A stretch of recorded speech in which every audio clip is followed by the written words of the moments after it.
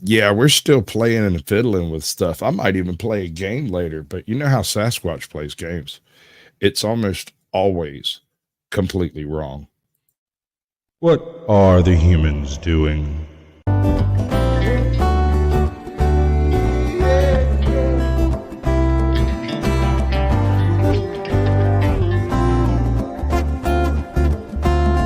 Do you think you're ready? Can you handle the truth?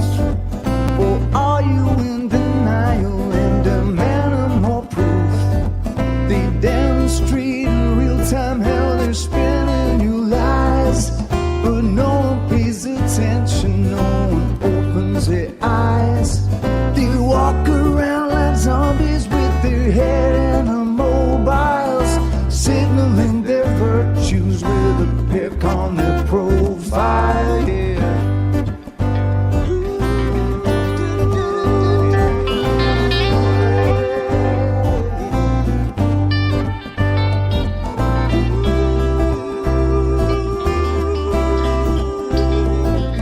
Signaling their virtues with a pick on their profile. So if you think you're ready, you don't need more proof. Conspiracy deniers are denying the truth. They fabricate our problems and pretend to provide the best solution, but we all know they lied. They lied about the weapons and they lied about health. They lied about the fact that they're transferring the wealth. You should really notice how they're pushing the fear. Keep everybody terrified and not thinking clear. Yeah. Everybody's not thinking clear. Yeah. Keep everybody terrified. Yeah, thinking and not thinking. Keep everybody terrified and not thinking clear. When you do, you realize that this is a trick. It's getting really stupid now, they're taking the mick. Said, do you think you're ready? Can you handle the truth? Or are you in denial and demanding more proof? They demonstrate in real time how they're spinning you lies, but no one pays attention, no one opens their eyes. They walk around like zombies with their head in the mobiles, signaling their virtues with a pick on their profile. Yeah, signaling their virtues on their profile.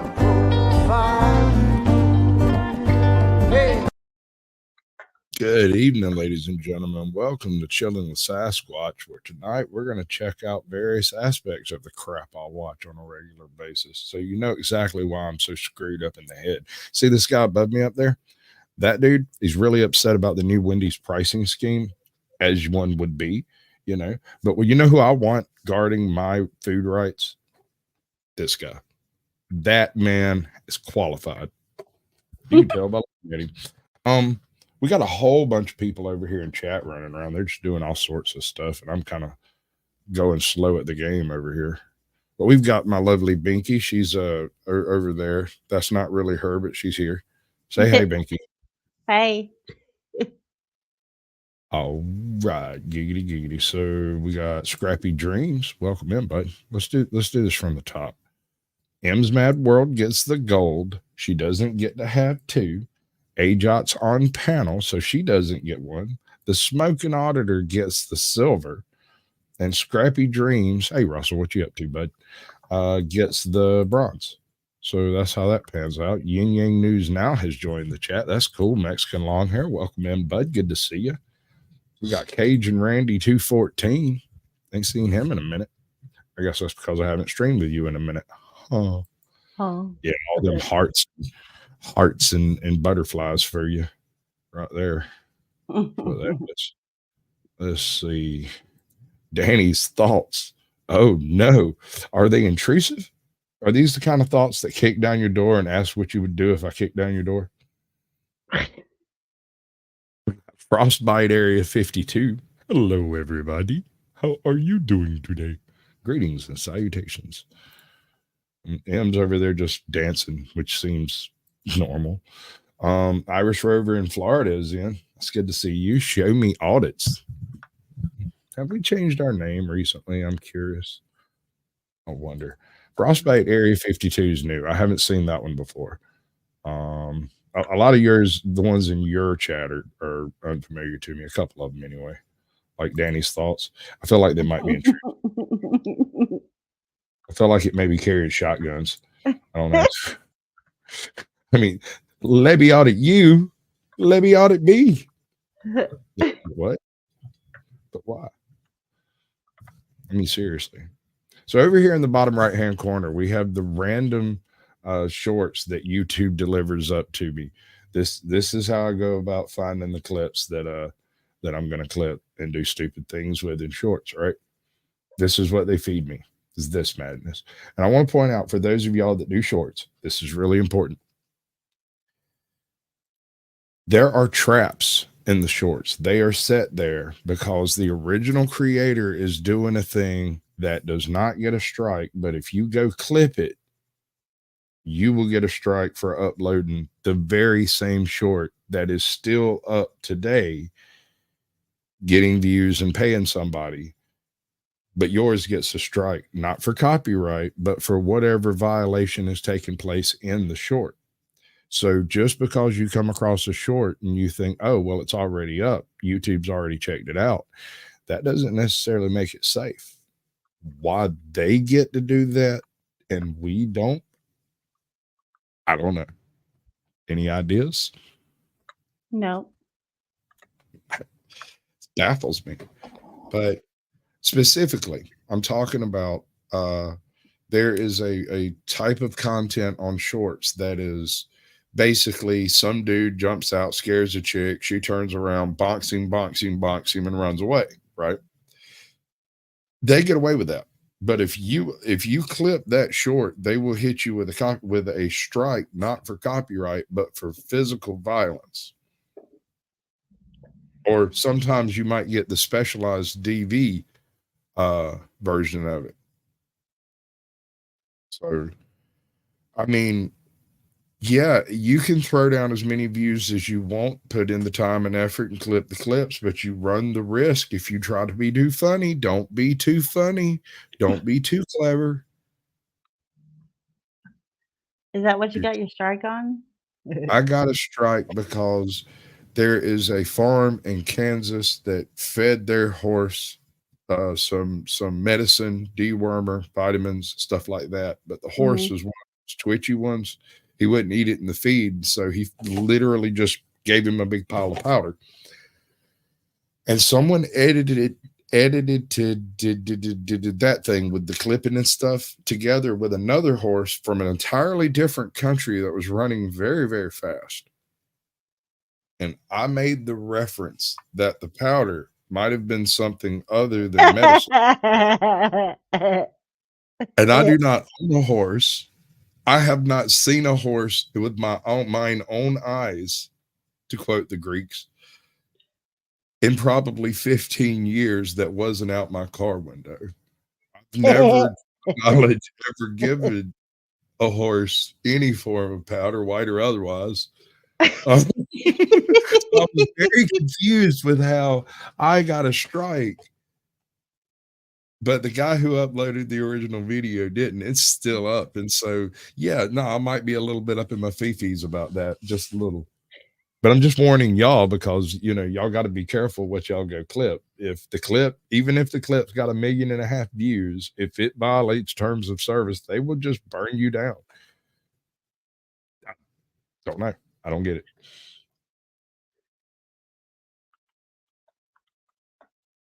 What to make of it? Don't know.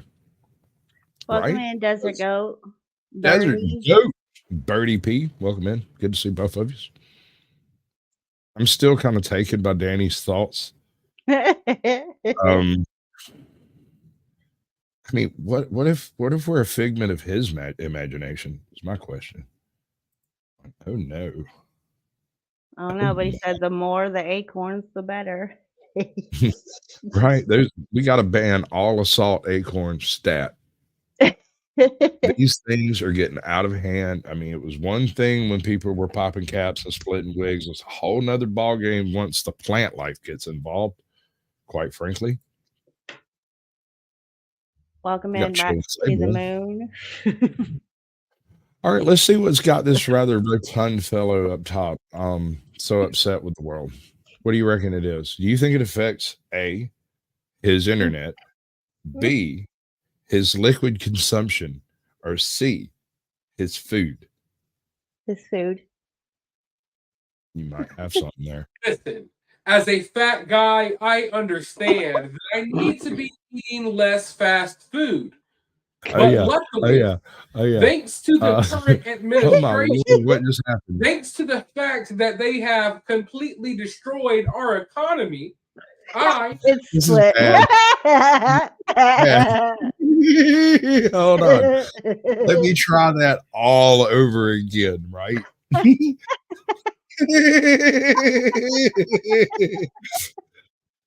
Oh, that was funny.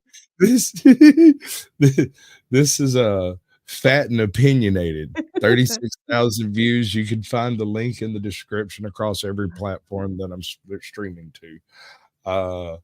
But we're going to try this again from the top because I feel like I screwed that up entirely. Give him a chance, fellas. Listen, as a fat guy, I understand that I need to be eating less fast food.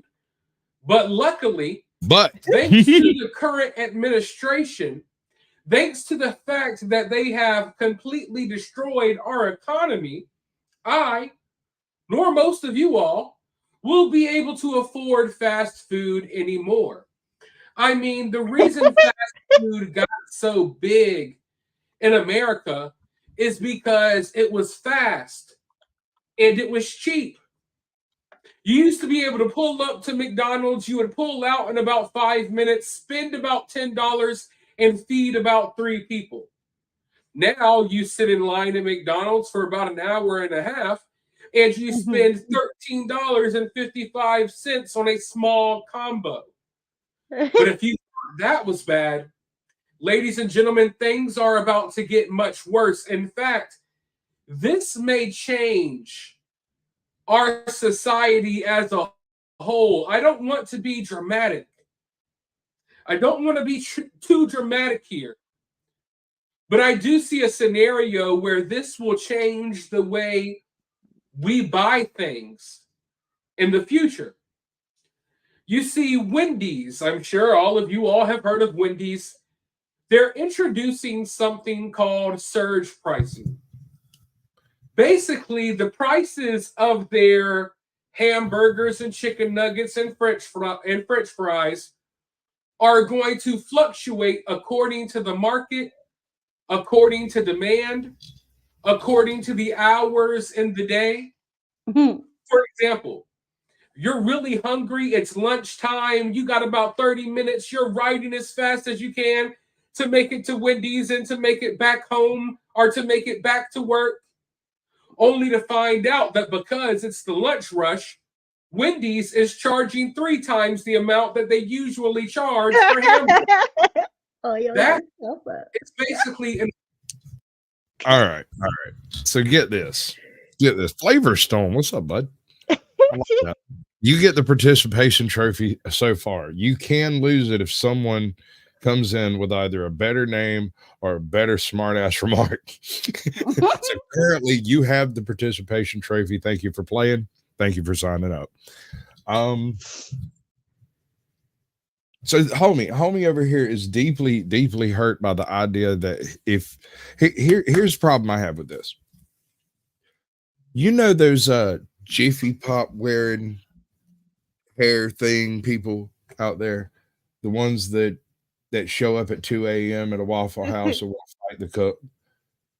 How do you reckon they're gonna feel when they show up and order? And when they ordered, it was a $22.99 meal, but when they get to the window, it's $36.45. How you reckon that's gonna go over? You know these women be packing, right? Yeah. So, I mean, Rat said $16 yesterday for a Whopper meal for one person. I'll go to a steakhouse next time. right? That's one of the reasons why I kind of monkey around at the Waffle House so much. That and it's open all night.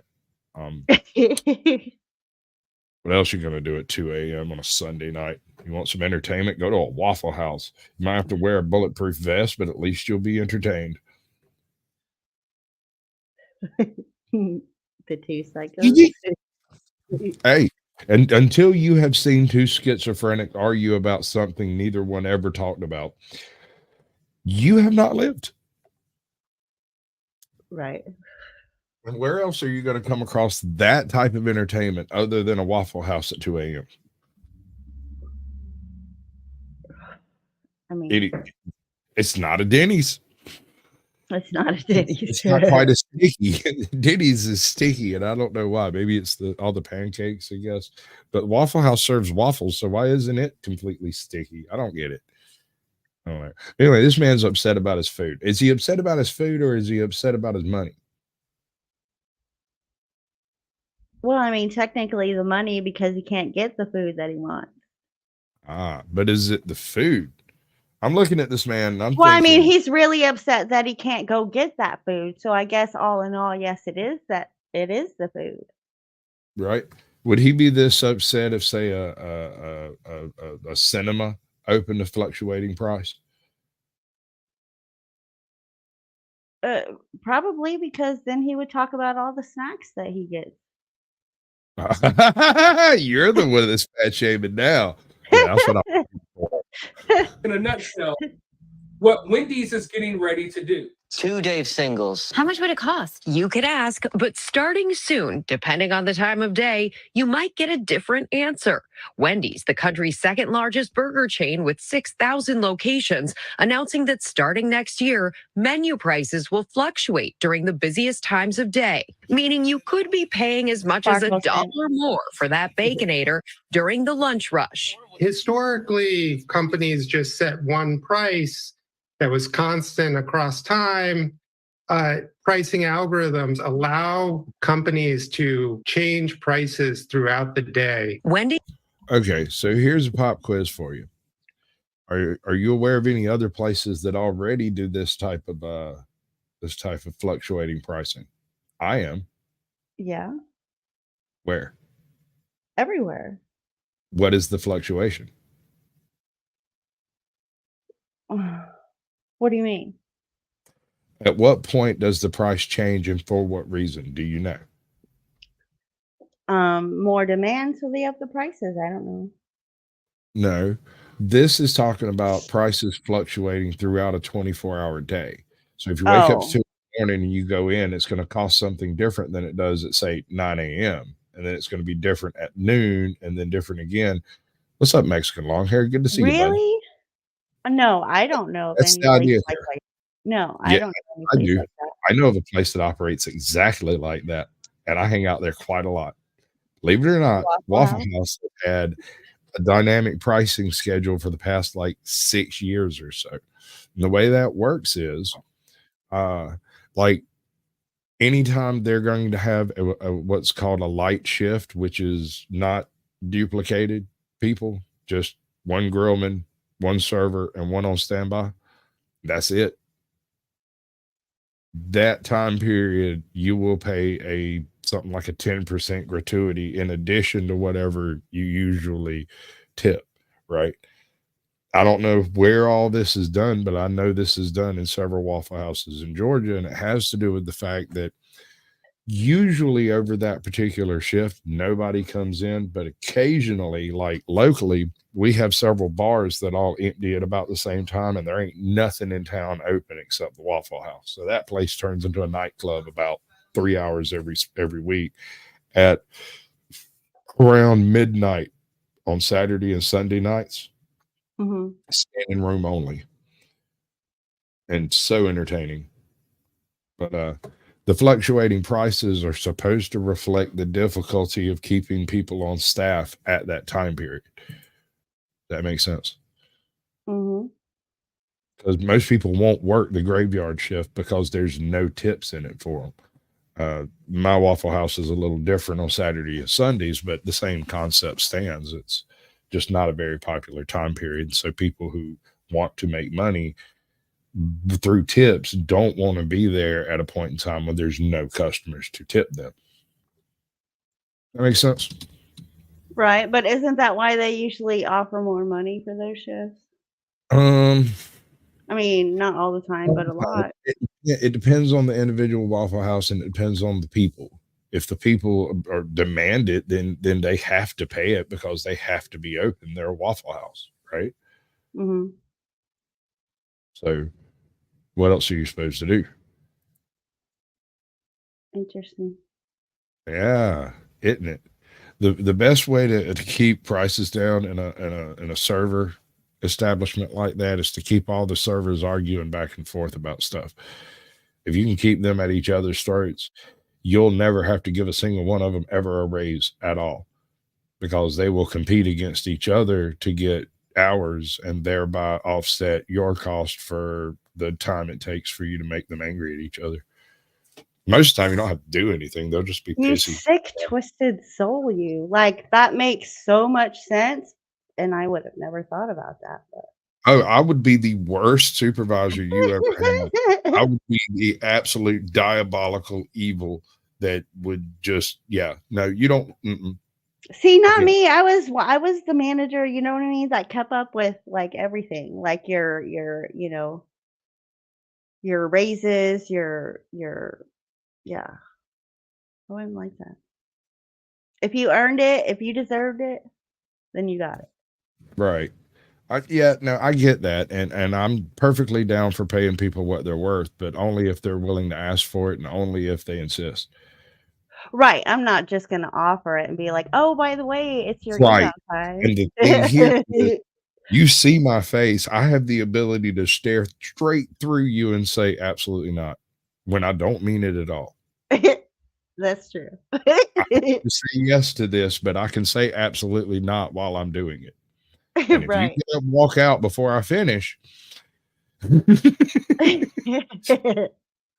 that's not my fault. Evil. Yes, evil. Evil. $10 million. Shit, me too. You ain't the only one. I'll bro. just take one. I mean, shoot. I might need a little more than one.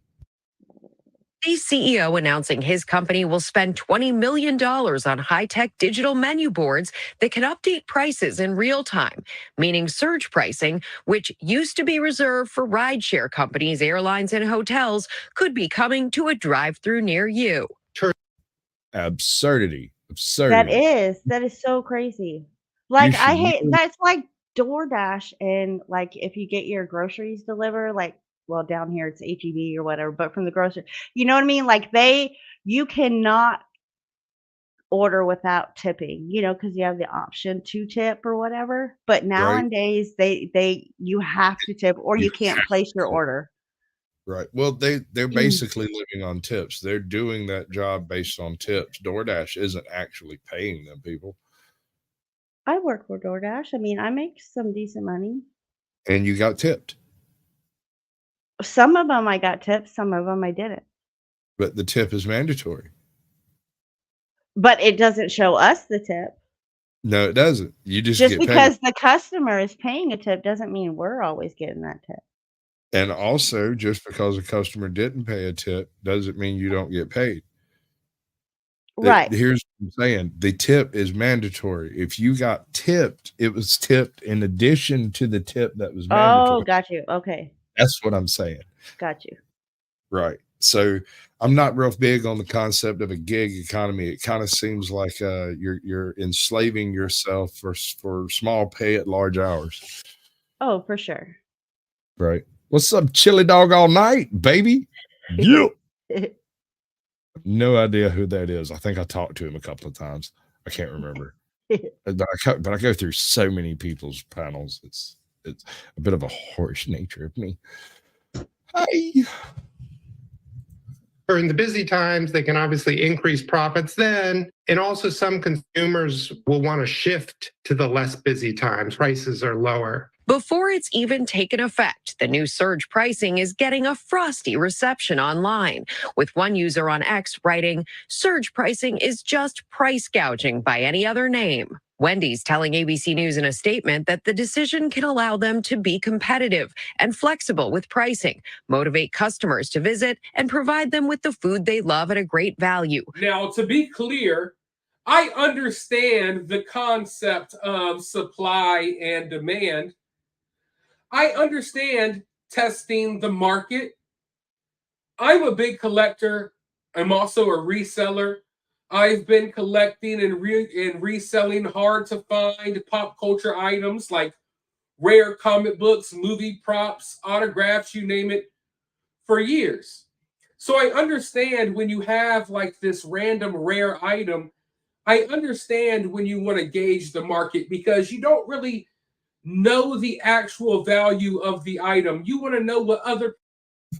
Well, we're not exactly talking about a reseller environment here. We're talking about they are specifically wanting to raise the prices at the point in time when you're specifically having to go and get food because you have no choice but to pay the higher prices because you have to get back to work within a limited amount of time. Right. That is price gouging. Dang. Right. But see, I'm a pack my lunch girl. I'm a cook at home, girl. So.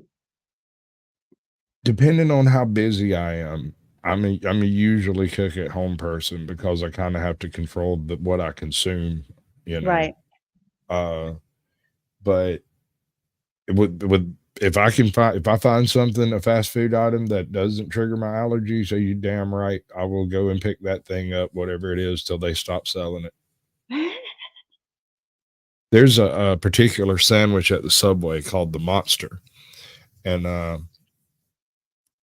I used to have to go into the Subway and tell them to build that sandwich that way, and now y'all can just walk in and point at it and be like, "I want that one." You want any kind of sauce? No, I'd want it just the way it comes, exactly the way it comes. That's my sandwich, Yeah. That's really cool. But this idea of, let's say you show up, let's say you're somewhere in the middle of that line.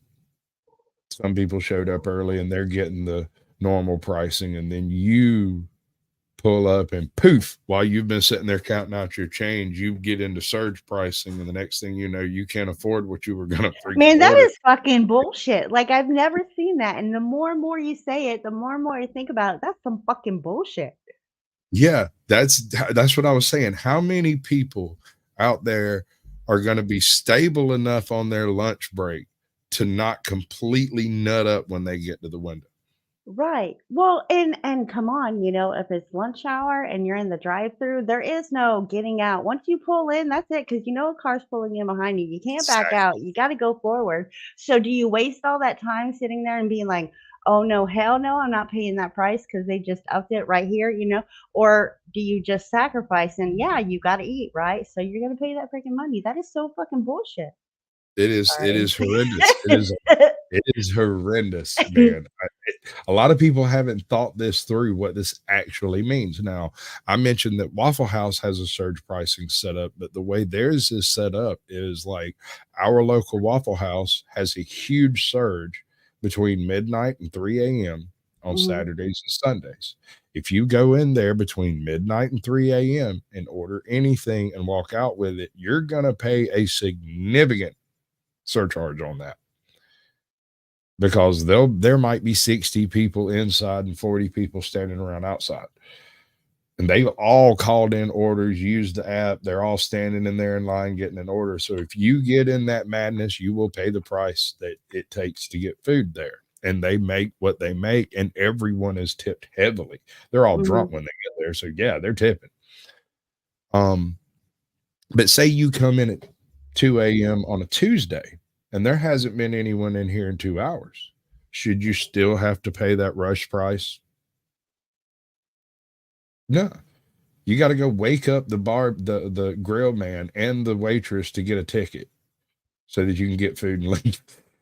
They're both asleep back there in the corner. You're not you shouldn't have to pay extra to wake up the establishment. I don't think.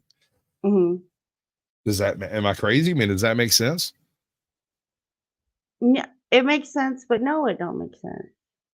Okay, so we all agree that surge pricing is Bullshit. Price gouging by definition.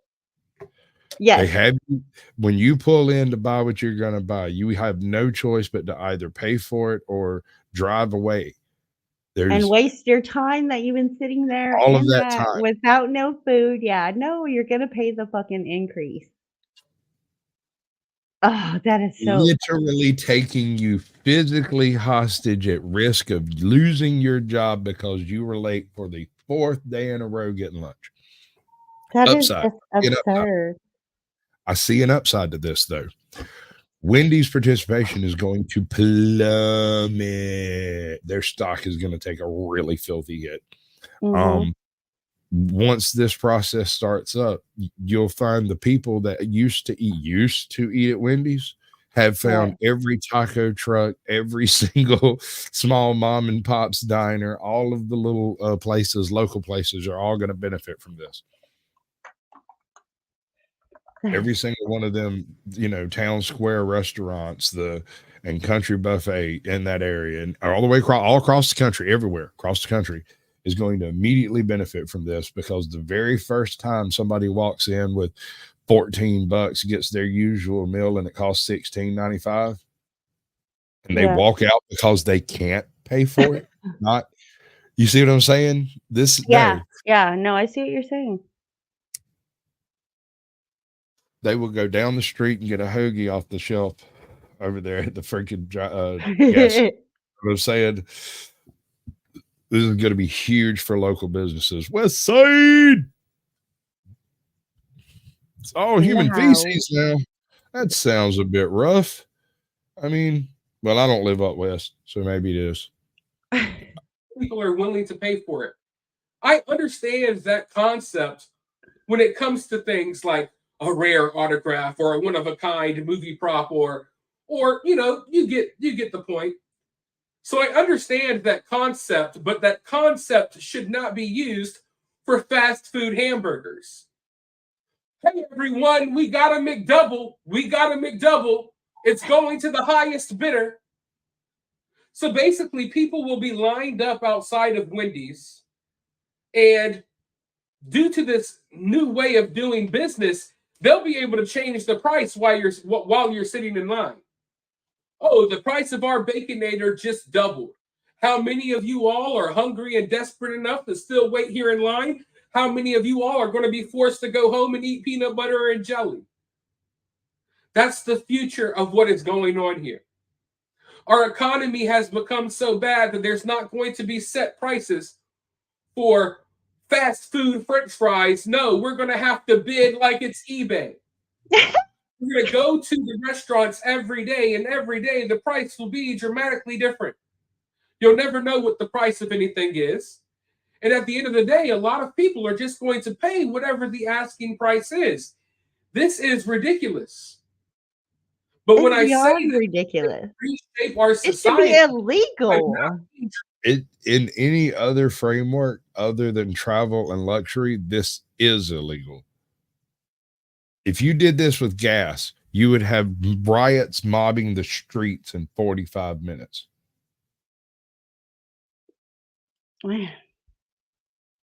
If you did this with pizza, you'd have a bunch of really high people sitting around trying to figure out how to call. I mean, my mouth is on the floor just in shock and awe. Like, I understand, I've seen it to where, like, today it'll be $5.99. Tomorrow it would be, $6.29.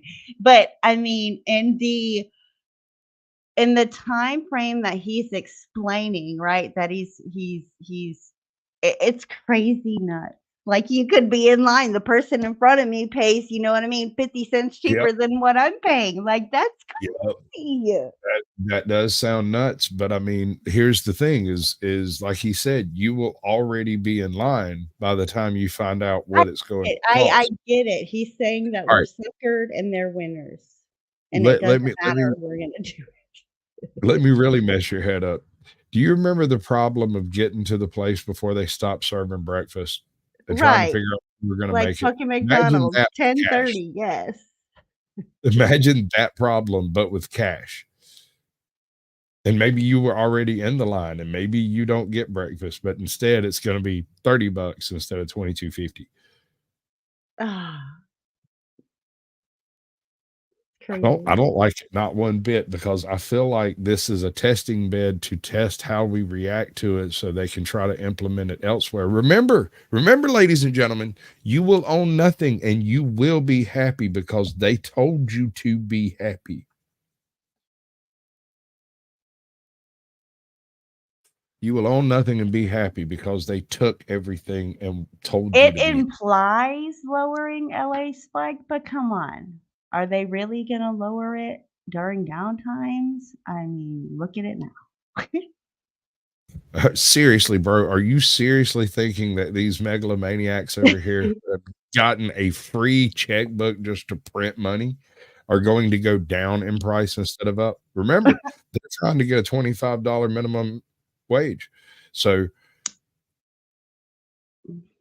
for the asshole that stands there and pokes buttons. Man, that's just, yeah. I used to do that job. You know how much I made when I did that job? $6.25. I made $7.25. You're a little younger than I am. That makes sense. Yeah. Let me tell you, the most annoying thing on earth is after you work at a place for long enough to get the raise and they give you a raise to minimum wage. And then somebody gets hired right there making the same amount as you? No, I've had to get hired the next day and make a quarter more than I did because they got picked up on the new hiring program. And I was like, fuck all of y'all completely individually, directly in the most painful way you can imagine possible for you. Well, it's not our fault. It's just company policy. Bitch, you own the company. Never mind. I came in this motherfucker looking for a job. I could leave this motherfucker looking for a job. It's not a problem, bro. You don't want me working here? That's how you get me to not work there. Right? That'll do it right there. Give me no method by which to improve my situation, and I will go elsewhere where they will. So Westside, you lost your ride, then did you lose your job? That totally sucks. She said she got a $3 raise after I lost my ride. So usually when people lose a ride, they lose their job. That's not good. No, that's not. Sasquatch does not approve. Tell them I don't approve. Maybe they'll give you your job back. Oh, still have the job. Oh, cool. Well, that's good. Good enough for government work, I suppose. If you want to know where our society is headed, I know this sounds kind of weird, but look no further than fast food. A lot of the concepts that are used in modern day business, a lot of the concepts that are used in modern day retail, they're tested out first in fast food. You go to a self-serve kiosks. I will not. I absolutely refuse to use self-checkout. Why is that? Because, I got you. I don't work here. And at one point in time, I did work here. And I didn't work here then because I wanted to, because it was the only place that was hiring. I needed I left that other place looking for a job, remember? Yeah. So here I am with a job. That's how that works. And so if you're going to fire half your staff. Circle K in Walmart. Yeah. If you're going to fire half your staff and then require the customers to do their own scanning and loading, and then if you make a mistake or if their camera's messed up or if their scanner breaks and you manage to make it out the door, you could be charged with theft weeks later because they finally caught up to the data that apparently you walked out with 2 Cokes more than you paid for. Right. But well, I remember we went to the corner store once. I think it was a Circle K, and they had just implemented those checkout things or whatever. And the first lady that went up to it, she just had a hard time with it. I mean, and so it backed up. It's supposed to be faster, but whatever. Right. Yeah, but no, the convenience you pay for is literally taking a job from someone else and rendering that effort, work, and labor into unpaid, unskilled labor by yourself. You are paying for that through your time. Yeah. So it's not any cheaper in the long run to the individual and is absolutely no more convenient. So I walk into like a Walmart, and you know how they generally don't have but like one aisle Real opener. cashier. And you've got the huge herd of heffalumps that are going through the self-checkout part. And I just bypass all of that, walk straight over to the customer service desk, ask them to open up a register because I don't work here. Mhm. They never question it. They've seen me do it 10,000 times. And so when they see me coming, they'll just do the little hand flick and a register will open. I won't Yeah. be first in line, but I'll be, quicker than I would have been if I tried to wait through the huffalump herd. And I won't be charged with stealing anything when I leave. So I call that a win. And that person who Win-win. opened the register also gets to keep her job. So there. McDonald's nowadays, you hardly even talk to a regular person. You're putting your order in on a kiosk. They hardly have the need for employees anymore. When we were under the lockdowns, it's obvious that they want to move us towards a cashless society, right? When we were under the lockdowns, who was the first person to stop accepting money and change? Fast food Fast restaurants. food. Wanted Yeah. everyone to stand card because it would limit exposure and do all of that stuff. So a lot of these weird concepts that the powers that be want to implement on our society, before they implement it as a whole everywhere, they test it out in fast food restaurants. They test it out in places like that. Basically, they're testing the market in the same way that Wendy's is testing the market, trying to see how high the demand can go for their hamburgers. So when I say things like this could reshape our society, I mean it wholeheartedly. Because if people let them get away with this nonsense, if people go along with this crap, which they will, they've gone along with everything else, before you know it, other businesses are going to implement this. And then before you know it, it will become the new normal. It will become the common thing that you're going to have to go to your local supermarket, your Publix or your Piggly Wiggly or your Red and White or whatever freaking grocery stores you have in your town. You're going to go to the grocery store and you're going to have to bid on squash. You're going to go to the grocery store knowing that corn. See, my man is worried about his food. Yes. Yes. He's I was just concerned. sitting here thinking, is it really the food? It is I the mean, food. that is the point. That is the reason. That is the purpose for all of it, is to be able to turn you off if you get out of line. Slavery by another name is just as sweet. It's freaking crazy. It's not crazy. Think about everything you've seen happen in the past 10 years.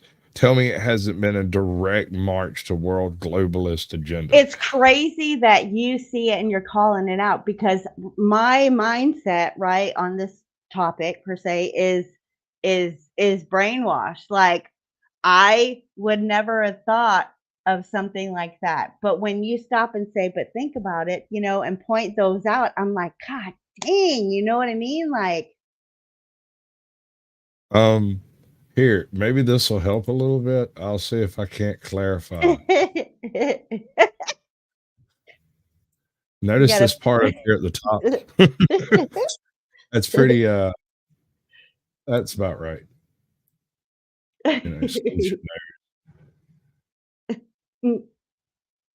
Right? Right. I'm sorry. Was that a bit forward? Hello, No. Mr. Pickle. Welcome in. Good to see you, bud. There we go.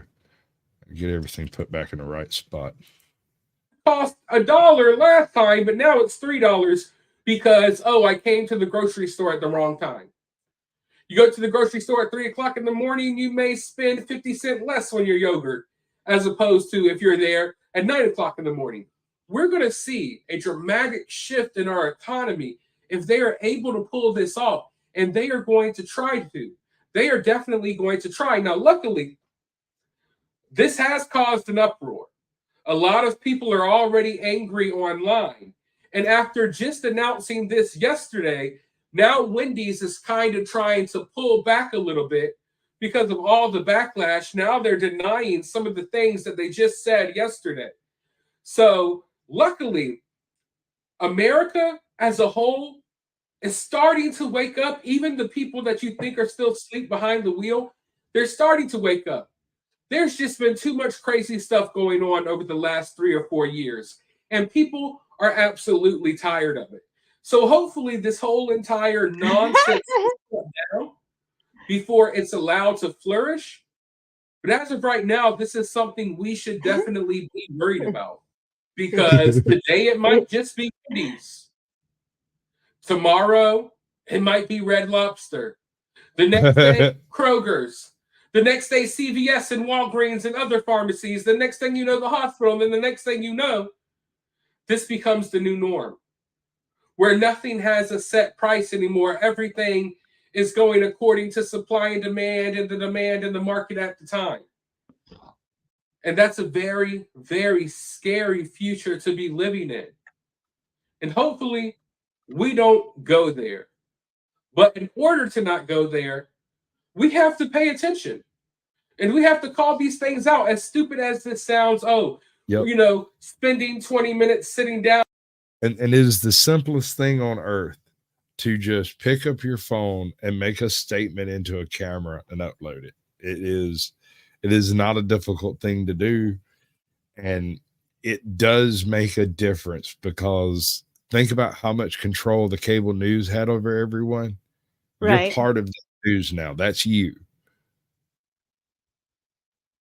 You have the same ability to influence people that those crackers do. But in your case, you get to choose a reasonable agenda, whereas theirs is paid for by freaking sponsors. Their sponsors are globalist agenda nuts. It's a weirdo kind of world we live in, yo. Welcome in, Patricia. Freaking good to see you, bud. Patricia. She's one of those examples of not all heroes wear capes. Right. Yep. Freakin's the one that tipped me off to how to make all this happen. Oh, that's sweet. I don't think he figured it out. I think he figured out how to do the vertical part, and then I just painted a better picture, I guess. I don't know. I don't know what he's doing over there. It's hard to explain what he's got going on, but he does different stuff, and that's the main thing I support, is doing different things. Right. This is crazy. They're gonna impoverish everyone. This is a direct tax on the poor. I mean, this is as direct a tax on the poor as you can get. Yeah.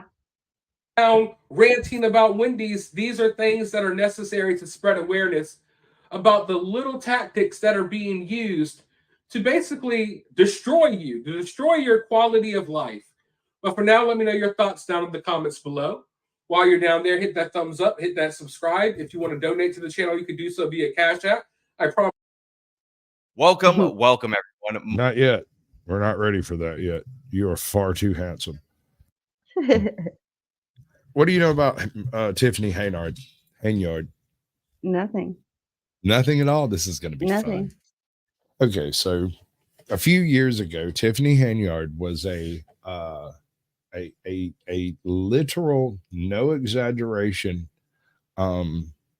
ghetto window smashing, wig wearing thief. She was convicted, pled guilty of breaking car windows down Main Street and jacking stuff out of the cars. What? Went to jail for it. She is now mayor of, was it Dolton? What? Yes. And she talks just the way you think she might.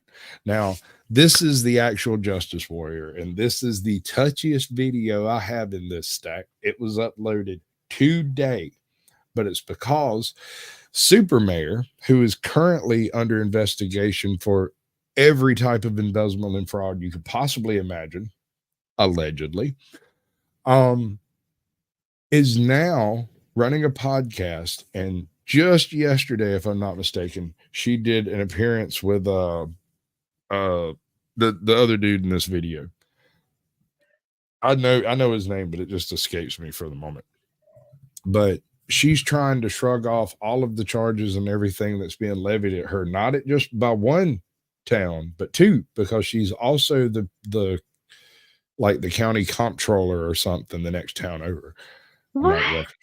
Yeah, no joke. She holds two political positions, and get this, she has passed a resolution that if anyone runs against her and wins, they will get 1/3 the pay that she gets for doing the same job. What? Yeah, no, welcome to Illinois, baby. Don't you know? You thought Fannie Willis was going hard. Superman. Oh my This God. woman needs her own freaking comic book series, bro. She had the audacity to sit in a town council meeting of 75% black people and scream at them that they are black and should not be hitting down on a black woman. She's the mayor. Oh my God. She has her very own, allegedly, nonprofit group for cancer named after her called Tiffany Cares. That has never been registered and has already received several $100,000. She makes over $300,000 a year. And people are worried about Fannie Willis. This ain't your city. This is the thing. Fannie Willis is in Atlanta and she is small dipping. Tiffany Henyard is in a town approximately the size of the one I'm in, maybe a bit larger. And she's pulling down $750,000 a year like nothing, and works 2 jobs and has her entire police department basically on beck and call as her personal chauffeurs. Some of these people are pulling down 300 hours in 2 weeks. Wow.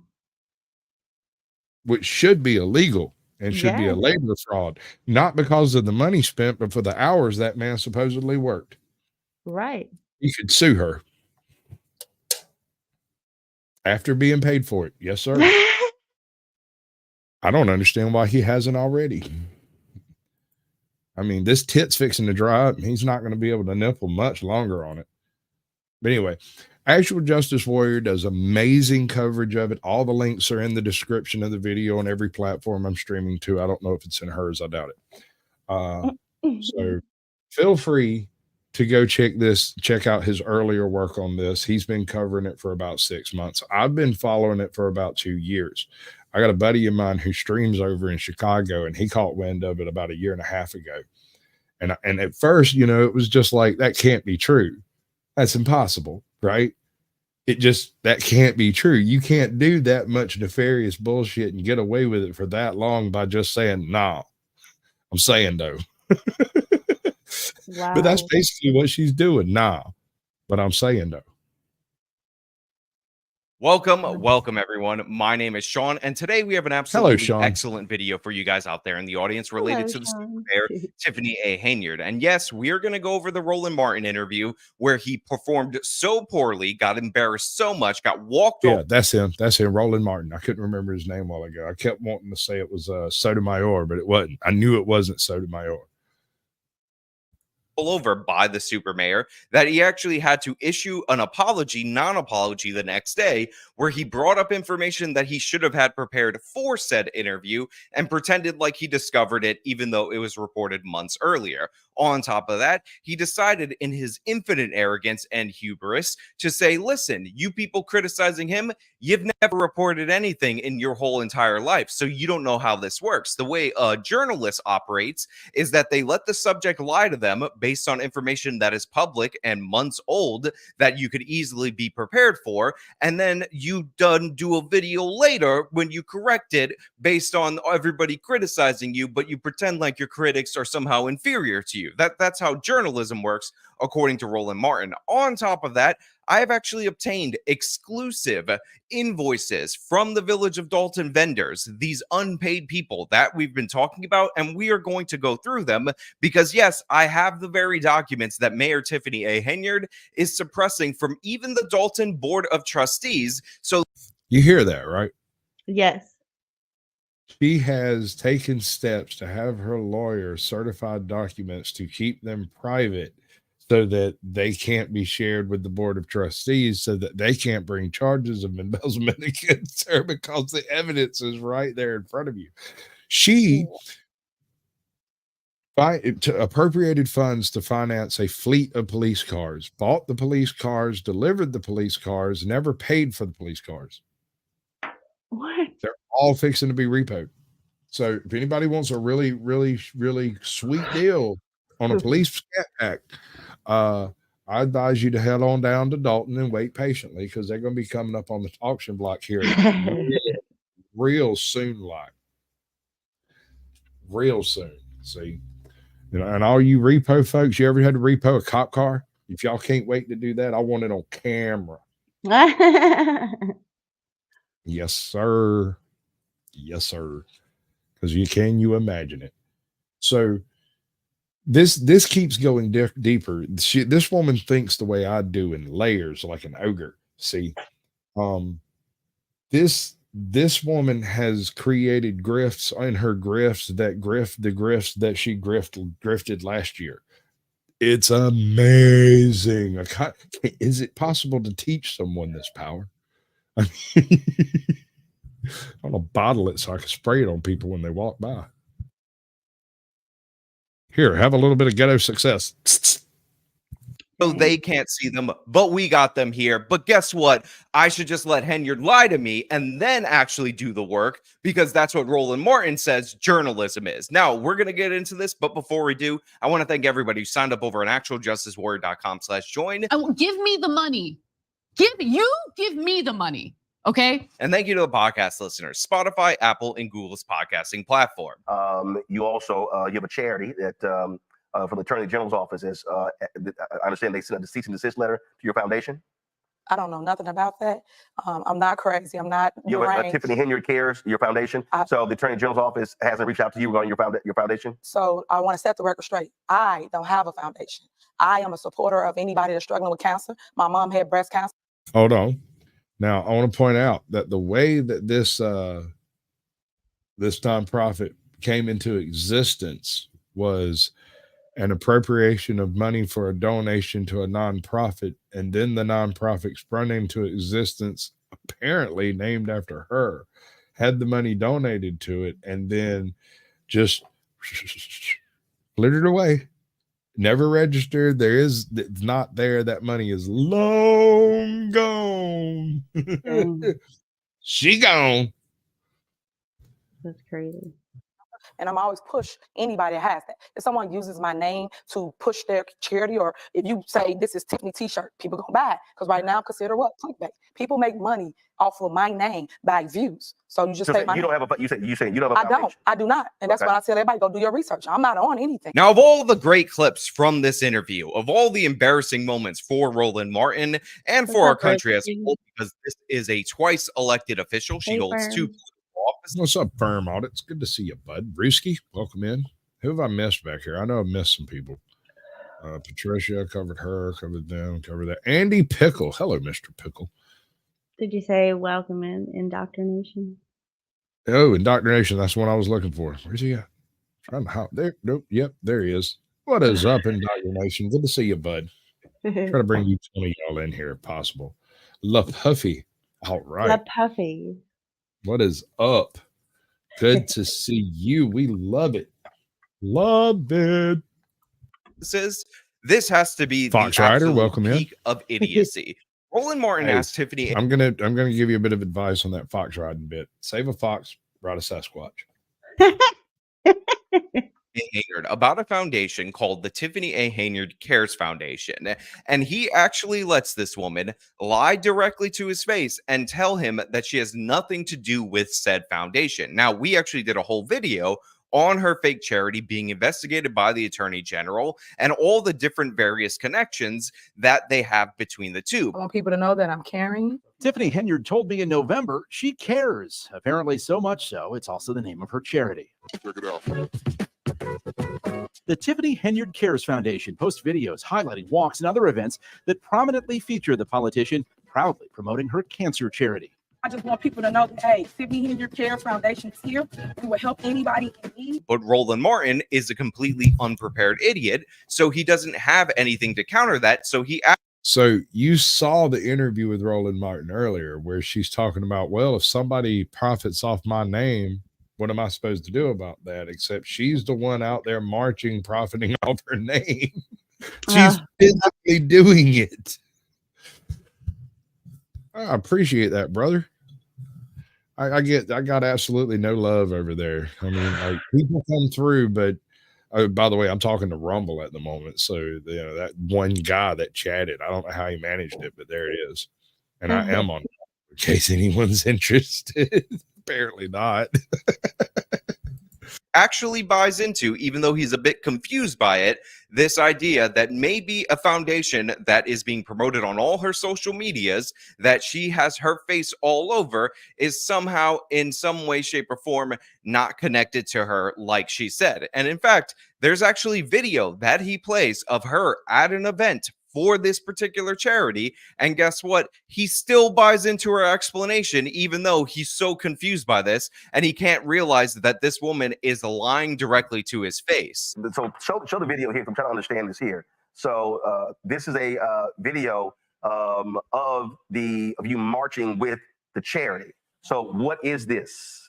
So what they're not telling you is we literally Springfield to create. Wait, did y'all hear the ceiling bird? Yep. Does the mayor of Dolton live in a house with ceiling birds?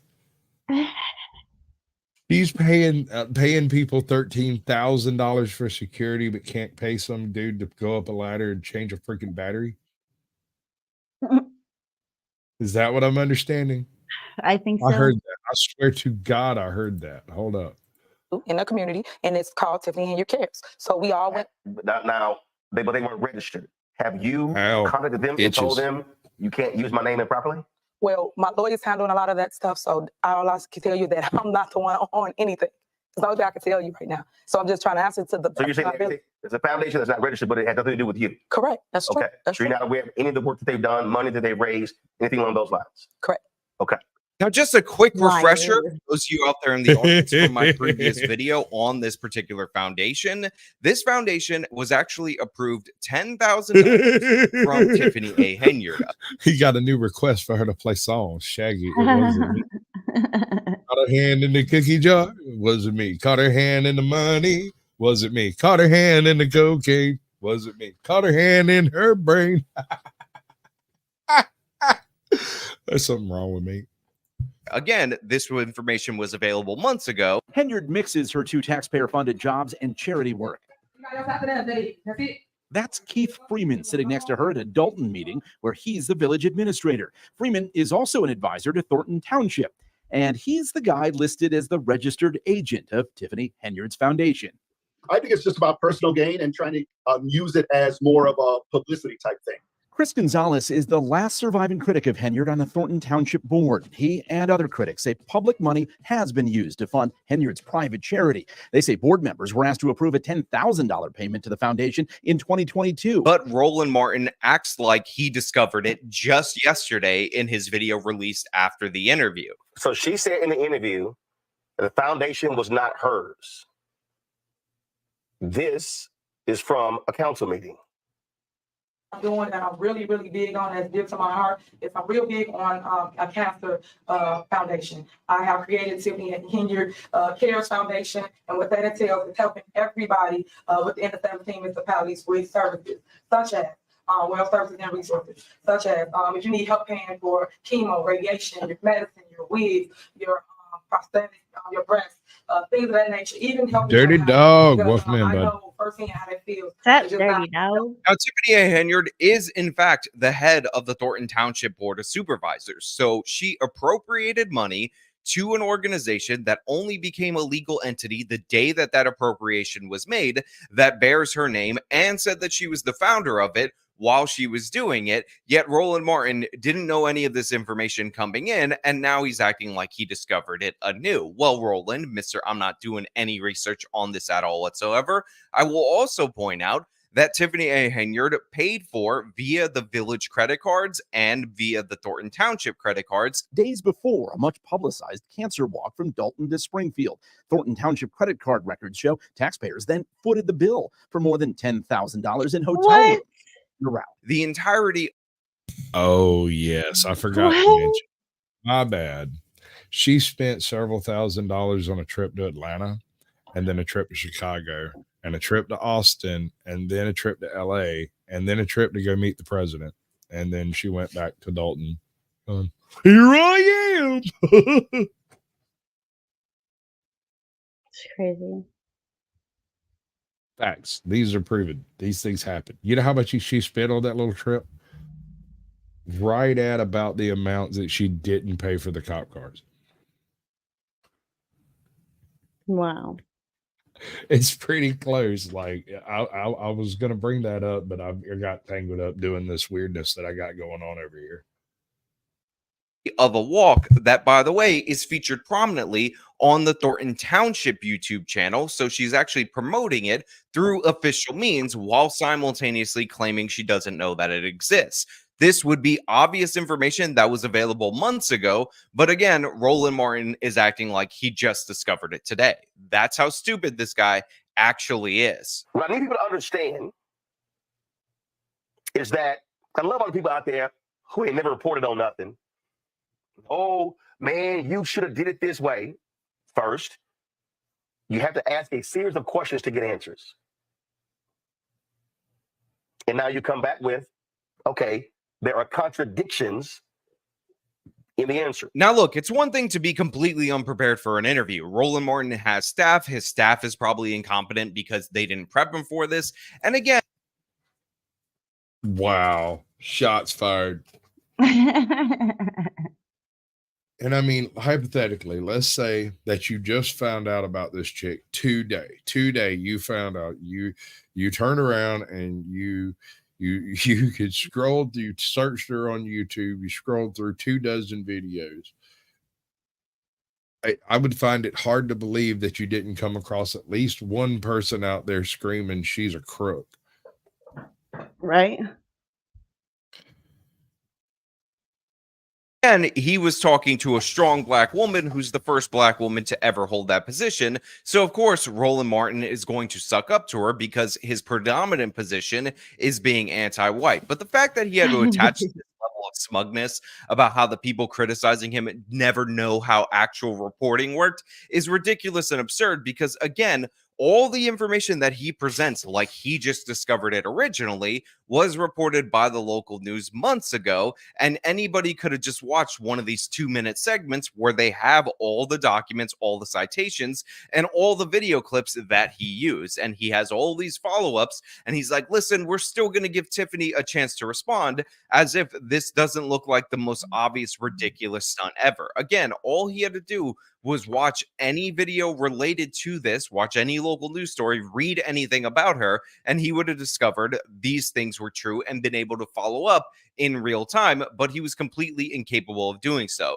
to the point where this idiot, again, was able to accept live on his show that Tiffany A. Henyard is not at all involved whatsoever with the Tiffany A. Henyard Foundation, the one that's being promoted on the Village of Dolton YouTube channel, the one that she participated in a walk with, the one that she appropriated money to, and the one that charges the expenses for its events to the Thornton Township and to the Village of Dolton. Really think about how dumb that is. Take me through what took place with the change in pay for the Thornton position. Yeah, what your critics say is, all right, this is the part that really tickles my pickle, yo, because she's fixing to tell you that her predecessor set it up so that after she got into office, that whoever comes in after her would get paid less, and all she did was go in and reduce that amount even more. She's about to confess to it. Is that what you mean? You'll see. Confess. There's not a confession. All she did was do a perfectly legal transaction. Where yeah, you'll see. Is you laid an effort to cut the salary if you don't get reelected but the salary stays the same if you are reelected. And see, that's again what I mean by research and what I say in the media and everybody doing the smear campaign. It's an ordinance already on the books. Now, the next thing that I find absolutely hilarious is that Tiffany A. Henyard was again able to fool Roland Martin by telling him that, listen, this story about her cutting the Thornton Township salary from over $200,000 to $25,000 if she loses re-election, that's totally not her. In fact, that was due to an ordinance that was put into place before she was in that position. And honestly, you really need to look into the facts and get your facts straight, because people were just saying that position was too highly paid. They didn't tell you that, right? No, what's the ordinance? The ordinance is on the books. My predecessor, he created that ordinance, and it's already there. That if he was to run or not run, that the salary drops. It's already there. Okay, so you're saying prior to you coming there, that was that his decision, or was that the Thornton Township trustees' decision? Well, it's them as a group because they have to vote on it. It's right. Ordinance form. So yes, it was everybody's decision. Now, look, there's a lot of corruption in the state of Illinois. In fact, they have the most convictions for corruption since the year 2000 out of any other state in the union. So it is not surprising to me that the previous Thornton Township supervisor ended up pulling a similar move that Tiffany A. Henyard did, which was to cut the pay down to size to prevent people from challenging his position for re-election. But the thing is, Roland Martin is completely unprepared for this line of reasoning, because it is only Tiffany A. Henyard that brings up the fact that the position was cut before from $200,000 to $50,000, and then she reduced it even further to $25,000 for her political opponent. You're saying that predated you? Yes, and it's there. I have the proof for it. Okay, yes. so the salary is currently what? For myself, $224. So when there's the next election, then if the current supervisor is not reelected, then it drops to what? 25. That is fucking nuts. A $200,000 difference. Like, bitch, who do you think you are? And she's getting away with it. What? She's super mayor. The fuck? That's just, you shush your mouth, you racist. That is a strong, powerful black woman what don't need no man unless you're the only one saying anything about a freaking color, mofo. Look, I'm just like, what? I hear you. Listen, no, this is what she said, that she is a strong, independent black woman. No, yeah, I get it. I mean, it says Black Star Network. You are beating up on her just because you don't like her being in power. That's all it is. It could be anybody. Whoever was saying that shit out their mouth, I would be saying the same thing. I don't care if you're black, white, green, man, female, transgender, whatever.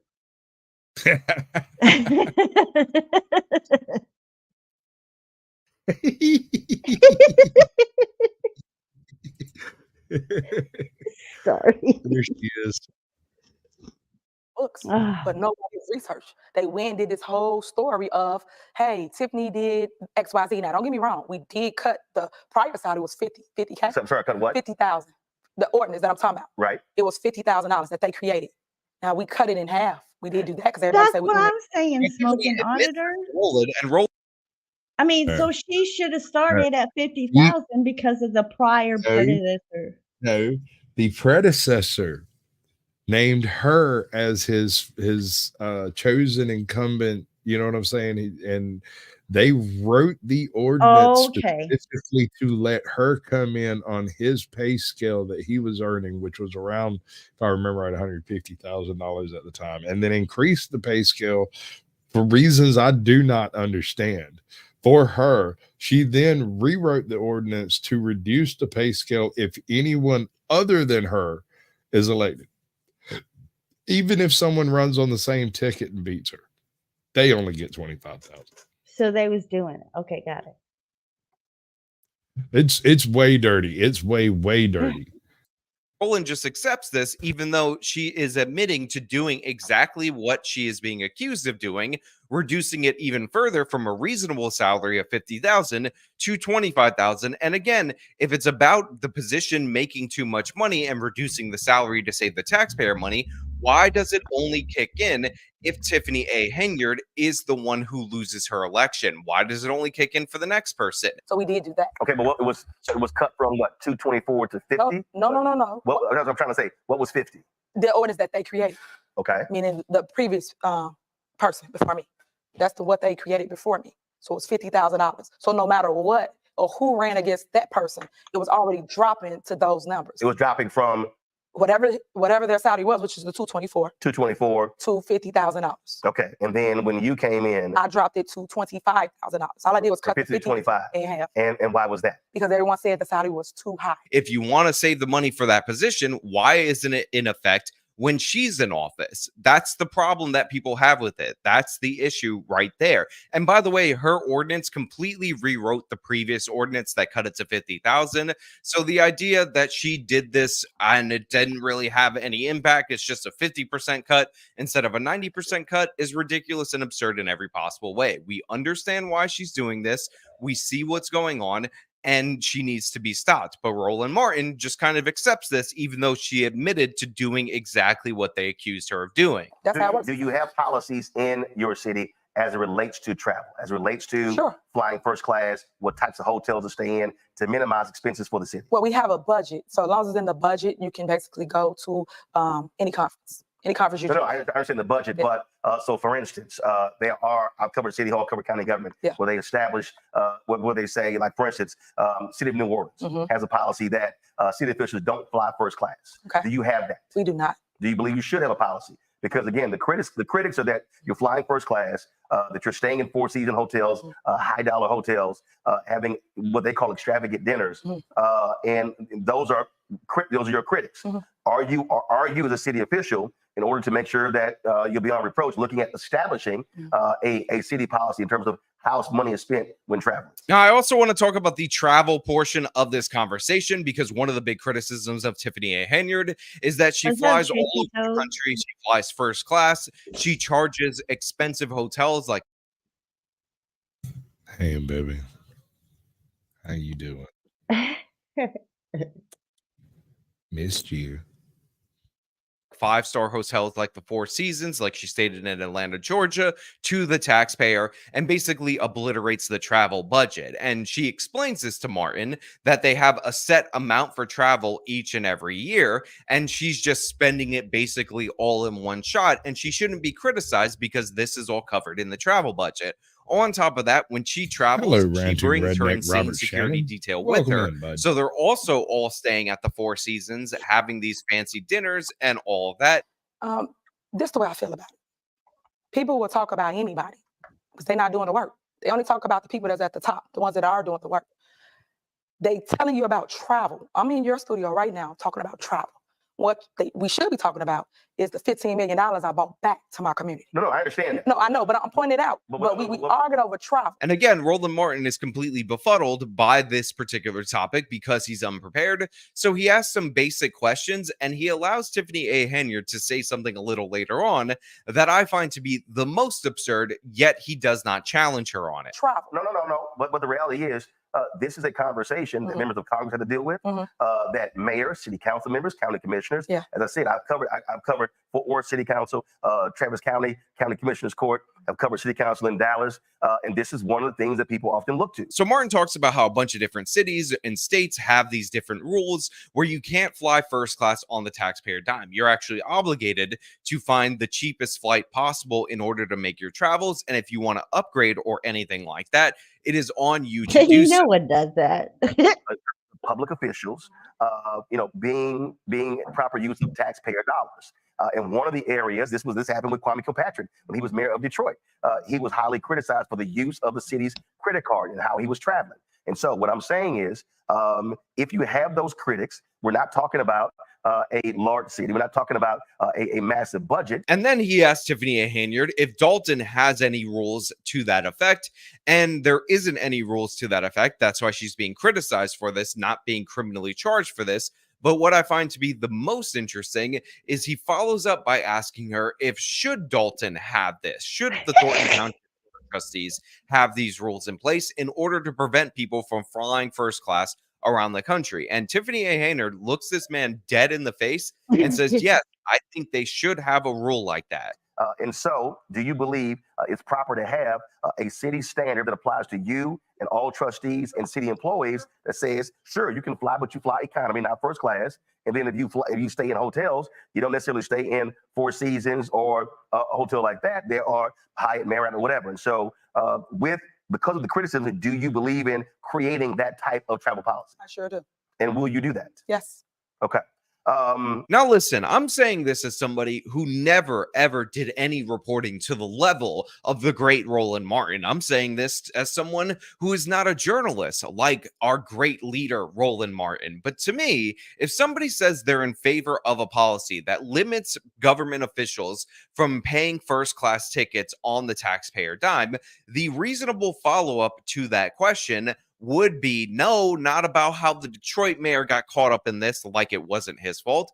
It would be, well, why don't you live up to those values now? Because you don't necessarily need the law to support what you're doing in order to do it. But instead, you're flying first class to the tune of $4,000 for your trip to Vegas. They show township taxpayers also spent money on the Vegas trip on everything from steak dinners to hotels and $3,741. Oh, yeah. Just My on bad. I forgot about the trip to Las Vegas. Oops. My bad. I mean, there is a lot to go over in this case. I mean, that doesn't surprise me, right? Because you see so many politicians, getting hit with, spending, corporate money on private, blah, blah, blah. But it's just, I mean, she really is a super tyrant mayor. Like, wow.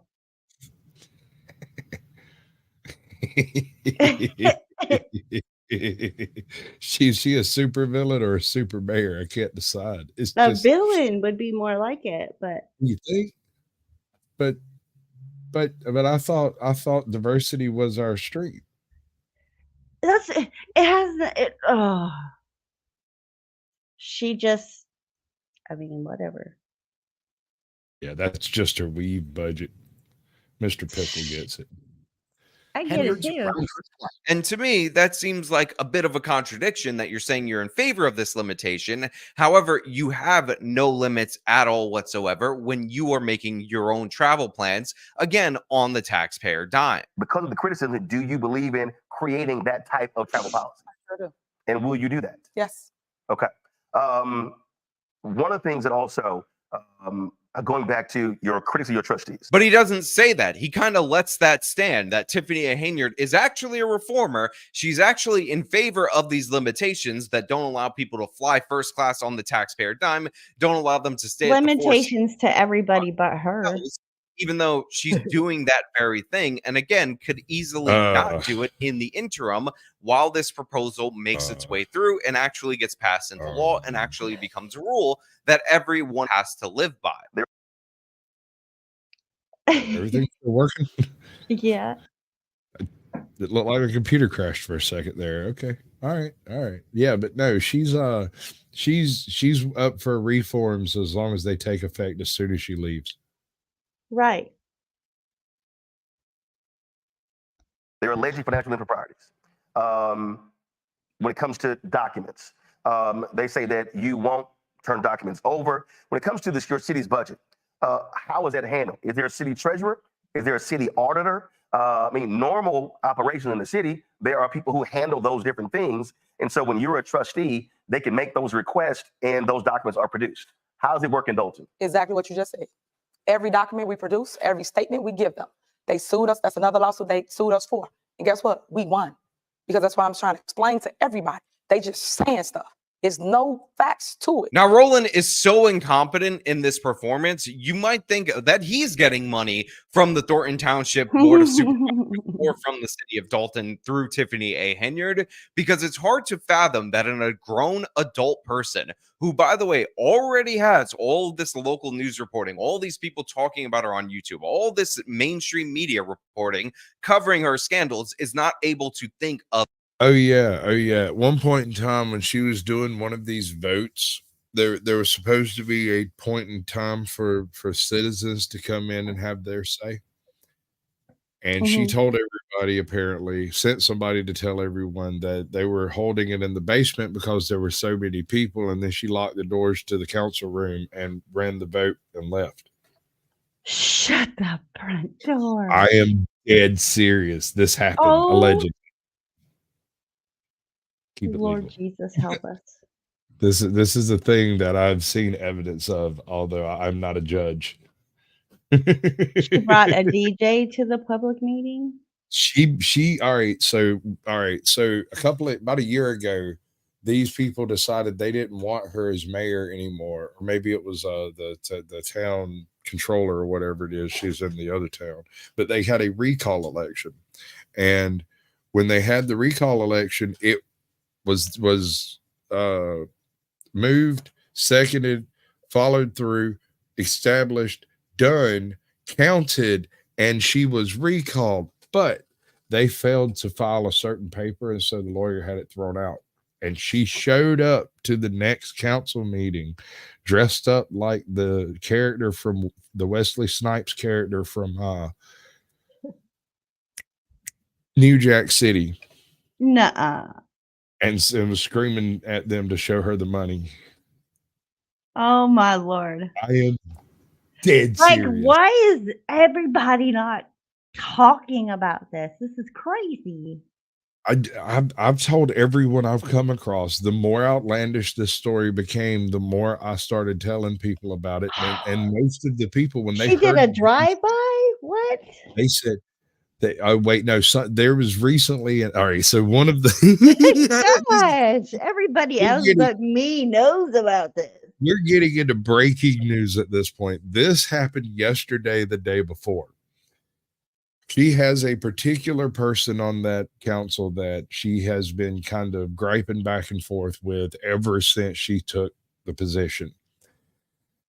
This person has levied loads of complaints completely through the legal system, through the social system, through every possible system she can do. And she's starting to get some traction, like with the FBI and the State Department and stuff. Mm-hmm. And miraculously, or otherwise, the night before last or last night, an ex-council member. And but the thing is, that person knows how to do the proper litigation to make it happen. That's why they're a threat. Right. So they had a drive-by on their house. Just like drive-by pop, pop, pop, or what? Gangsta. I'm telling you, dude. Gangsta. You telling me that she lost all her HUD affiliations in the last 2-3 years? No. Hashtag just saying that. C4. What's up, bud? Welcome in. Good to see you. Appreciate you coming by. Of these things. But what I want to talk about now is the finances related to this, because Tiffany A. Henyard says, listen, all this talk about stuff not being paid and all that, that's all fake news. That's all honestly racism. If you remember in the board meeting, she talked about how her largely black board of supervisors were against her for being a black woman. Because y'all got false narratives out there, and y'all should be ashamed of yourself. Y'all black. Y'all are black. And y'all sitting up here beating and attacking on a black woman that's in power. Y'all should be ashamed of yourselves. All the stuff that y'all she needs to get over herself. Our community, to just diss and down our community. Shame on y'all. And once again, Mr. Roland Martin never, ever has any sufficient pushback against her, despite the fact that the proof in the pudding is in the taste, which you get because Tiffany A. Henyard is trying to block people from seeing what's going on, from seeing what should be public documents. Well, guess what? That ends today. Oh, yeah. I'm sorry. I forgot about that, too. That's another chapter of this freaking nightmare. So apparently a handful of her supporters went around and talked to the different businesses in town, which is this apparently is one of the powers that the mayor has, is to approve or unapprove people for business licenses within a certain distance of town. So miraculously in the past year, anyone, and get this, who didn't donate enough, it's not they didn't donate to her political causes, but not enough, have had their business licenses suspended. not for any reason, the hell? simply not renewed by the mayor's office. Wow.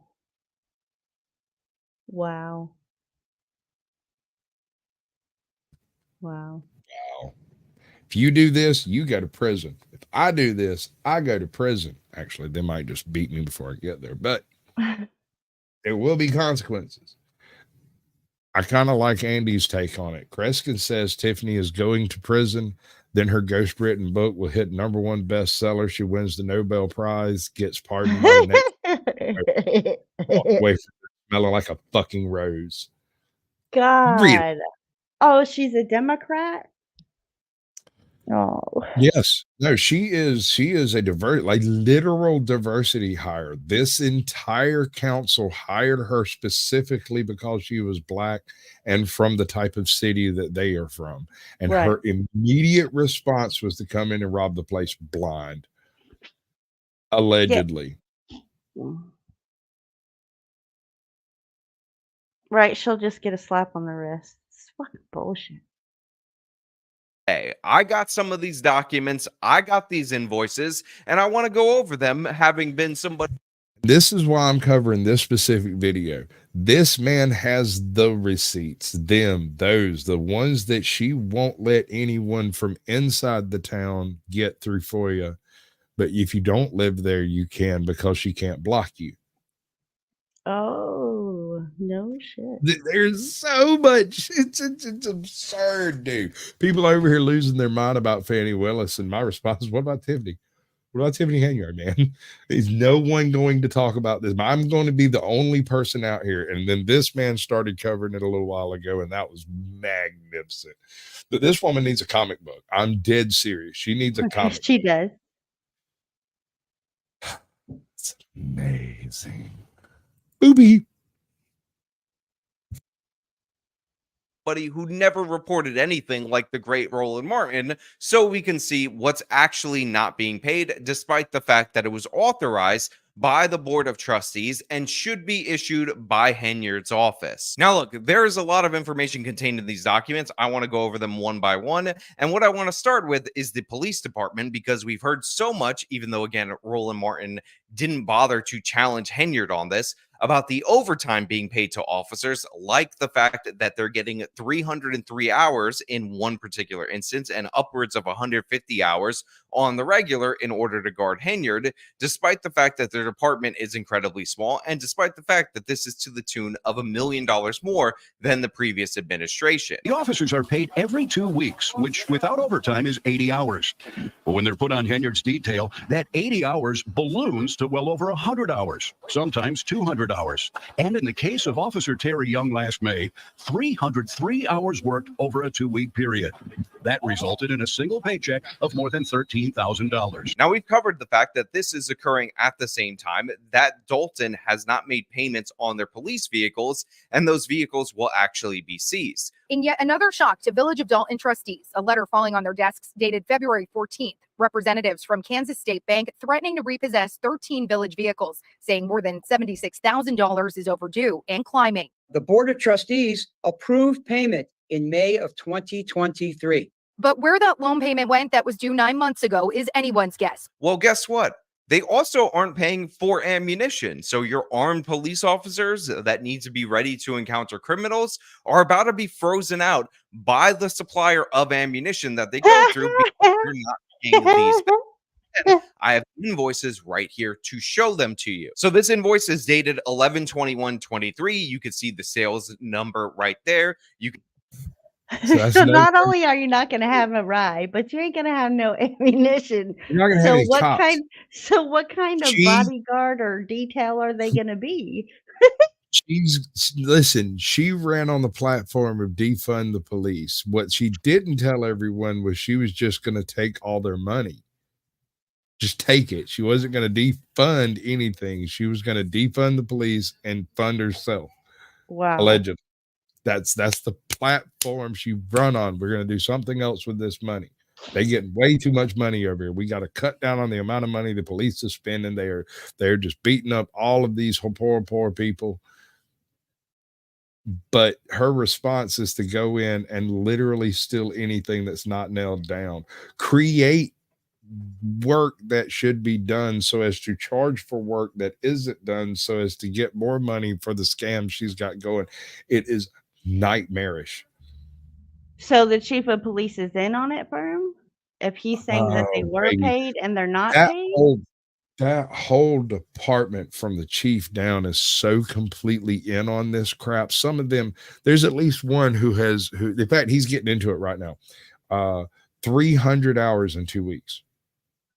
Right, that's the All one that he just said and made 13,000, over 13,000. He's not the only one. Some of them have thrown down 200, 250 So what does that hours. come out to, like, an hour? I'm just Total? curious. Like if total. if you work 300 hours and you get 13,000, I'm just curious.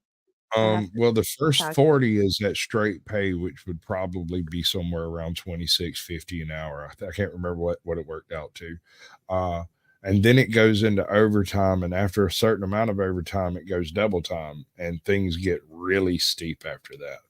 And God forbid you work on a holiday. Right. He was going on, literally taking her entourage on holiday with her to these Well, I places. mean, just straight pay, you know, without like a regular pay double time, you know what I mean? That's still $45 an hour, man. Like if it was just straight pay. It's crazy. Yeah, they got paid for their overtime and their service to the mayor's office. What's not happening is the actual patrolling of the neighborhoods and crap. Like these police are basically following her around instead of out there doing stuff. So the check cleared, but no services were rendered allegedly. I hate that word, but I mean, I'm going to have to use it a lot on Yes. this one. Yeah. Because until she's convicted in a court of law, she has done no discernible wrong except for on camera, in court, and like on her feet, like everywhere she's gone, shit's missing, mostly money. She also, there's another one. She also purchased a cruiser package vehicle for her mayoral vehicle, and it looks like it was signed for by a first-year Marine. 26% interest, like $136,000 for the damn car. I can't remember exactly, but it is absurd. It's like 20% more expensive than a normal police cruiser that she also signed off on. And I don't know if any of them been paid for except for the one she's riding around in. I don't think so. Well, not from what is being said, no. Maybe hers is probably the only one that is paid for. You could see that it was picked up on 11/20/23 by Officer Ruff, and this is a $1,119 bill and 40 cents that again has not been paid, despite the fact that the ammunition was picked up by this Dolton police officer. But wait, there is in fact more, because we have another document for a week later. Red Bull, send me a sponsor by offer. P.O. Michael Gilhooly Jack on Links. 11/30/23, and this is actually 1,000. Dr. Squatch. Tell me I'm not a shoe-in for a Dr. Squatch sponsor. Come on. Oh, man. yeah, for sure. I mean, I was made for that role. You don't even have to give me makeup. 1,000. I'm already that fugly. $179.60 for ammunition. Now, I know some of you are thinking, Sean, that's a petty amount of money. I don't know why you're bringing it up, but the thing is, the way that Dolton is dying is by 1,000 cuts. And when we're talking about a $7 million deficit potentially for that particular city, basic things like this have to go unpaid in order to cover Henyard's travel. And the idea that your police department would basically be out a vendor for ammunition because you can't pay a couple $1,000s in ammunition bills is ridiculous and absurd. And yes, according to my sourcing, they have not been paid as of February of this year, despite the fact that these ammunition orders were picked up in November of last year. Now, there's so much more. And like Tiffany said, this is like if you don't pay your mortgage or your electric bill, then you have a bunch of problems. Well, I have also obtained information from a company that provided 4 light towers to the city of Dolton, and these light towers ended up costing the city of Dolton about $25,000. However, even though those payments for those towers were approved back in July, they have not been paid for said towers. It's 150 days past due. And just in the same way that they are threatening to repossess those police cars, they're actually talking about repossessing these light towers. And again, I have the documents to back this up. So when United Rentals comes and they repossess these light towers, don't be surprised, because they've owed this money to them since the month of July. But wait, there's even more. I have a copy of. But wait, there's more. If you order now, she can take your profile, completely take over your channel, and completely ruin your life. She will take your identity and go to far-flung places and commit crimes in your name. I don't get it. I just... Of a demand letter from a company called Third Millennium Associates Inc. that has 2 separate invoices that, of course, are months past due. That, of course, the city of Dolton is not paying because Tiffany A. Henyard is withholding Hello, those funds. Auntie Jack. And let's Welcome go over in. these so you could see these amounts. Now, the invoices are covering the vehicle mailing services the company performed, along with the postage for that mailing, and they are actually getting up there in terms of their heft. So just the postage alone is $5,476.66. And again, this is from May 24th, 2023. The follow-up, which by the way is from... Oh yeah, if you're trying to do a thumbs up, in the upper right-hand corner of your phone are 3 dots. You click that and it gives you the opportunity to like, save, share. Everyone can share. Anyone who has a share button can share. And that is awesome, especially in this setup. There are folks flipping through here constantly that never chat. It's just part of the shorts feed now.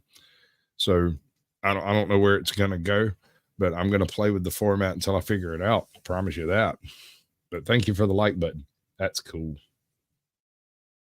May 26, 2023, just 2 days later, says programming and system setup for 2023 vehicle and pet application mailing, CASS and NCOA certification for the billing file, provide CD-ROM of citizens who have moved out and within the community, sort intelligently, insert vehicles by surname at a discrete household, laser imaging, intellect inserting, and mailing of vehicle applications. Restaurant records was 14,511 vehicle records, 6,386 pets, going into the 11,688 envelopes. Mail date was 5/26/23. Now, as you can see, the past due amount is $12,290.32. So yet again, we have another company. This is just the mail, just the basic functioning of business in a township failed. Another vendor to the city of Dolton that performed these duties months ago for the city of Dolton and has had to email constantly, try to contact representatives, show up to meetings demanding payment with no response, to the point where they're issuing demand letters where, if you know anything about legal language, that means, hey, you better give us this money, otherwise we're going to potentially sue you. And again, the amounts are just getting higher and higher. Now, I've also obtained this settlement letter from CCSK Law, which relates to Pure Tech LLC and invoice number 351193.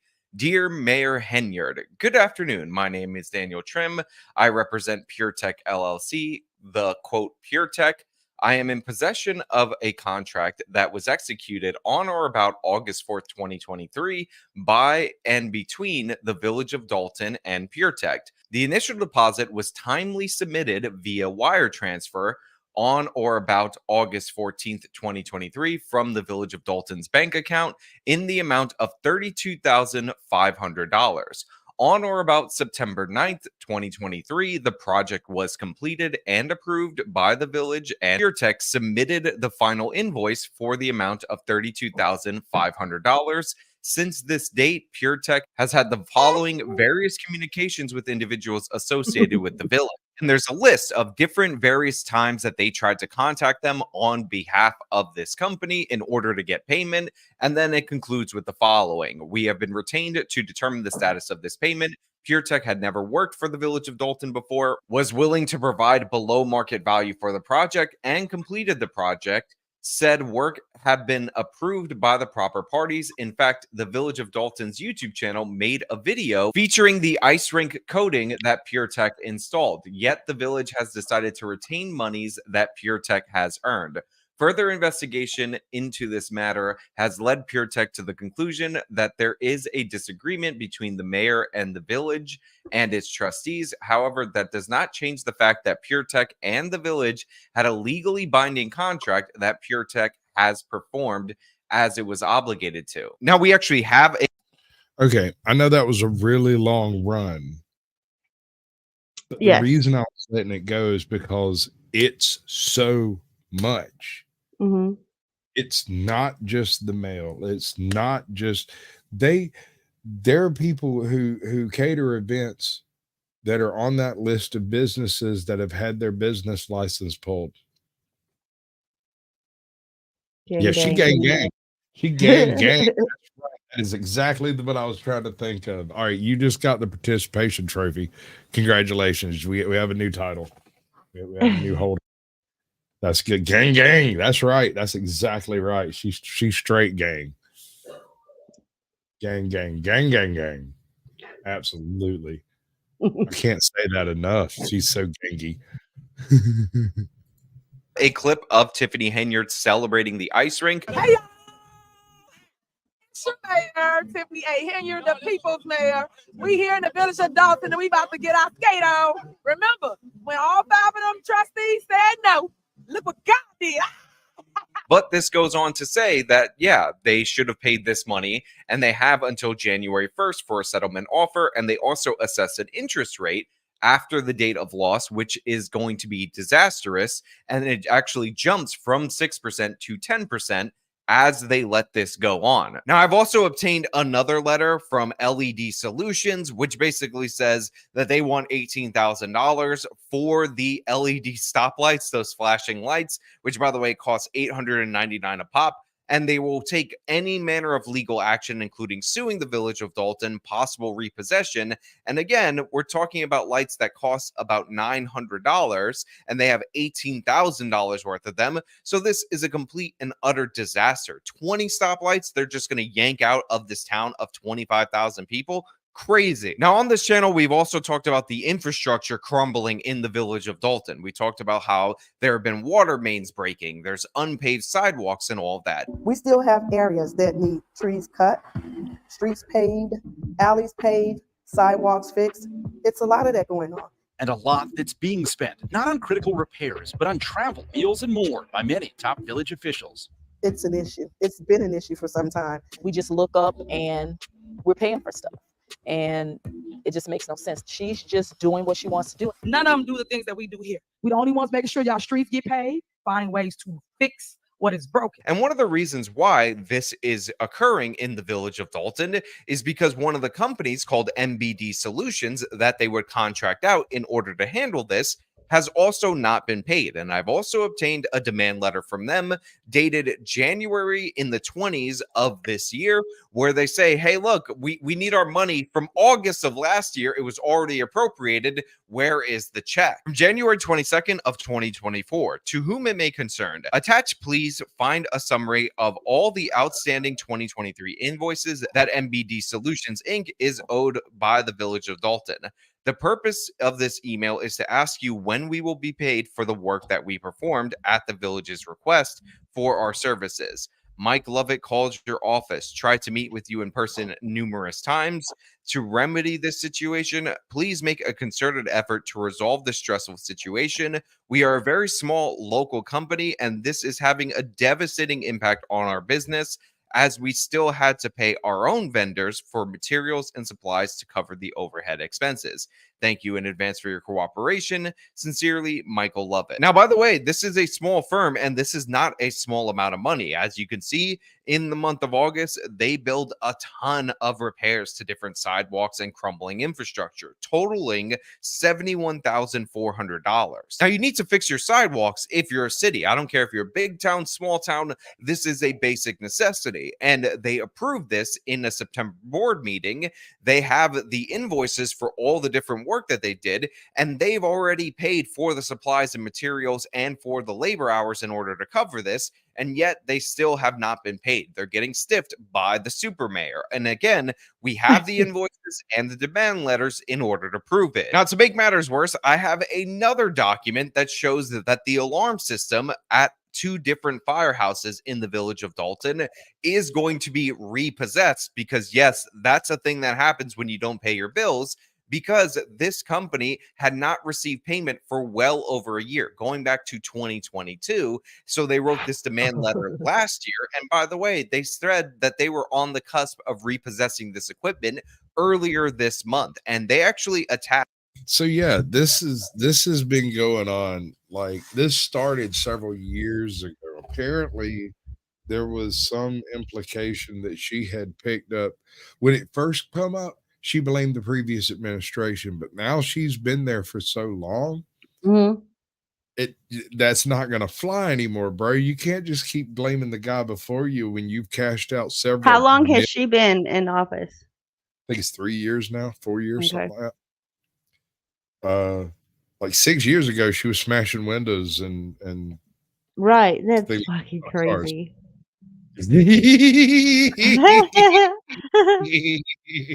Right? I dreamed the greatest corruption. Let's just start making our criminal. Yeah. Multiple pages of them trying to contact the village of Dolton for this money. And by the way, like I said before, this is one of those instances where it's not a lot of money, but it's a matter of priorities. We're only talking about a little over $1,600 for the village of Dolton and around $3,200 for the fire department. So right now, we're on the cusp of watching a fire department be crippled by $4,800 in bills. $4,800. But the thing is, I would repossess this stuff, because if I sent all the lines of communication and they didn't respond, that's the only thing that you can do. And finally, we got to talk about these police repair costs, because not only are police vehicles on the cusp of being repossessed along with other vehicles, but there's actually 7 outstanding invoices for vehicle repairs, for crashes and all kinds of things that these police cars are getting into. And that cost is just not being paid, even though, again, when you're a mechanic and you put all this work into police vehicles, you're assuming that the government isn't going to stiff you. Who do you go to when the police are robbing you via the city? Right. Invoices. Right.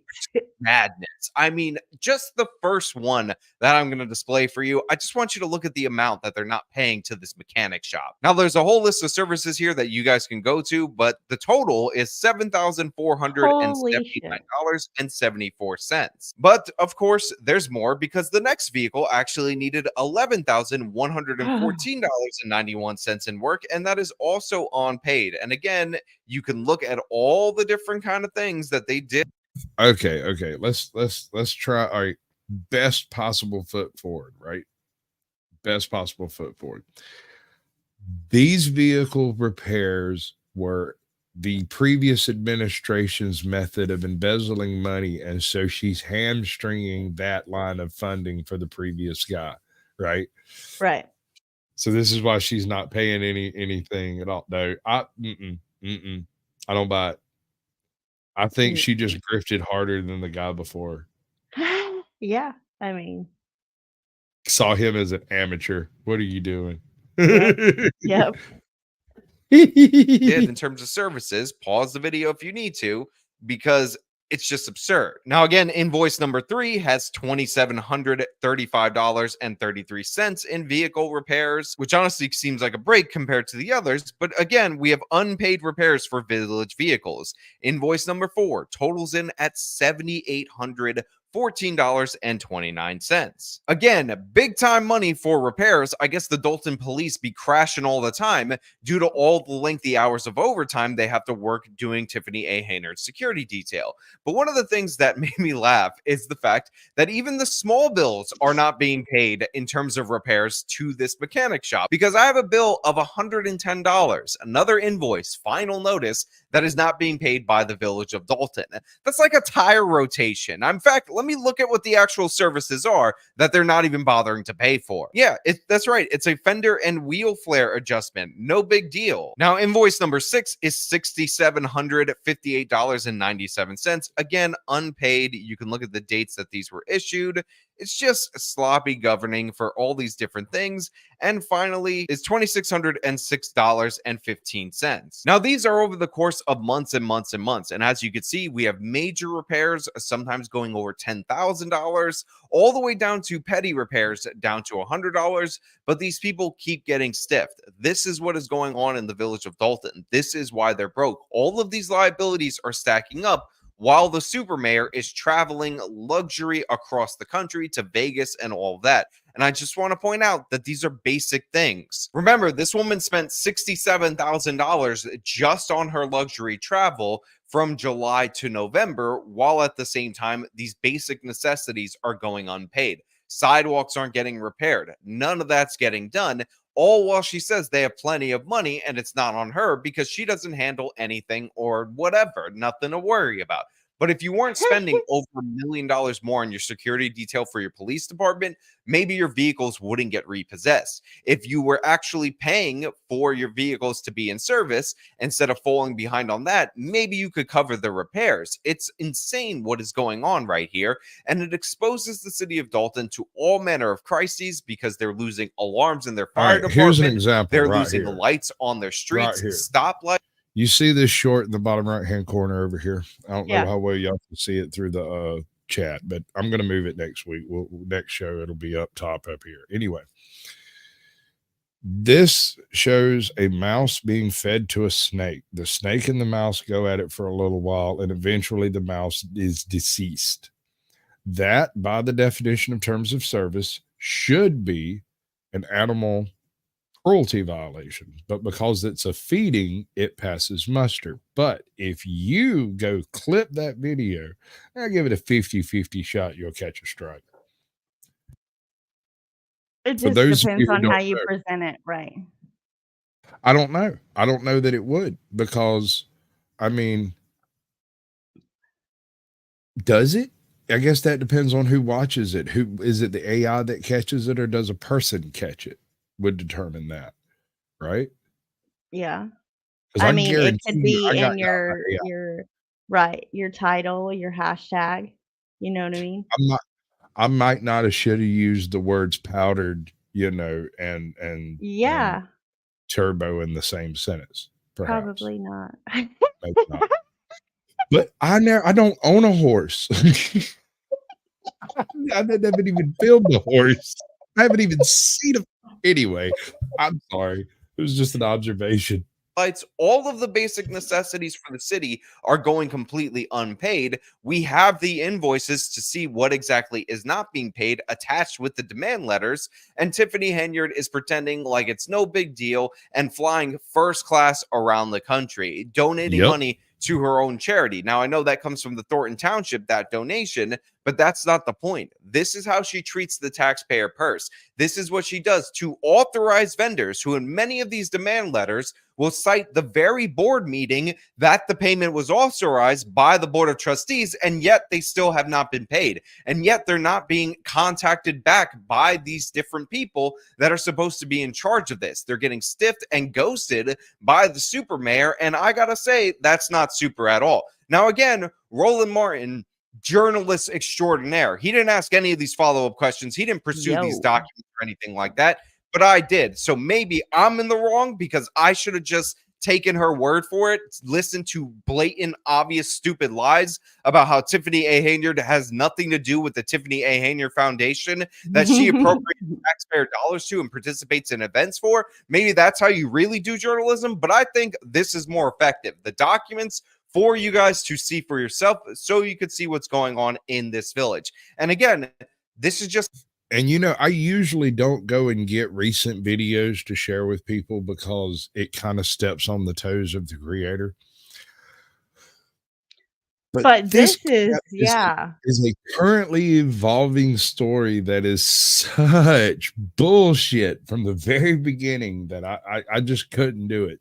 I had a video from like 2 days ago, but so much has happened in the past 72 hours that this is a much better judge of the situation at hand. She started a podcast.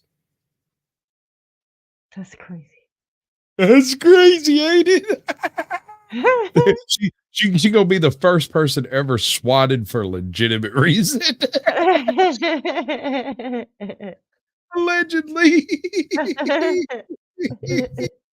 That's the tip of the iceberg. There's still stuff being withheld, still stuff that I have yet to obtain, but I'll do my absolute best to get it for you. But until that point in time, I just want to thank everybody for watching, and that's really all I have for you guys today. If you like the video, show them by leaving a like, subscribe.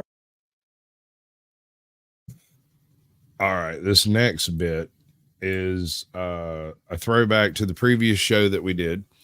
We were talking about Mr. Henry McCabe, who he went missing, but before he went missing, he left a very, very strange phone call. He called his girlfriend and left a voicemail that was recorded. It's like 2 minutes and 27 seconds long. I played it at the end of the last show. We're fixing to go through every bit of data that is available on this case. I don't think this man's been found yet. I can't remember, but if anybody can tell me, I just can't remember. I put this one on the list about 2 weeks ago because it's a really weird one. But did you catch the sound bite from the message? Yes. All right. So you know what I'm talking about, at least as far as that goes. Okay. Homie calls up his girlfriend, screams into the phone, makes motor mouth noises for a little while, and then the call is ended. It wasn't hung up. The signal failed somehow. There's some people who are equating that to the phone being in water. I don't know. All I know is the details, and I went and looked, and I couldn't find any more details than are actually in. In fact, this video had more details than I could dig up personally, which is why I'm showing this. And this is, of course, from the Missing Enigma. I'm almost positive. Yeah, all links are in the description. Y'all can feel free to check it out. Are you familiar with the Missing Enigma? No. It's one of them there hardcore true crime channels, but they kind of ascribe to the concept of the 411 missing. Okay. But they also go into alternate theories, so to speak. So like more logical explanations too. All that kind of stuff. I really dig the channel, although he does drone on a bit. Other than that, it's a good watch in almost every case.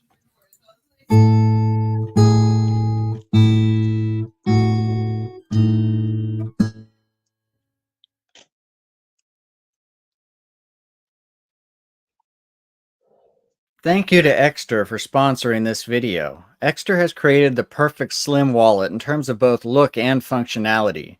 Exter wallets are far superior to the disappearance of Henry McCabe has been a frequently requested topic on this channel. The case is likely most well known for the piece of phone call audio that is directly related to Henry's story. No doubt if you are familiar with this case, you probably remember it because of this strange phone call. Interestingly, few details are even brought up about the events that occurred the night Henry disappeared. As with most cases on this channel, this video is intended to bring clarity to a case that seems shrouded in mystery. The disappearance of Henry McCabe is actually quite complex, and I will do my best to accurately and simply relate the details of the people and events that led to his eventual death.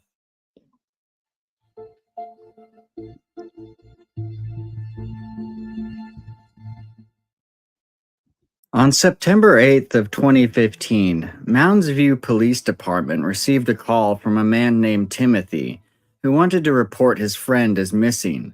An officer was then dispatched to meet with Timothy and take the report. He was informed that 32-year-old Henry McCabe was missing. All right. I am really perturbed by this fact. I asked whether or not she was a supervillain, and 7% of you said no. Is that she's not a villain, or that she's not super? She's just an ordinary Democrat. I don't understand. I mean, I think that's what hey, Chairman, what's up, bud? Good to see you. Welcome in. Appreciate you coming by.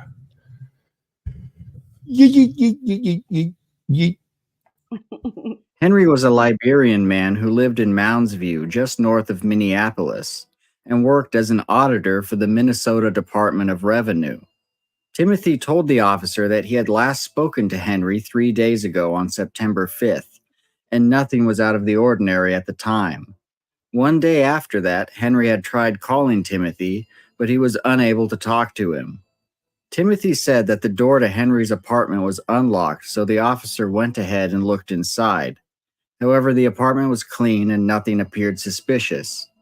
Timothy told officers that he tried calling around to numerous hospitals but had no luck. He stated that Henry had no history of depression or mental health issues. He alerted officers to the fact that Henry is married to a woman named Corrine, who lived in Brooklyn Center, and that she had also not heard from Henry. Every call that went through to Henry's phone would go. All right, so there's a little bit of a discrepancy here at the very, very beginning. This has to do with the original affidavit, or the original bit of literature that was written said that she didn't receive that call, that it went to voicemail. Then later she clarifies that she was on the phone with him for the first minute, 30 seconds, minute of the call. And then it dropped on her end, but the voicemail kept going. And then the voicemail drops at some point. And that's one of the reasons why some people. So it must have been like on a landline. No, that's the thing, is it was his cell phone. And that's why her phone, her end, was her end a land? No, it was her cell phone. And that's why they're saying it was the phone being submerged in water that caused the signal to fall, because it didn't completely go out immediately. It continued to function for a little while. Right, because you can't be like, on a landline, if your answer machine picks up and you pick up, it still records the conversation. Sure. But on a cell phone, it don't do that. If you see what I'm saying? She attempted, all right, this is where it gets weird. She attempted to do it, or accidentally did a 3-way call to someone else. Okay. And it was in the process of the voicemail taking place. Now, I don't know if this is actually a voicemail situation, but for some reason, this was recorded and was available after the event takes place. Now, I can't remember if they found his body, but I think he's still just missing. Well, and the guy in the video said he was dead. Okay. All right, good. I was wondering about that. Go straight to voicemail. The officer secured Henry's apartment and told Timothy to contact police if he heard from Henry. Later that evening, another officer would call Corrine McCabe after she had also filed a missing persons report with Mounds View Police. Corrine stated that she had spoken with one of Henry's friends named Jonathan. Jonathan told her that he was at a club with Henry and a man named William on the night of the disappearance. Jonathan said that William had dropped Henry off at a Super America gas station after the club closed, because Henry didn't want to give him his address. Jonathan was also in possession of Henry's wallet. Corrine stated that she had checked bank records and noticed that Henry had taken out $200 in cash. She also said that she was currently in California for work and had been gone since August 14th. She said that the last time she spoke with Henry on September 7th was at 2:23 a.m. and that he sounded delirious. Apparently, Corrine had called Timothy that night and begged him to go get Henry because she knew something was wrong. Mounds View police then contacted Jonathan to confirm this account of the night Henry disappeared. Jonathan told police that they had been at a club called C'est La Vie in Spring Lake Park that night, and he still had Henry's wallet with everything in it. Jonathan stated that William gave Henry a ride. Later that night, Jonathan would be on a phone call with Henry and said that Henry told him that he was at home, but it didn't sound like he was. Not long afterwards, he said it sounded like Henry got into an altercation while on the phone.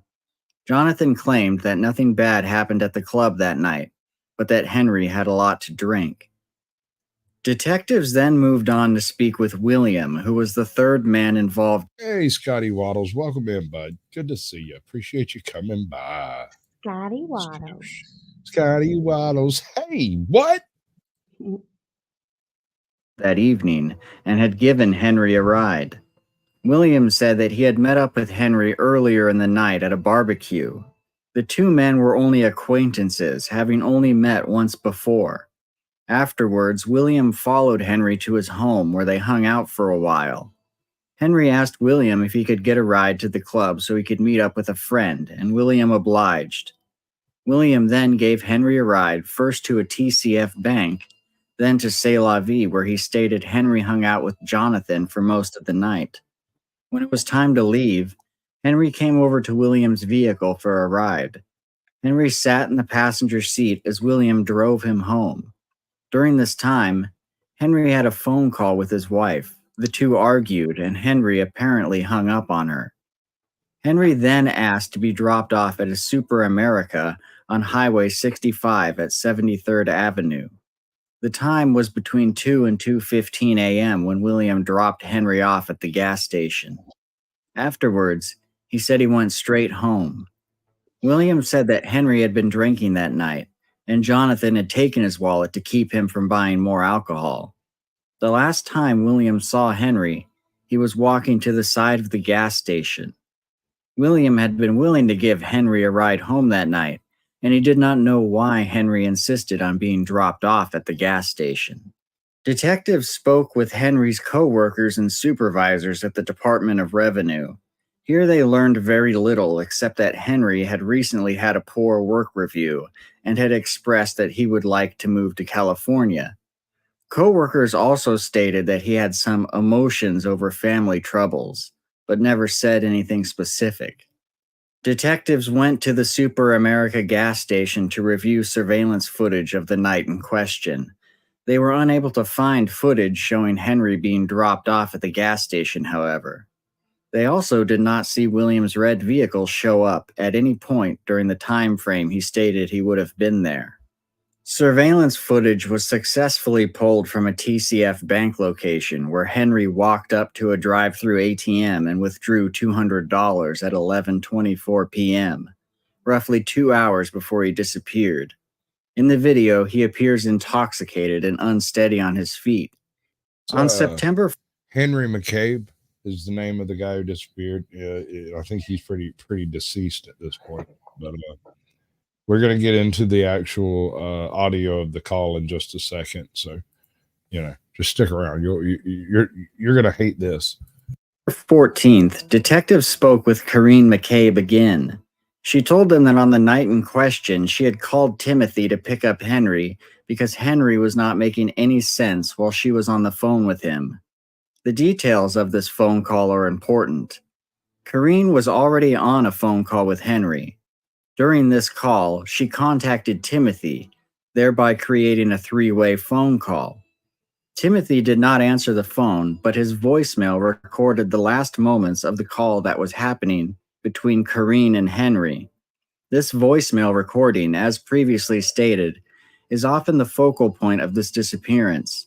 In other videos and news media sites on the internet, you will only be able to find roughly 10 to 15 seconds of the voicemail. The full length of the recording is actually over 2 minutes long. I was able to get the full voicemail, and I'm going to play it here in its entirety.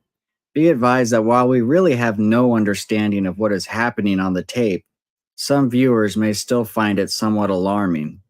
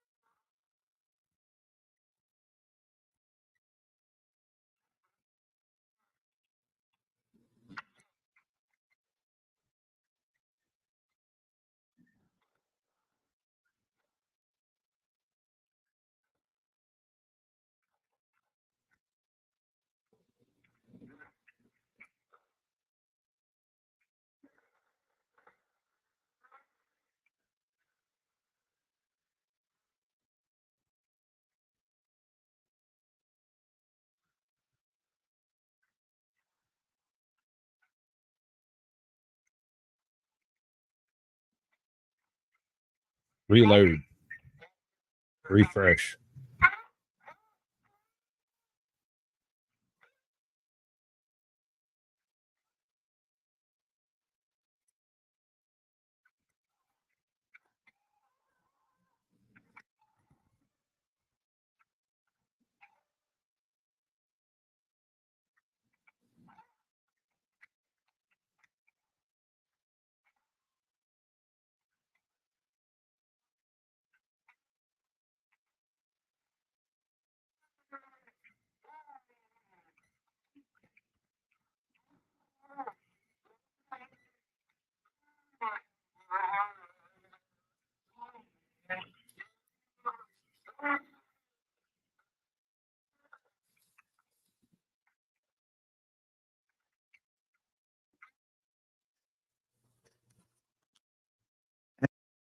All right.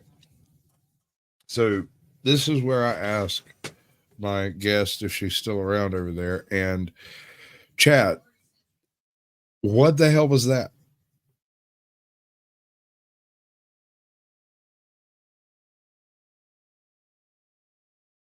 Anybody? Anybody at all? Because all I could hear was nothing identifiable as an attack or someone being hit by a car or nothing. It sounds like he's got his phone in his pocket and he's walking down the road making car noises. That's what I'm thinking, a butt dial, that he did not intentionally call this woman and was doing something. Something apparently involved a lot of sound effects.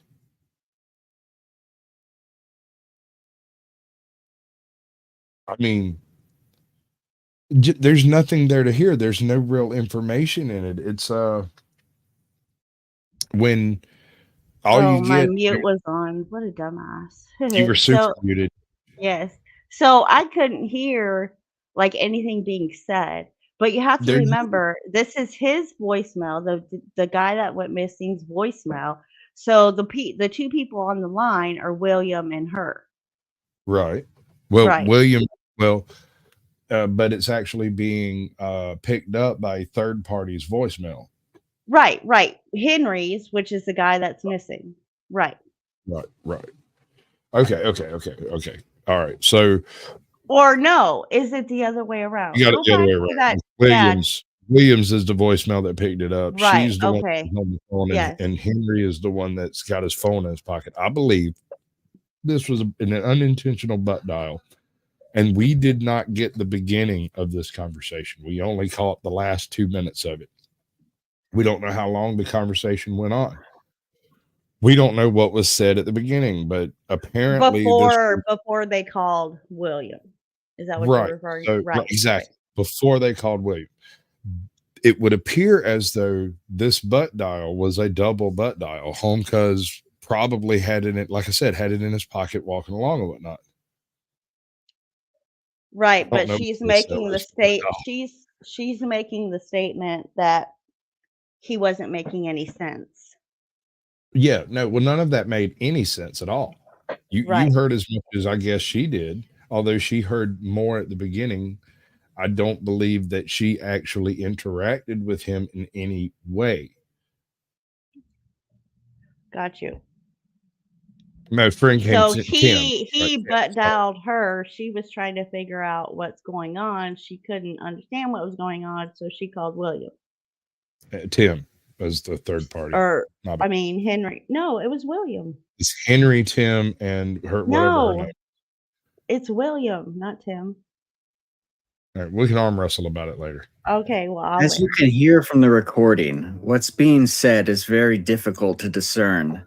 It does sound as though Henry is talking to someone. Whether this is Kareen or someone else is unclear. In a very odd fashion, it goes from talking to grunting and screaming, then some more talking, followed by more screaming and crying before the call cuts off completely. I played this tape many times and could never definitively identify any words being spoken.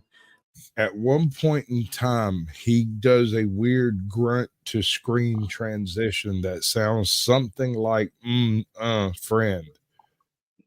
But I didn't hear the verbiage, but I definitely heard that like I sat down and listened to it 30 times. I put it through my mixer and everything to try to see what I could get out of it. I can't the best guess I have, and I'm speaking from experience here. Sometimes when you're really drunk and alone and you don't know anybody's listening, you just have these freaking flights of fancy and you just vocalize whatever it is you're thinking. And I think he was thinking about driving home, and so he was making car noises and shit. Now that does not explain anything at all. That's the only thing I could make it sound like in my head was him going nern, nern, real badly because he was really, really drunk. Yeah, I'd have to go back and listen. Good night, Chairman. Appreciate you coming by, bud. But I would invite any viewers who are more experienced in the field of audio technology than I am to see if they can clean the recording up in any way. Kareen told authorities that the call was very out of character for Henry, who she said is usually very intelligent and articulate. She said the call sounds to her like Henry was intoxicated and his words are slurred. The call came in at 2:28 a.m., not long after the 2 to 2:15 time frame William gave when he dropped Henry off at the gas station. The following day, on September 15th, Kareen again spoke with authorities and told them that Henry had been offered a job in the Liberian government. She said it was his goal to eventually return to Liberia and run for president, but he wanted to first finish his master's in CPA while also saving up more money.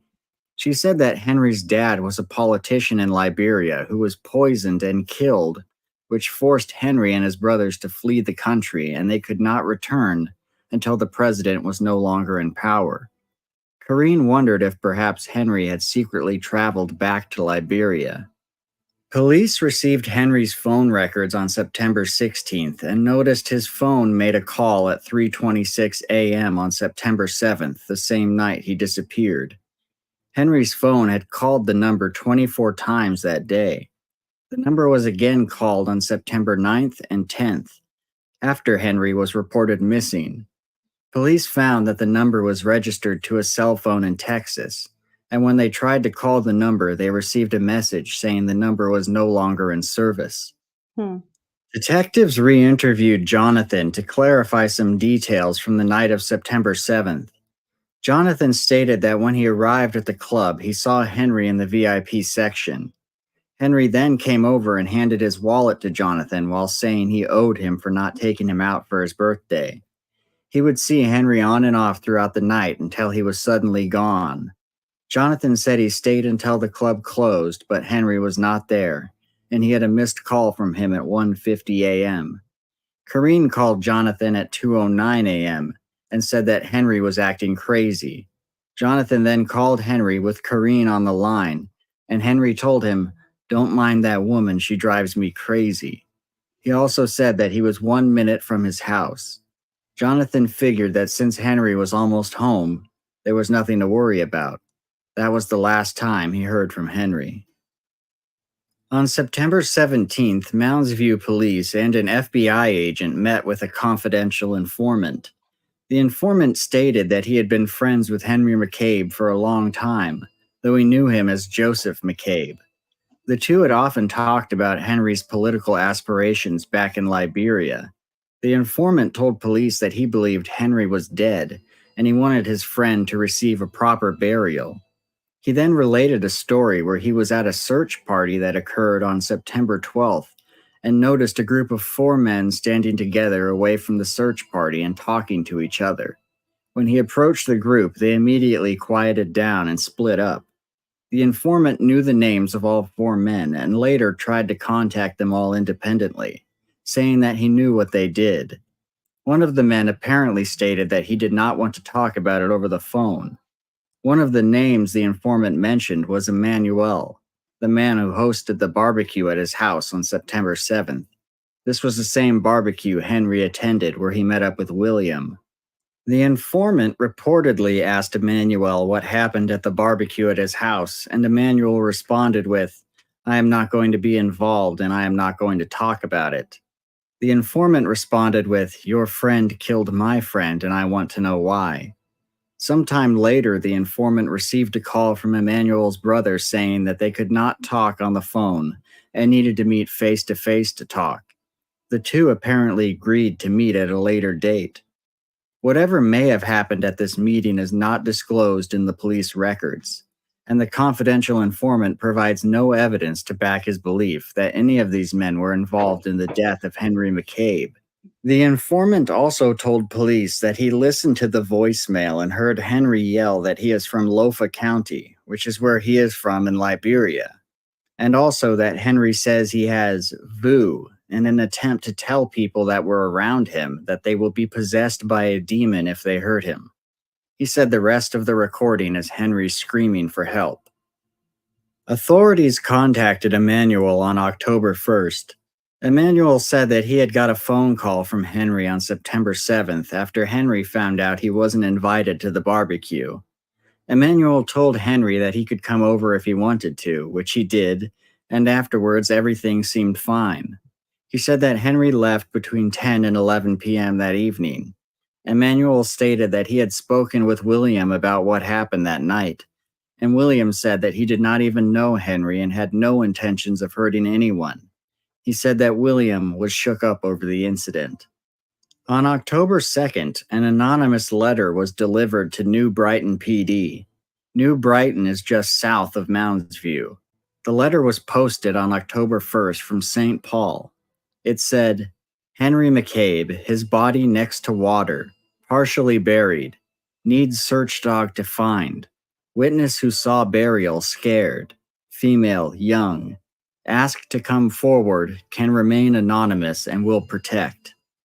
On October 9th, Corinne McCabe contacted investigators and shared that she was able to look up the Google Timeline application on Henry's phone, which showed his locations and movements. On the night of September 7th, it showed that Henry was in Spring Lake Park. The last known location on the timeline was near the intersection of Rice Creek Road and Benjamin Street in the city of Fridley. Afterwards, his cell phone either stopped functioning or the GPS was turned off.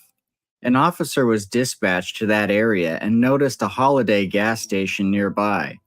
The officer spoke with the station manager to review surveillance footage from the night of September 7th and discovered footage of what appeared to be Henry McCabe being dropped off at the station around 1:58 a.m. The vehicle he was in then drives off while Henry begins walking towards Old Central Avenue.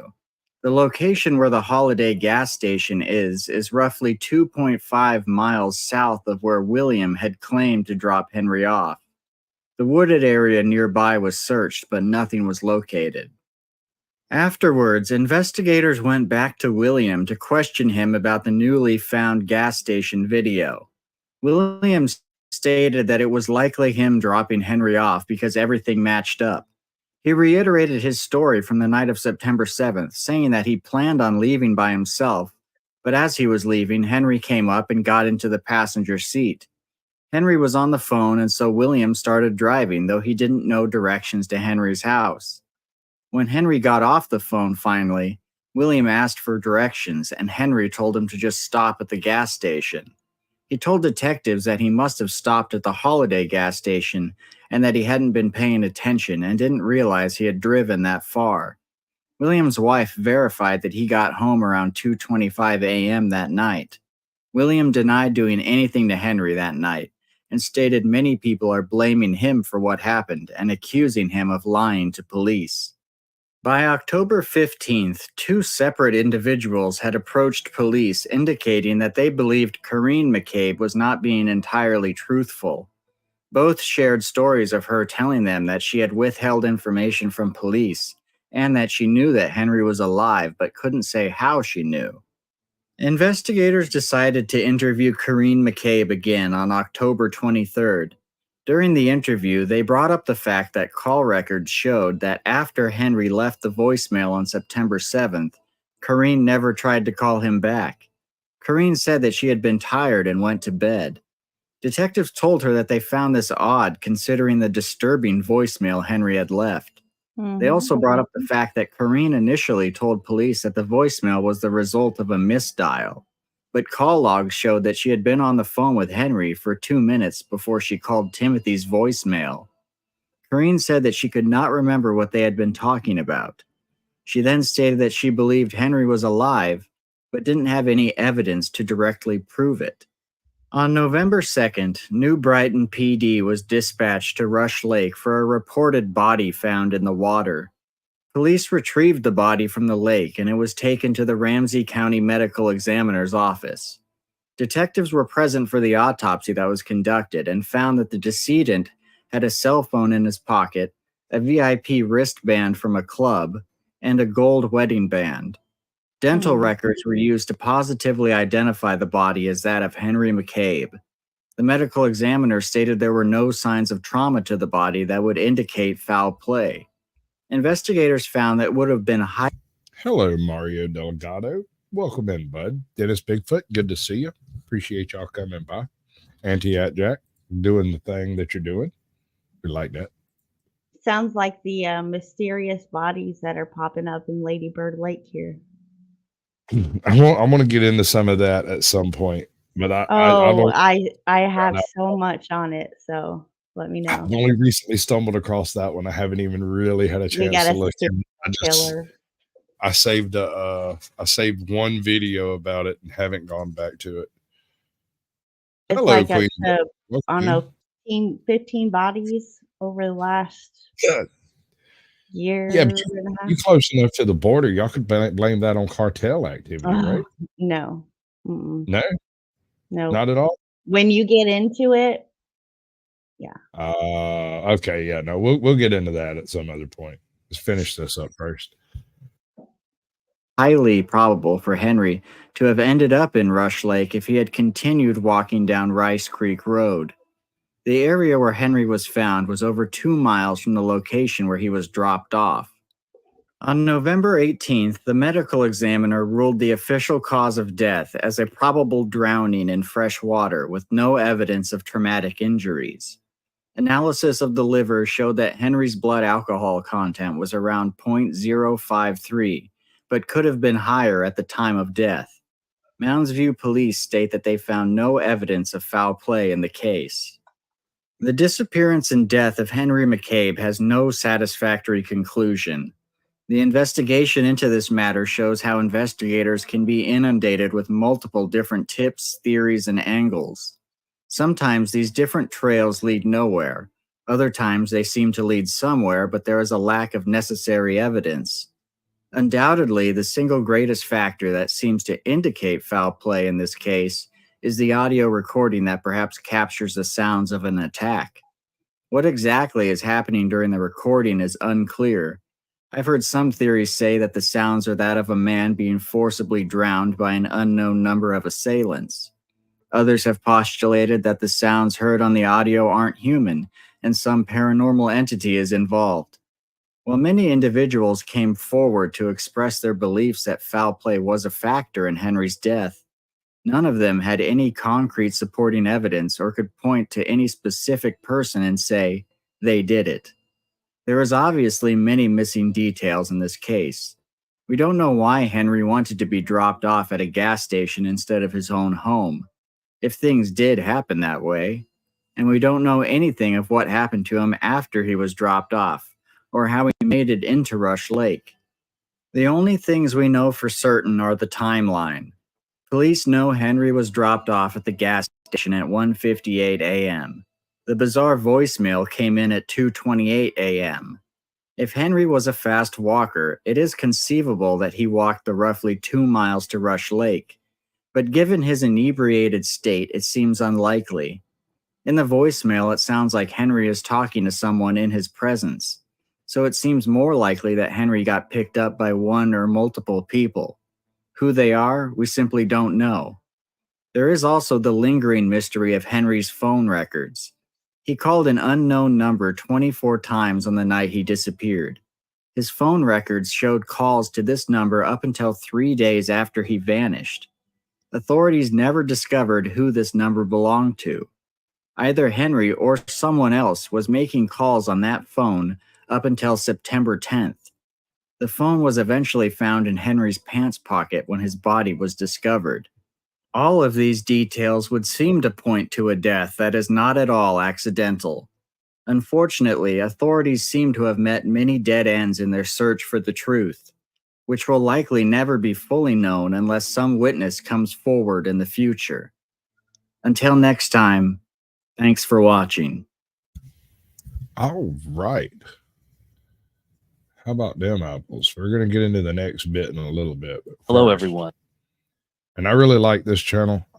It's not the greatest, but considering homie has only recently started his channel, he has a massive amount of content there. This is I think it's 4.5 hours. Hold on.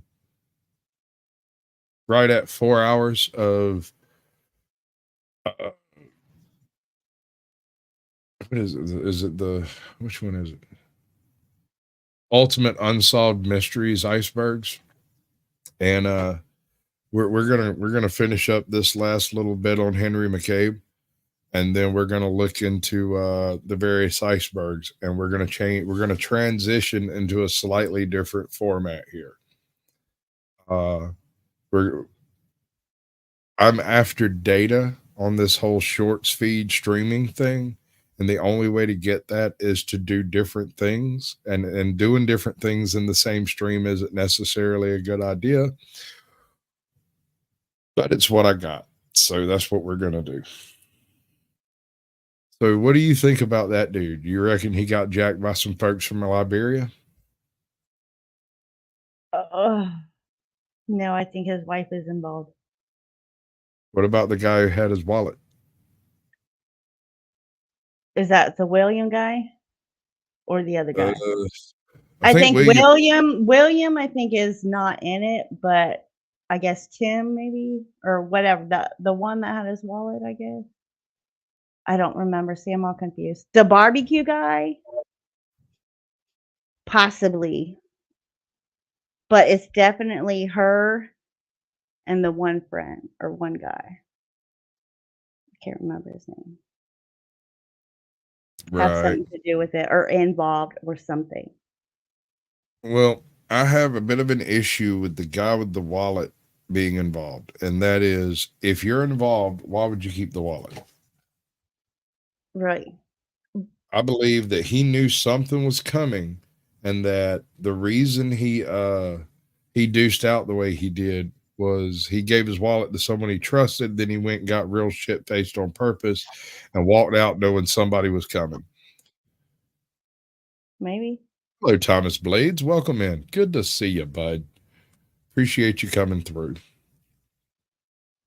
So the general plan on this next segment is going to be more along the lines of, do you remember Sasquatch Gaming Wrong? Yeah. That's kind of the approach I'm going to take at it. The rest of this is done in a huge block of unfiltered, unedited, unsolved stuff. Now, some of these are kind of older and they may have been solved since they were originally posted. We're talking about unsolved cases, and I'm fixing to go into a different format, Thomas. But I've never done any of this way, and so I have no idea how any of it's actually going to work out. So I guess what my first step should be is actually finding the things I need to make it happen. Right? I need that. I need this. I need the other thing over there. And I need to do this without turning my TV off. Let's see if I can pull that off. So far, so good. All right. So do you want me to play you a transition out type thing? Do you need a break? You need Yeah. to potty? Yeah. I got a little something over here I can do. We're going to do this whole transition process, and we'll be right back in around 4 minutes. 3, 2, 1. And here we go. On my own, here we go. If you're looking for the guilty, you need only look into a mirror. The communists declared that the real differences among our people constituted the weakest and most vulnerable point in our social fabric. It's MAGA country. This is no hoax, ladies and gentlemen.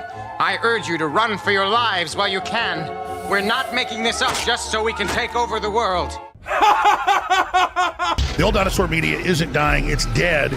We are the new media. This is our world now. Lay down and die. Peace was never an option. So if we don't step up and win this culture war, then who the fuck will? Let's wake the fuck up! We're gonna get naked. No. I'm locked in here with you. You're locked in here with me. It's what you've been waiting for. Be the one we need. Do not come. I'm gonna come. Global industrial complex. Yep. Uniparty. Do I really look like a guy with a plan? The point is to destroy Western civilization from within using Maoist technique. So therefore you have to vote for me. I don't know. This is probably the dumbest thing I've ever heard. Hey. Woke is Marxism, evolved to attack the West.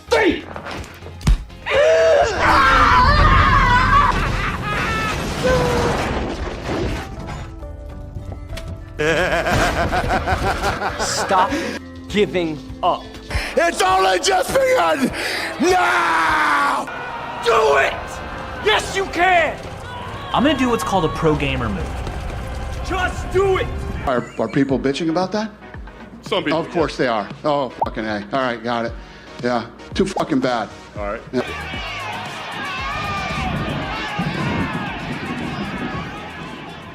Any far left conspiracies, to be honest with you.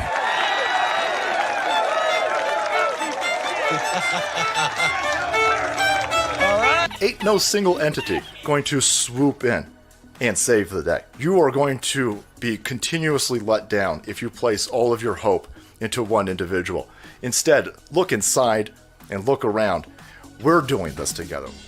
We all are fighting for the same thing, and we all see the same problem. It's time to stop being an NPC, get off your ass, and join the meme war. Shame. Shame. No, I don't like you. Shame. If we were in the wild, I would attack you. I'm sick of it, man. I'm fucking sick of it. I will not do it again. Thank you. I wonder how many people feel exactly the same way. Yeah. Be the beating drum at the head of the growing creative cavalry charge. Be vocal and profound in your passion for projects you enjoy. No more excuses. I've seen it. I can't even compute all of it. It's so fantastical. You've not seen nothing. You ain't heard nothing. You ain't smelled nothing like this. I don't have words to tell you. A new world order. We are in the beginning of a mass extinction. Some of you may die, but it's a sacrifice I am willing to make. Hey, wait a minute. You control population, you destroy the family, and then you you sow division. You don't need a destination when you're running on an omnidirectional treadmill. Are we ready for a new world order? You'll never defeat the human spirit. You'll never defeat God. You'll never win. Pray that he is watching. Against all the evil that hell can conjure, all the wickedness that mankind can produce, we will send unto them only you. On my own, here we go. All right, ladies and gentlemen, AJOT has taken a step off from center. And I have apparently got a massive 12 minutes of downloading to do before I can actually start playing the game. So let's roll over into a couple of other aspects of this format. One of which is I've got to end AJOT's stream. You asked me to do it at the end of that tidbit, so I'm going to do that. I attempted to share the link to my stream in AJOT's, but I don't know if it worked or not. I appreciate all y'all coming by. I appreciate AJOT for letting me stream to her channel, and I appreciate the weirdness that happens in chat. I love it. I'm not going to lie. So y'all be cool. Don't let the man get you down, but we're fixing to do a whole bunch of unsolved mysteries, and I'm going to drop the link in my chat over here, and we might even have us a little talky poo. All right, giggity giggity.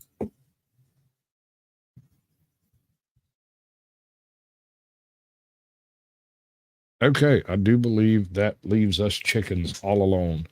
Let's see what happens in the next 10 seconds here. Did it end? Yes, it ended. Put me in, coach. I'm ready to play today. Hold up, I gotta find the buttons. This is everything's in a slightly different place than I'm used to it being. So it kind of takes a moment to get it back together. Oh, I can't do that. Hold up. There we go. All right.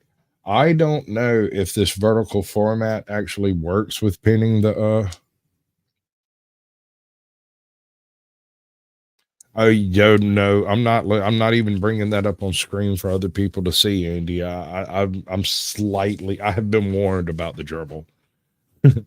So, yeah, there's that.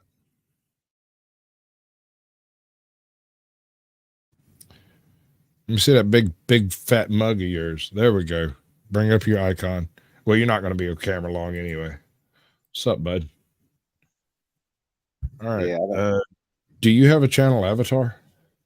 I do on my old phone, but I smashed it and I ain't got one for this one yet. No, I mean just on your YouTube channel itself. No, not yet. It'd just be a big blue D. That'll be it. That'll work. Big blue D.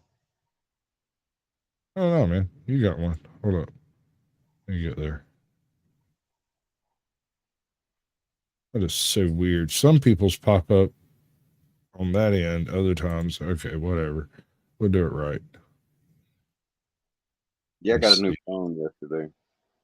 Oh, cool. So your stuff ought to be working eventually. Yeah, I got to figure it out. Everything's different. Exactly. That's one of the most annoying things on earth is trying to learn the details of a new phone, especially if it's really, really similar to your old phone. Right? Yeah, it's a lot like it, but it's not. Yeah, and that's what gets me, really. This new format, too, it might be it, too. I haven't been up on the vertical. Yep, that's me. Close enough for government work, right? And that way, we don't have to have any weird risks of having anybody showing any type of deep sea fishing. Right on. Right? All right. I even got a little doohickey over here. I could put your name up there, but I don't think you care enough, do you? I'll do it. Nah, I'm good. Oh, welcome in, Thomas. Appreciate you coming and finding me. We're getting into the unsolved cases right about now. I'm gonna be doing some weird gaming as soon as I get my PlayStation back updated. Apparently, I made boo-boos on that. I didn't do it earlier. I thought I did. I must have updated something else. I don't know. See. Are you ready for this? Do you know it's coming? No. Yes, maybe. Perhaps. And just so you know, bud, I can see you through the little backstage window over here. And it's really, really weird because I can also see you in that little window up there, but it's not the same you at all. That guy has much better hat. How's that? And welcome to the Unsolved Mysteries Iceberg, where I break down some of the most fascinating and dark unsolved mysteries, from the most well-known to the most obscure. On this iceberg, we will explore a book written in an undecipherable language, a tale of green-skinned children, a mysterious hum that you may... The book written in an undecipherable language is the Voynich manuscript. Yep. And it turns out it is written in something that people have called kitchen Turkish. This is a sort of like we have Old English, but we don't have people that still speak Old English. They have Old Turkish, which is not officially respected as a language in and of itself, and different towns has that is weird. I'll drop you a link in a second. Let me tinker. Different towns has slightly different variations of this old way of writing Turkish, and it turns out that the Voynich manuscript was written in at least 3 dialects of this old Turkish, which is why it's virtually untranslatable by anyone who's not from certain parts of Anatolia. Indecipherable. may have heard, and much more. Also, this is an iceberg series that I intend to build upon. There are a near infinite amount of unsolved mysteries out there. Yes, Kent. So look out for my next videos in this series. If all goes well, this will be the basis for a series for years to come. But before we dive in, don't forget to hit the like button and subscribe for more Lazy Chill Zone content. Also, join the Discord to connect with a community of like-minded people. And for people who want to take it to the next level, check out my Patreon or consider purchasing a YouTube membership. It all helps big time. All the links are in the description below. Bermuda Triangle. The Bermuda Triangle, a mysterious region in the North Atlantic Ocean, is infamous for the unexplained disappearances of ships and aircraft. It is loosely defined by its 3 vertices in Miami, Bermuda, and Puerto Rico. Historically, the Bermuda Triangle gained notoriety through a series of unexplained disappearances starting in the early 20th century. Notable incidents include the disappearance of the USS Cyclops in 1918 and Flight 19 in 1945, both vanishing without a trace. These events, along with others, have cemented the Triangle's reputation as a place of mystery and intrigue, sparking numerous theories and speculation about the causes of these disappearances. Geographically, the Bermuda Triangle covers about 500,000 square miles of ocean, a significant and heavily trafficked area. The region is subject to complex climatic conditions, including powerful Gulf Stream currents and sudden severe weather changes. Several scientific theories have been proposed to explain the phenomena associated with the Bermuda Triangle. These include the presence of methane hydrates on the ocean floor. Additionally, the area's unique weather patterns and magnetic anomalies are often cited as factors that can lead to navigational issues. However, no single theory universally accounts for all the disappearances, and many of the proposed explanations remain speculative. Supernatural theories surrounding the Bermuda Triangle often involve extraterrestrial activity, time warps, and other dimensional phenomena. Such theories are popular in fiction and folklore, appealing. I'm pretty sure Bimini Road gets covered in this. I'm honestly on the fence about Bimini Road. The reason being, it's very rudimentary, but back during the Jomon period of Japanese sailing, these people were master navigators.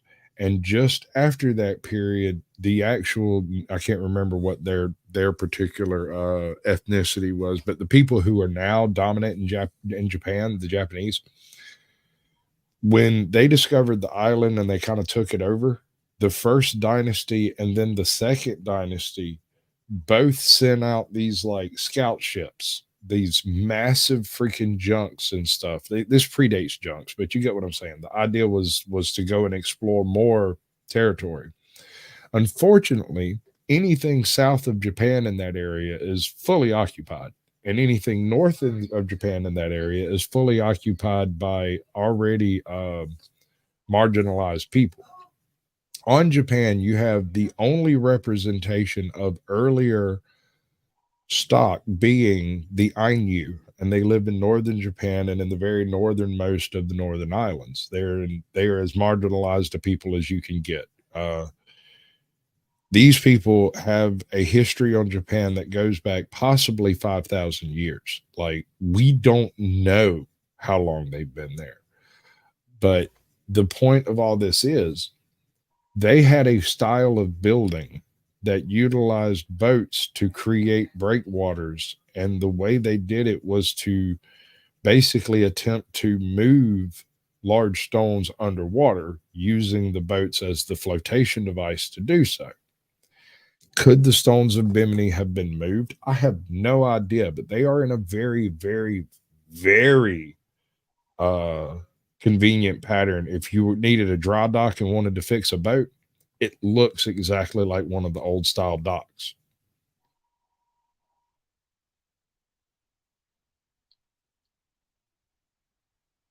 Those Olmec heads are a bit of a head scratcher, but you have to remember that is a culture that practiced skull deformation. So the fact that they have flat faces and flat noses is not necessarily indicative of African descent. It is sort of like reminiscent. Hello, Tails. Welcome in. There's a link over there if you can figure out how to make it work. Some people say Dennis didn't have a problem, but other people are having problems getting in. But you're welcome in. Göbekli Tepe is between 14,000 and 26,000 years old. There's kind of an argument going on about some of that. And there's a few other tepes over there that are a little bit older than that in theory. But yeah, Bimini Road's always bothered me mainly because of where it's at. You wouldn't expect a whole lot to survive of man-made type structures in that area, especially in that water, because it would be directly facing into the eye of a hurricane every single year. I don't know. Maybe they figured out concrete. Yeah, no, all right.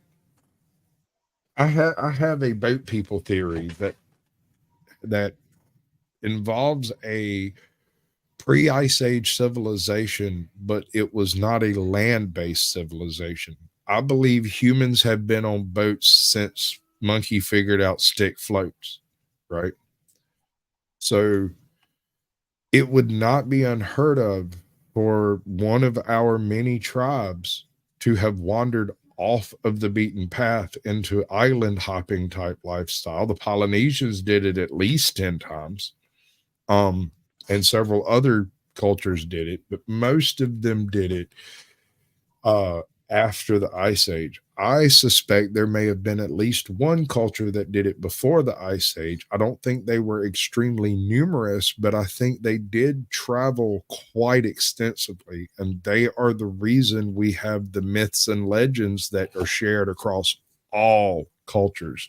The idea of a dragon, of giant birds, of old reptiles running around, the idea of gods and demons and jinn and all kinds of other stuff, right?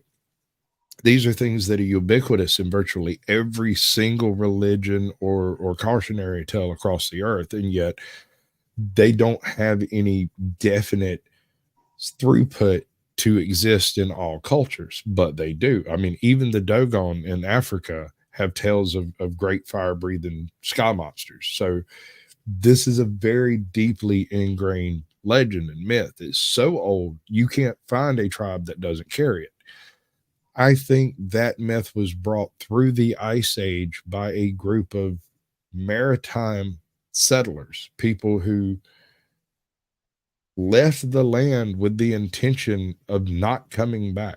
So later, when you encounter these people and you ask where they're from and they point at the ocean, you assume there's an island. There's not. They just live on boats. There's sea gypsies in Sri Lanka to this day that have never claimed a port as their home.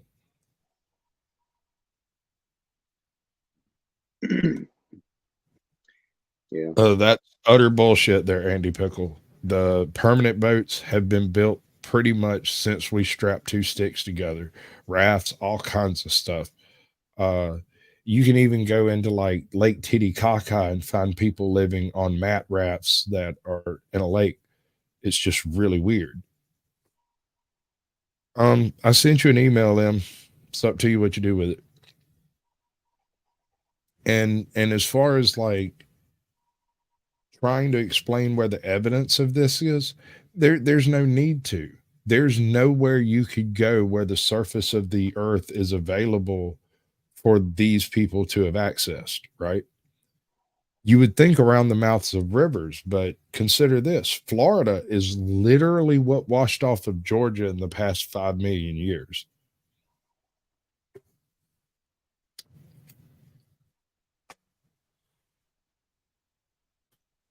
You get what I'm saying?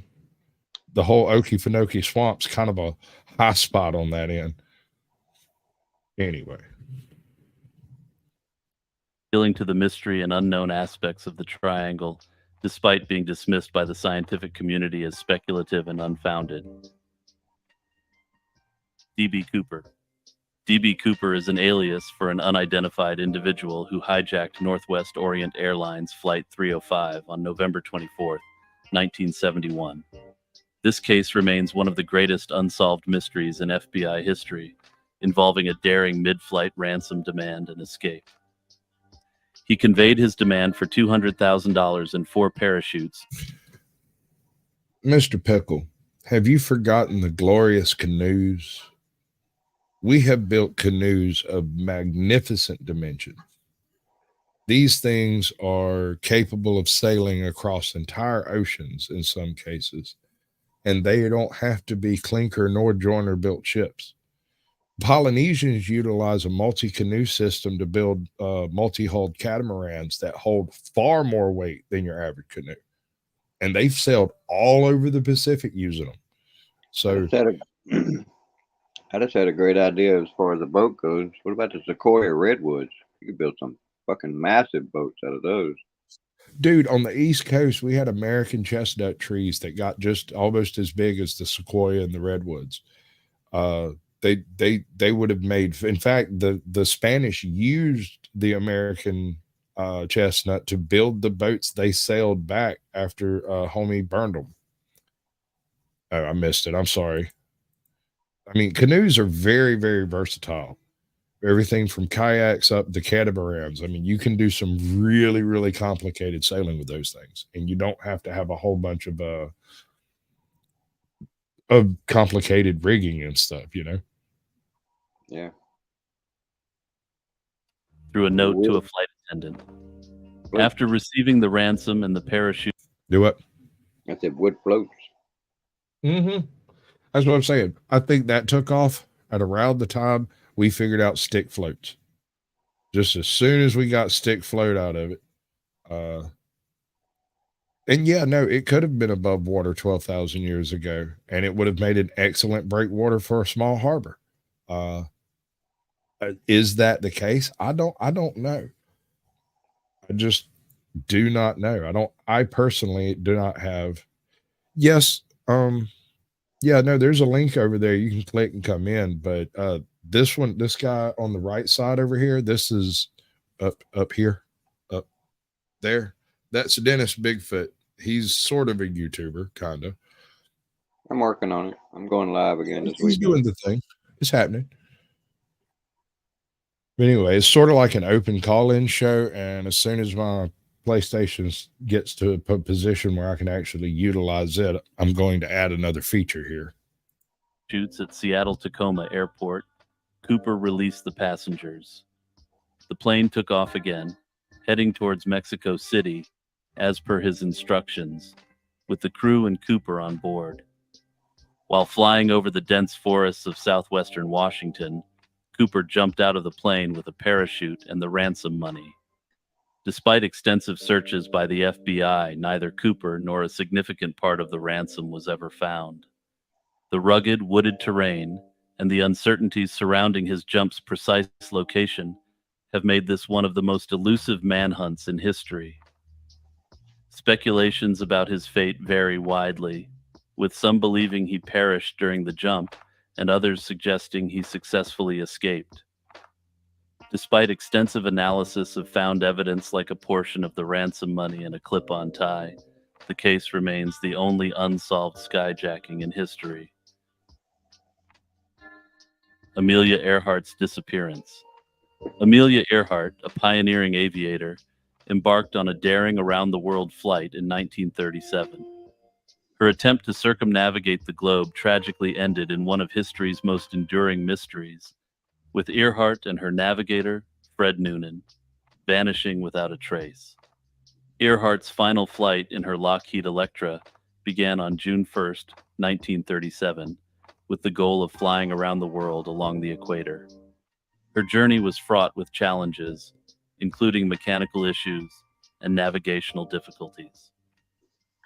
The last communication from Earhart was on July 2nd, 1937, near Howland Island in the Pacific Ocean. Despite being close to her destination, she reported difficulty in finding the island and poor weather conditions, complicating her navigation. Following her last transmission, an extensive search operation was launched, becoming one of the largest in history. The U.S. Navy and Coast Guard scoured the ocean, but no trace of Earhart, Noonan, or their aircraft was found. In 1939, Earhart was officially declared lost at sea. The disappearance sparked numerous theories and continued investigations, but the exact fate of Earhart and Noonan remains a mystery. Right? Over the decades, so theories on about that one, Earhart's... me and Captain Curmudgeon actually spent a little bit of time going over this tidbit, and that man has actually spent more time looking at it than I have. He basically has convinced me that they made a bad landing in water,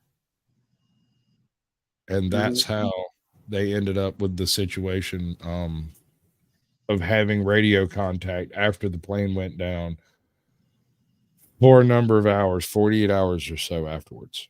So yeah, only during low tide. And it was only at certain times, which is where the low tide concept comes from, you know. Yeah, I think I've seen that. Disappearance That's a good one. ranged from crashing at sea to being captured by Japanese forces. Some hypothesize that they landed on an uninhabited island and eventually perished.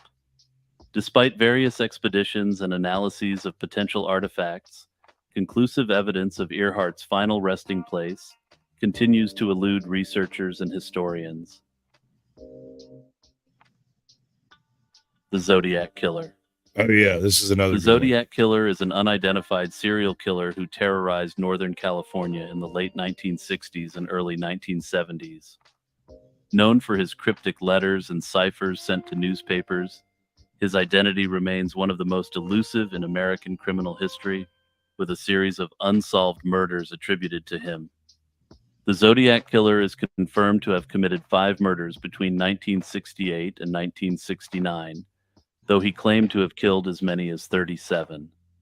His victims were primarily young couples in secluded areas, along with a lone taxi driver. The Zodiac taunted police and the public with letters to newspapers, some containing ciphers, boasting of the killings and threatening more violence. These communications, often beginning with the phrase, "This is the Zodiac speaking," right, became a chilling hallmark of his crimes, with only a few of the ciphers being definitively solved. The investigation into the Zodiac killer involved several law enforcement agencies, including the FBI. Despite extensive efforts, the case was hampered by the lack of advanced forensic technology at the time, inconsistencies in witness statements, and the geographical spread of the crimes. The Zodiac's letters and ciphers were intensely scrutinized for clues, and numerous suspects were investigated, but We grunt like definitive an old evidence style over linking here, don't anyone we? to all the crimes was never found. Over the years, the case has been periodically reopened as new technologies, like DNA analysis, have developed, but it remains officially unsolved. Over the decades, various theories about the Zodiac's identity have been proposed, and several suspects have been named, but no charges have ever been laid. One theory suggests the Zodiac could have been a police officer or military member familiar with investigative techniques. The case has also spawned conspiracy theories and claims of false actually a confessions. reporter. But despite an almost unprecedented output of man-hours over half a century, Somebody the on the case is scene. being resolved today than it was then. Do what? Somebody on the scene. Yeah. Yeah, somebody who had enough information there to know what the police had that they weren't releasing, even if they, because otherwise you would figure he would have made a mistake at some point, right? Yep. Some people just that good. I don't know if anybody that good, dude. Like he performed a lot of BS, like real in-depth type stuff, and I don't know if I can actually justify that in the grand scheme of what's actually going on there, because they had so much information on who he was. Well, not all geniuses are Stephen Hawkins. Some of them are deviant bastards. I had a boss man. He had a 151 IQ, and he just loved digging in my ass because he knew he was like 20 points higher than me. So he loved fucking with me. He tricked me into taking a test online, and as I was trying to take the test, he just kept fucking with me. Let me tell you what I did to somebody. we went and got a IQ type pre-test, like a practice test for an IQ style test. This was not actually an IQ test. It's just set up like one, right? And it's for like a preteen too. It wasn't just a dummy IQ test. It was for a child. And we gave it to a grown man, and he scored like 141 on it and was absolutely stoked and refused to ever believe that we were jerking his chain about it, that it wasn't real. He firmly believes to this day he scored a 141 on an IQ test. That probably made his IQ go up, just having that confidence in himself. You're not wrong. He started actually sort of giving a shit about different things than he did before after that. Yeah, when I was 16, I scored with a 23-year-old, and man, that set me off. That's right.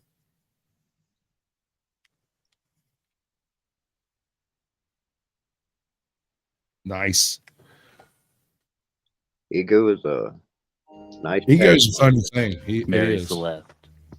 The Mary Celeste is an infamous maritime mystery involving a fully equipped ship found drifting and deserted in the Atlantic Ocean. Discovered on December 5th, 1872, the ship's abandonment remains one of the most puzzling enigmas in nautical history, with its crew and passengers vanishing without a trace. The Mary Celeste was found by a British brig, adrift in the Atlantic near the Azores. The ship was largely intact and still under sail, but without a soul on board. Its cargo of denatured alcohol was untouched. Nice. Personal belongings Score. were disturbed, and the crew's provisions remained plentiful. What is denatured? Missing, and the ship's logbook had not been updated for 10 okay, days. all right. So basically, despite these non-denatured alcohol is regular drinking alcohol. to denature alcohol, you basically add something poisonous to it to make it so that you can't just drink it. That is the only reason for denaturing alcohol. There is no other legitimate reason for it. It is simply so that it's not taxable like drinkable alcohol.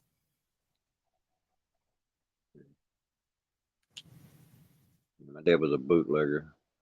Well, yeah, it was a method of preventing bootleggers from making money off of their sales. No, I absolutely won't let it go any further that way, damn it. No. Just won't have it.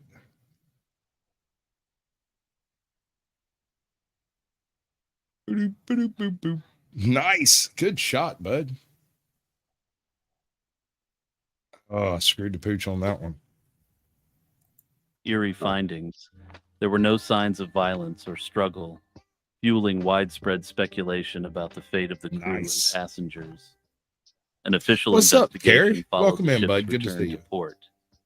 Theories about the crew's disappearance ranged from piracy and mutiny to natural disasters and supernatural phenomena. However, no evidence of foul play or violence was found. Speculation was rife, with stories of sea monsters, ghost ships, and Bermuda Triangle-like phenomena gaining popularity. The lack of concrete evidence led to wild conjecture and myth-making, overshadowing the more mundane possibilities. The crew's fate remained an enduring mystery, with the investigation ultimately failing to provide a satisfactory explanation for their disappearance. Over the years, more plausible theories have emerged. One suggests that the crew abandoned ship due to a fear of an explosion, as fumes from the alcohol cargo may have built up in the hold. Another theory posits a sudden water spout, which could have caused a rapid influx of water, buy that one. leading the crew to believe the ship was sinking. The Lost Colony of Roanoke. The Lost Colony of Roanoke is one of the oldest unsolved mysteries in American history. Established in 1587 on Roanoke Island, North Carolina, You're absolutely the entire correct. colony vanished by 1590, leaving behind no clear indication of the settlers' fate and only cryptic clues to hint at what might have happened. Roanoke Colony was founded by a group of English settlers led by John White, who was later appointed as its governor. Initially, relations with the local Native American tribes were strained, adding to the colony's struggles. White returned to England for supplies, but his return was delayed due to England's war with Spain. When he finally came back to Roanoke in 1590, he found the settlement deserted. The houses had been dismantled, and there was no trace of the 115 colonists he had left behind, including his daughter and granddaughter, the first English child born in America. Upon his return, White found the word Croatoan carved into a post. He took these as signs that the colonists had moved to Croatoan Island, but worsening weather and other circumstances prevented him from conducting a search. No evidence of a struggle or battle was found at the site, and the colonists' belongings had largely disappeared. This lack of clear evidence left the fate of the Roanoke settlers a mystery, giving rise to numerous theories and speculations. Some suggest they were absorbed into friendly Native American tribes. Others hypothesize that they were either killed or taken captive by hostile tribes. Paranormal explanations, such as alien abduction, going into have also been overtime. suggested in modern times. Unless they can score really quick. Who's playing? The Voynich manuscript. The Voynich manuscript is one of the most enigmatic books we're ever currently found. playing this. This is happening. Discovered in This is not a 1912 by recording. antique book dealer Wilfred Voynich, the manuscript is famous for its unknown writing system and mysterious illustrations. Its origins, authorship, and purpose remain one of the most intriguing puzzles in the history of cryptography. Physically, the Voynich manuscript consists of about 240 vellum pages, some of which fold out to reveal larger diagrams. It's divided into several sections based on its content, each featuring unique illustrations. Get away from there. The botanical section contains drawings of unidentifiable plants. The The astronomical section includes diagrams of celestial bodies and zodiac signs. The biological section is filled with drawings of small human figures and what appears to be biological cells. The manuscript also includes a pharmacological section with drawings of medicinal herbs and an obscure section with dense text and unknown symbols, adding to its mystique. The manuscript's history prior to the 20th century is shrouded in mystery. It is believed to have been created in the 15th century, based on carbon dating of the vellum. Wilfrid Voynich acquired the manuscript in 1912 from a Jesuit college in Italy, after which it gained public attention. It was likely initially owned by the Holy Roman Emperor Rudolph II, who reportedly believed it was the work of Roger Bacon, a 13th century English philosopher. Deciphering the Voynich manuscript has been a challenge due to its unknown alphabet. Not much. Decided to come up and say hi to everyone. Hey, what I'm gonna do? I'm And gonna turn down this have bit attempted here to decode if it I can figure out how. during both Apparently world not. wars. Hold on. The text does not match any known language, There and we go. statistical analysis shows patterns Mo better, distinct from mo other better. languages. How about them While apples? some words have been identified in repeated I'm just here to eat cake. meanings remain elusive. Techniques ranging from computer algorithms Cake to is good. historical I linguistic like analysis cake more than pie. have been applied, but no definitive interpretation has been It's accepted. sweeter and softer. I have a Some even theory propose that the manuscript is an elaborate hoax, although the that the shorts feed algorithm is different from the normal live stream algorithm, and that difference is actually built into the algorithm itself. So the more time you spend, it won't even let me leave match. That's so crappy. The more time you spend live streaming this way, the more interactive push you'll get to it. Does that make sense? I know somebody with like a 400 subscriber channel, and when he first started mucking around, what's up, Ben T? Good to see you, bud. When he first started mucking around with this live stream thing, he had absolutely no effect. There was no result. There was no change in anything. He just kept doing it. And after about 10 or 15 streams, he started picking up one or two more people each live stream. And I think it's done weekly based on the day you stream. So streaming every day won't necessarily show you a benefit, but streaming the same time on the same days should. And this is a long-term approach, right? This ain't something you're going to notice tomorrow or the next day. Yeah, this is something you will notice next month after doing 4 weeks straight of it. Yeah, he says he ain't getting nothing out of it yet. Did you see what happened to that stream we was on the other night? How he restreamed it, and he got taken down. The one where you, and the dude with the baggie. Remember that?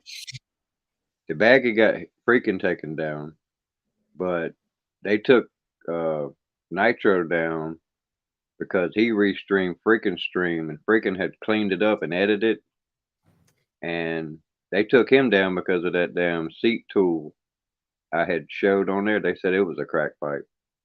Oh God! And it wasn't. Man. You know, it was retarded. Yeah, they be like this. I think I understand kind of what their thing is. It's like when people restream streams. That's called stream sniping. Yeah. Yeah.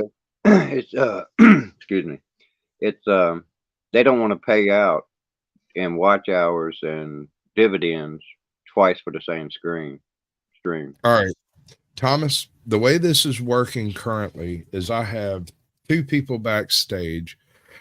Actually, no, they're on stage. It's just I have taken over the primary screen so that I can have the different aspects in place. It's like a call-in show. As far as on Rumble, it comes up on like a widescreen view, but it looks like the TikTok screen. You know what I'm saying? On YouTube, it looks like your typical TikTok live stream approach. And on X, it looks like your normal X live stream. So in most formats, it looks perfectly normal, but not normal to the usual live streams I do. The reason I have taken over the thing is because otherwise this is what you end up looking at. And I would prefer, to do something a little bit more dynamic, and to do more dynamic stuff, I need more control over the screen, which is what gives me the ability to do these neat little things over here, have the game up there in the middle, which I think next time I'm going to put the game on bottom and put me and my little buddy here, whatever this ends up being. I haven't decided what I'm going to do here yet, but I'm going to try to utilize this format to do my YouTube slave class in the future, but I haven't quite figured that out. Now, I would like to point out, if you're like me and you don't like the vertical format, if you go to his stream before he starts streaming it and click on it, then you can watch it just like it's on Rumble, where it's in the vertical format, but it's in the screen view. Your chat's at the bottom. Yeah. Yeah. Because I can't mod if I don't have a normal chat. I would go insane then. Because it would blend in with the, yeah. All I can do right now is I'm not sure where everybody's at, but it says I got 22 people watching, but it only says Caucasian, that only my channel is streaming and only people are in my channel. And there's only 12, 13 people in my channel. So obviously I have 12 people on Rumble watching, but only Andy Pickle is over here typing. Right. And I appreciate it. I'm on mute so I can get copy and shit ready for tomorrow. All right, bud. Speaking of which,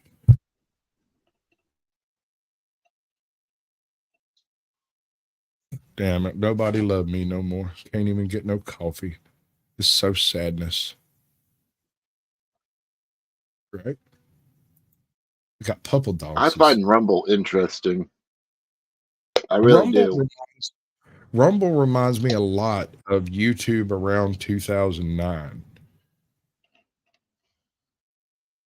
I mean, they got to fix the whole people not being able to chat thing, and it'd be a lot better off, I think.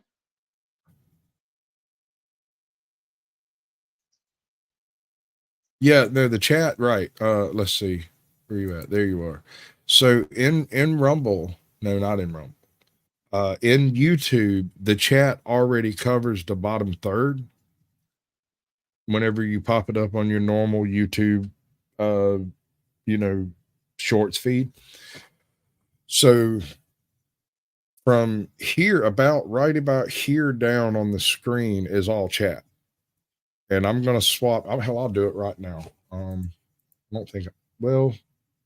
don't know how well it'll work, but we can do this.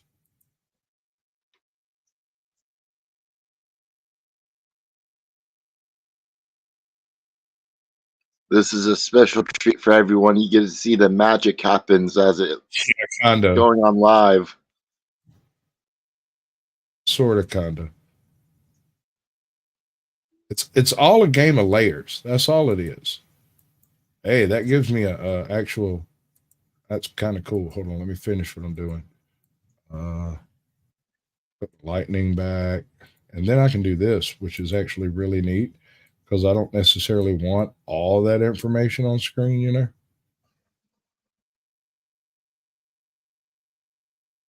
All you really want is that little center slot and no names. But then we come up here, we tinker around with that to get it back quite straight. How's that? Let's see. How does that tickle you, Pickle? I wonder how green screening things that you aren't supposed to be able to put on your thing would go, because they can't copyright it because you're literally just a picture added onto the original video. I think they'd have a hard time striking that. I've wondered that myself, because I have seen seen people do cuts and edits of videos that I got a strike on, right? That I edited and got a strike, but them do almost exactly the same thing, except do it green screen style instead. So I don't know. I don't know. Because at that point, I would have to go back and report the other video.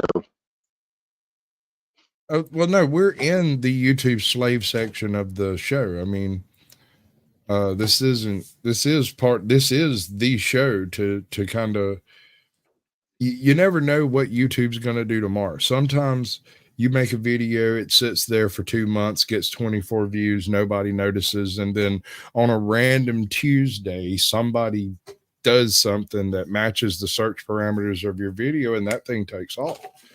So I'm not saying don't do shorts. It's just when you're doing shorts, you have to be really, really careful on the specific shorts you choose to show, because if you're not careful, you'll end up running afoul of like violence or child endangerment, terms of service, stuff like that, you know. And that ain't nobody's fault but YouTube. They should be watching that stuff better on the first round, and I shouldn't be able to get a strike for something that I've clipped that's still up on YouTube. I don't care what the hell I say on the other end of it. I don't like the fact you can't get a hold of a human no matter what you do, unless if you literally bug the heck out of them for a year. Well, no, what you have to do is get over 100,000 subscribers, and then you'll get your own YouTube tech. And they can't tell you anything either.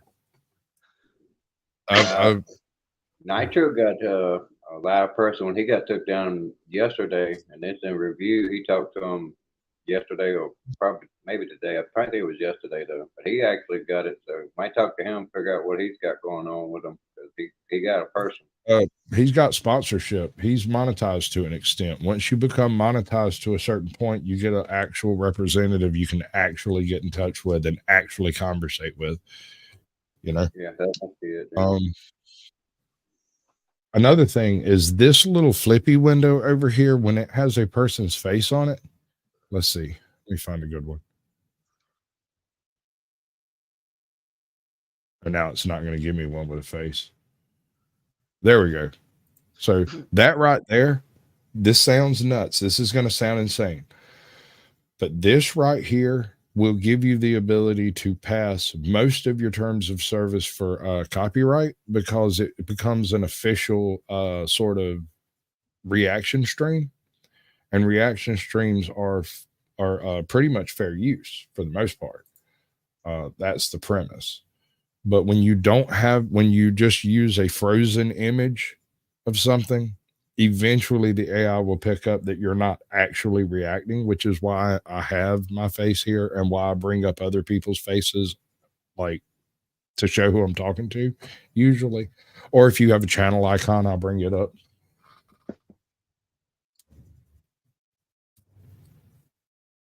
But I don't know. Some of y'all may have noticed that I tend to go about things a little bit backwards.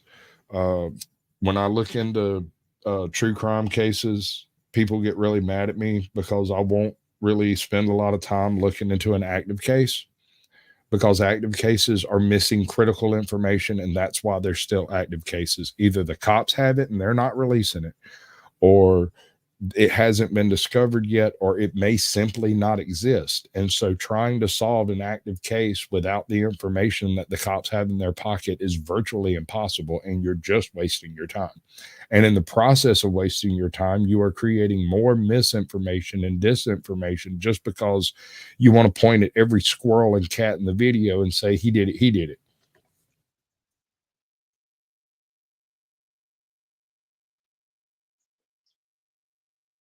Very rarely do the people who actually commit the crimes actually make it onto the videos of true crime reporters.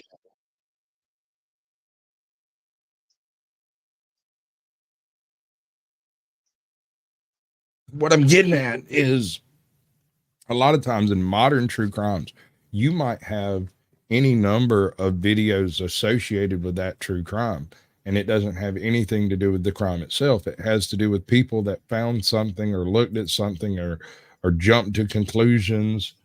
People want to be the one to crack it. But I want to repeat, chances are, if the professional detectives investigating this have not cracked it, it's because either they haven't looked at the information that they actually have correctly, or the hell was that? Or they don't have the information needed to solve it. And so you using the public information available in public records would require you to be beyond genius level to pull it off, because you've got to jump to the right conclusion without complete information. I prefer to go into a solved case where a body is available, or at least not necessarily solved, but a case where the body has been found, the victim has been identified, we know where they were found, we know where they were when they disappeared, and then work backwards from the end result of where the body ended up back to the point where they disappeared, so as to try to come up with a viable series of events that makes more sense than a fucking alien invasion. That's all. Just, it doesn't necessarily have to be correct. In fact, it usually isn't. I think a lot of time people just trip, fall, and then they can't find their way back. And by the time they get close enough to finding their way back, they're too tired to continue on and they pass away. Yeah, that's just as likely as a snake bite. I mean, if you're walking on some of these trails out here, like take the Appalachian Trail, plenty of people hike it. You could get snake bit and just fall down just off the trail and not be found for 5 years. Then you have to consider wildlife dragging pieces of the body away too. Right. And so when I'm looking at these cases from where the point at which the body was discovered back towards the disappearance, sometimes it becomes immediately obvious what took place. Yeah, no, see, this whole look, I spent a lot of time alone in the woods by myself. And there were times when I would have some event take place, like something stupid, really dumb. I went out to this one island out in the swamp that I used to go fishing at regular. And when I get out there, I poked my freaking, this is the last time I ever did this. I poked my paddle into the ground in the mud, sticking straight up. And then I hooked my canoe to it. I thought. When I come back an hour later, my paddle was gone and my canoe was still floating around right there, but I could not find that paddle to save my life. I ended up having to cut down a bit of a tree and pole my way out of that place standing up in a canoe. And it took me about 3 hours to get out of there. Now, in a different environment, in a different circumstance, let's say that particular paddle fell over in the water and floated off, but the canoe floated away with it, or a rainstorm come in, or we had some really bad wind or something, and the canoe just got away from me, I would have been stuck out there on that island, and I was 4 miles away from the place I had said I was going, right? So when they went to look for me, they would have been looking for me way far upstream from where I actually ended up fishing. Right. So that would have easily turned into a missing 411, except for the fact that I was able to swim out and grab my canoe and go home anyway. But that type of stuff doesn't even have to happen. All you have to do is be walking along and twist your ankle in some of these places.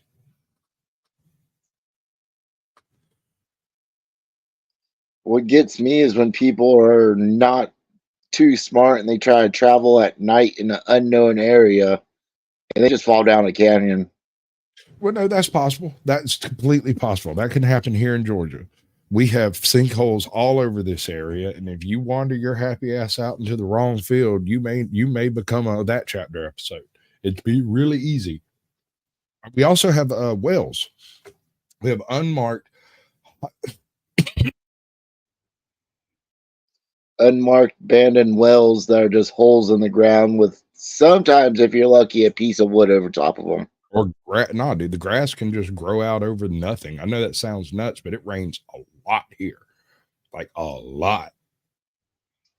So if there was a piece of wood across the top, it will be covered in grass in 5 years. If there wasn't, it might take it 15 or 20 years to completely cover in grass, but it will. And you be walking along and just kabloop.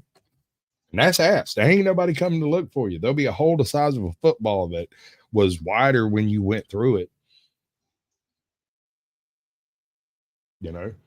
So I hate floating grass. It looks like firm ground, and you go to step on it and you sink down to your freaking kneecaps.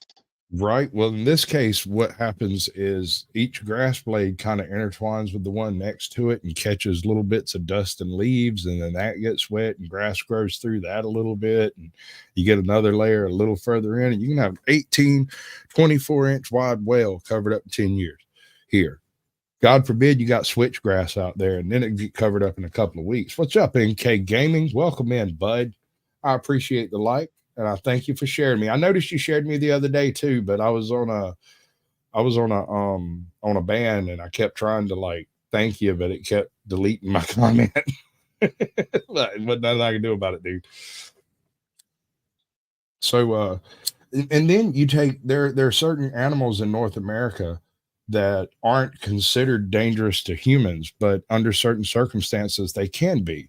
Like, for instance, take a small crocodile. A small alligator. They don't have to be real big once you twist your ankle and you're down on their level. A bobcat. A freaking deer will murder a guy if he comes up on him at the wrong time. Yeah, don't mess with deer. I picked up a baby deer, and I saw a mama deer about 100 yards away. I never knew a deer could mean mug me until that moment. Yep.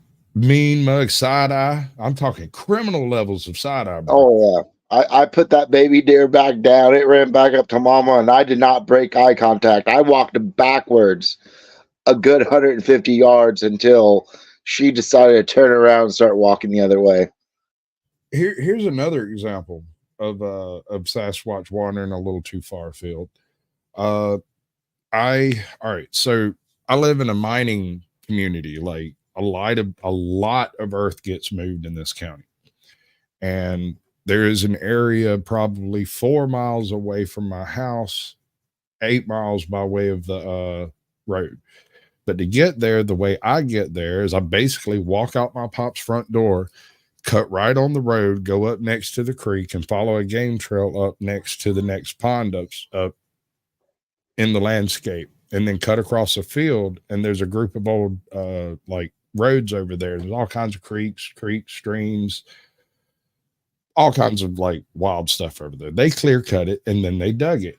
And while it was being mined, I decided to go over there and check it out and see what it looked like. And in the process of wandering over there, I got completely bumfucked, dude. Like, I couldn't figure out where the hell I was, because it had changed so much. They had removed hills from places where there had once been hills. And so once I crossed this magical line, I no longer had a frame of reference to work with. And so most,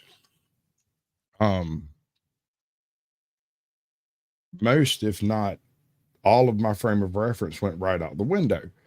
So an hour or two later, I'll wander up in DJ's backyard, not realizing that I had actually walked 6 miles instead of the 4 I had intended, because I had gotten nervous and didn't know which way I was going exactly, and was just kind of in a hurry to get it over with. And so I was walking faster and faster and faster. I end up in DJ's backyard, which is strange enough considering I was nowhere near that place. But because of the amount of destruction that the mining had created, I just basically got lost off in the mine for a little while before I managed to wander my way out. Never encountered a single person.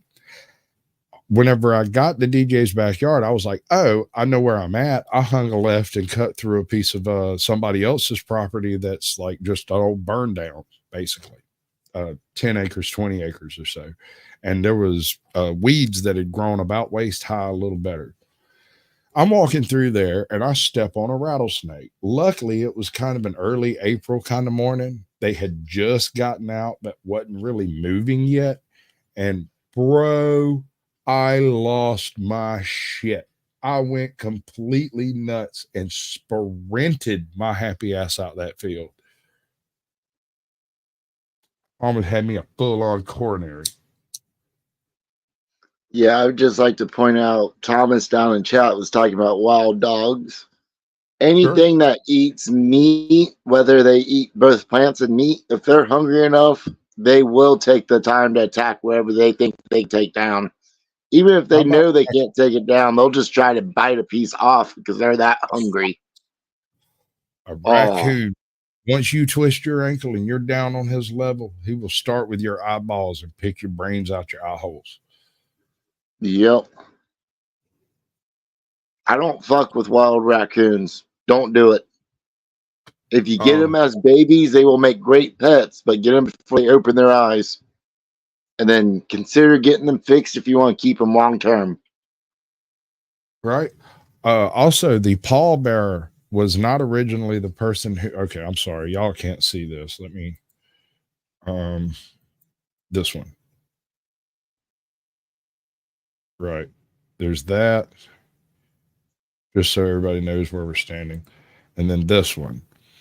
So they started laying the bodies out for the family to wait for the person to wake. Even when they buried them, they took to burying them with a string attached to a bell, which is where the term saved by the bell comes from.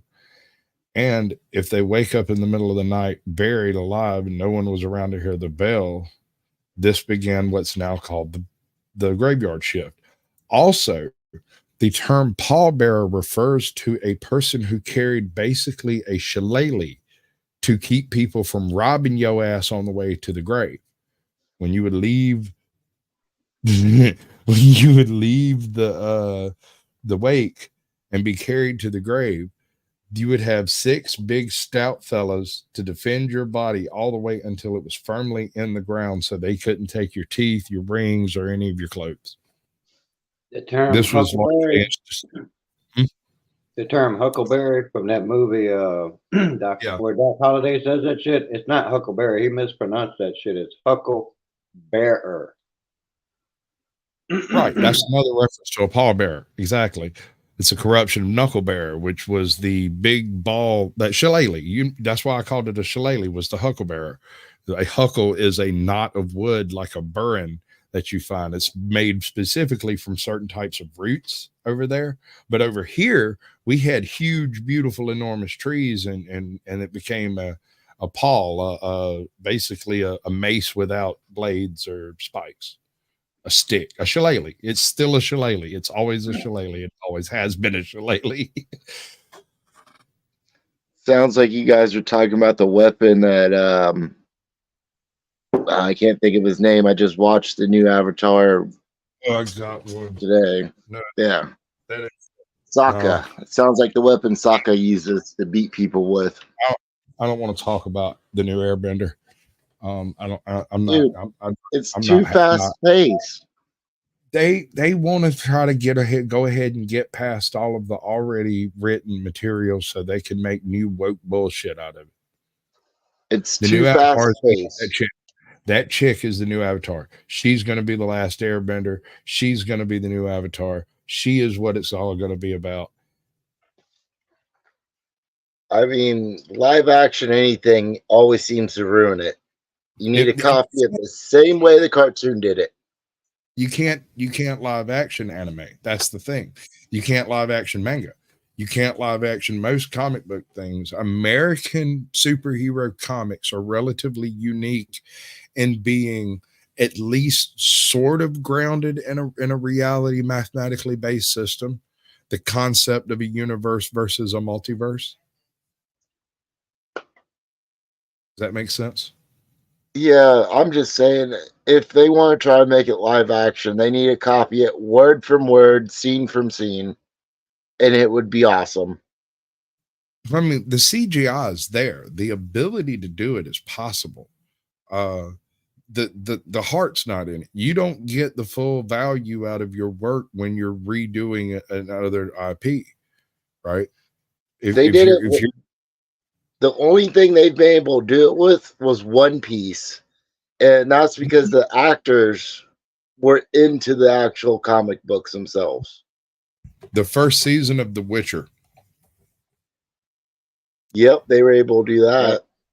Yeah. The first season of The Witcher, but the only reason that went through the way it did was because of Henry Cavill was a huge Witcher fan himself, and he completely lost his nut every time they took a step away from the source material. He would That's why he freak. left it. That's why he left it. What's up, drunken chef? Good to see you, Stick to bud. the canon. I've got a panel thing going on up here, but nobody's on camera because I'm in a weird format and I'm not sure exactly what to do with it yet. But we're doing something of a reaction stream. We got some shorts in the corner. I'm up here waving at people and I'm playing a video game. So we got things happening. We've got I was just washing dishes. At some point, I'm going to figure out how to get everybody's icon up on screen so we all know who's talking, but I won't be able to do it in a way that will show when they're talking. All right, Carrie, it's good to see you, bud. I appreciate you coming through and any shares you might have dropped, because you love me. I just like knowing when there's background noise coming from my phone because it worries me. Right. I can't hear it, but you all can, and that's not a good thing. Usually what that is there's a certain amount of lag that takes place, and what we're hearing is what is you hearing us. It's the actual play. I mean, yeah, sometimes it's an echo and stuff, but that's when I can usually just hit the mute button because I see my little circle starting to get a thing around it, little gray thing around it. I'm like, mute. Yeah, that's basically just static playing. I prefer not to be on camera. You know this. I am hoping to go to the 6-hour mark. I think that's when X drops out and will kick me. I'm not sure. That's kind of part of what I'm trying to figure out, which is why I'm trying to do some really low effort content. Damn it. Is because I'm going to be doing it for a while.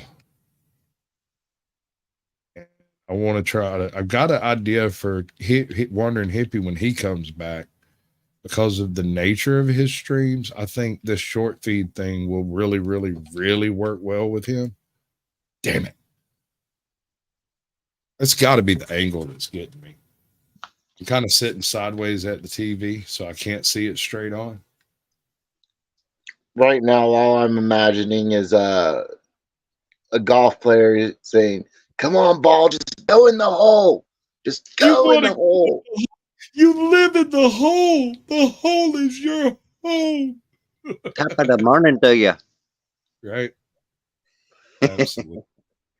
I'm the captain of hats. That chick. These people weird me out. The dancers.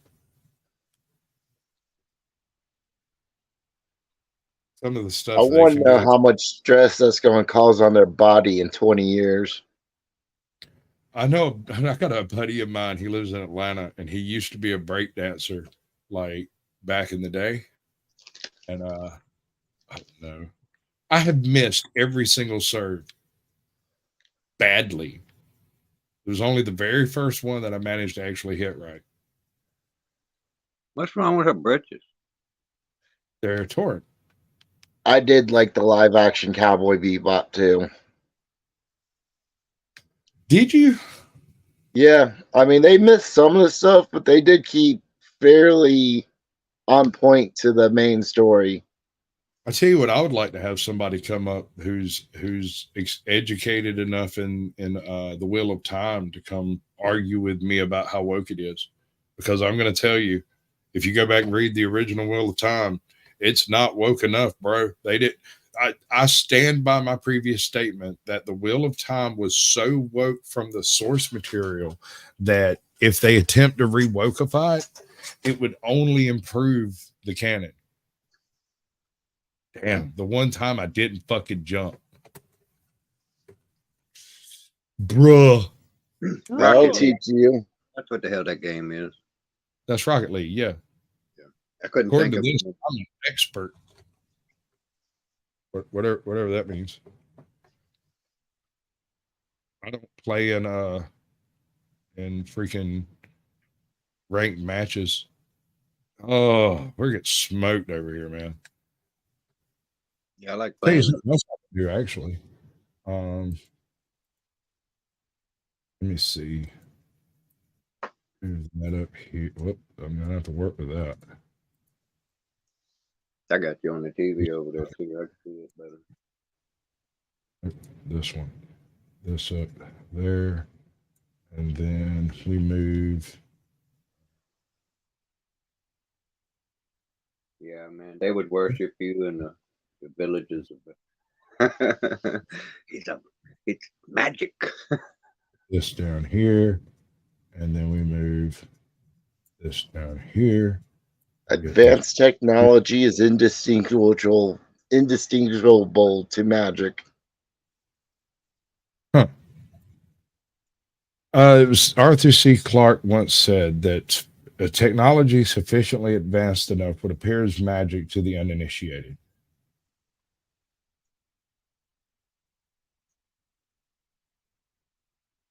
Okay, we're halfway there. Now I need this above that. Right. That's below that. That's below that. And so I would adjust this. Damn it. Work right. Up a hair. I think your Rocket League members are going to be upset with you. That's why I only play casually. Because if I tried to do this professionally, I would just make people really, really stupid mad over and over again. I pulled a Sasquatch today. Got in an argument with a kid online playing this game I'm playing. And it's a head-to-head war. You get various different units and shit. And they all do different things. And they all counter each other in certain ways. But you time specifically, and it's a good game. But there's a certain way you can just sandbag by not leveling your shit up. And you can get super powerful units that are just hard to fucking take out. And I played this one guy, and it pissed me off so much I gave like fucking probably 1,000 words just back and forth between this kid, telling him he had no honor. He is a sandbagging, you know. And he was like, you know, you need to quit. It's like, no, you don't. Nope, I'm not quitting. I'm going to get better and crush you and your ilk out of this game. And I accidentally created 4 more avatars to play with. Then I put them in a clan so that I could use them to upgrade each other and shit. So now I'm gonna be crushing that shit. I used to play this game called Dragons of Atlantis. Any DOA players out there? Word up. I was a character called Great Sky Troll, and I took over an entire server with one of the weakest clans on the server. Let me explain what I did. So on this game, you had one critical issue was food. During certain weeks, they would make it so that you didn't have to pay the food costs on your soldiers. If your soldiers weren't in your city, you didn't have to pay for their food cost. So what I would do is super bulk up on numbers during a food-free week, kick all the soldiers out into surrounding landscapes where they could fend for themselves and feed themselves, and I didn't have to expend the food cost. And when the food was on, I would raid. So I would just go steal people's food from other clans, and when I would get it back in the process of those food weeks, those food-free weeks, I would build these basically delivery trucks, right? They're big flying delivery trucks. I would load all my food up on these. I built enough of them to get all of the food of a single raid. and ship it to somebody else in my clan that was 12 hours away. And at 11 hours and 50 minutes, I would go in and reverse it back to myself. And then it'd be another 12 hours before it got home. Right. And then I could keep, basically, I would just strip the resources out of all the clans, starting at the number 1 clan, and every single person in that clan would have all of their current resources stripped, and I would float that shit between me and the other clan members in my clan. I took resources away from the game so that it could not even be calculated for power until I decided I wanted the power at home so I can make an attack on another clan, right? So I would arrange for all of these pickup trucks to show back up at my house with all of my army coming back into town at the same time so I could form a raid on a given enemy city. That is a nice tomato. I like that. I do stuff to see if people paying attention times. Oh, it was cool. That's one of them donation things. We donate $1 to some children's stuff. Right. That's groovy. So looking at my rough analytics anyway, this is crazy. The interaction is through the roof, but the actual retention doesn't seem to be that long. But I've had easily 15 people in here. What is it, cycling people? Do I only have like 6 people actually in here? Is that what it is? And the rest are just people scrolling through shorts? Maybe. It's really weird. Especially if it's I That kind of know, makes a little. I know you can't actually see or interact with the chat if you're just scrolling past through it, but you can sit there and watch it for as long as you want to watch it for. Talk to me. We can make this work. I have read that freaking series from, well, I can't say from cover to cover because I read it in the order that I was able to get my hands on it in. But those first 37 books I've covered at least twice. Flicker. Flicker. See, the thing about the Wheel of Time that a lot of people don't understand is it's not a linear story in the first place, right? These are all possible outcomes. These are all different. Dude, you're weirding me the fuck out with that shit, dude. You're look at this. Look at what I got to deal with backstage. And I mean, like earlier it was a clown nose and then there was a tomato or something, right? Flicker. So each version of this particular book, each book is not even the same story all the way through. Like Alran Thor, you'll have Thor, you'll have him go from the Twin Rivers region into the next big city that he goes to, where he starts really understanding how corrupted his power really is. During that travel period, he is redressed, readdressed. He is named by another name. He takes on another name in one story, but in the following chapter, here's what I tell everybody. It's really hard to explain unless you've read some of it. Every single event that takes place could possibly be taking place in a parallel dimension in the Great Wheel of Time. It is not whether or not Alran Thor wins, and it is not whether or not he is the dragon. It is merely the fact, the idea that whoever it is that is the dragon resists. They fight. They do not succumb to the evil that makes them the dragon, because the real dragon doesn't succumb to the evil. The corrupted spirit that is the way, the what did they call it?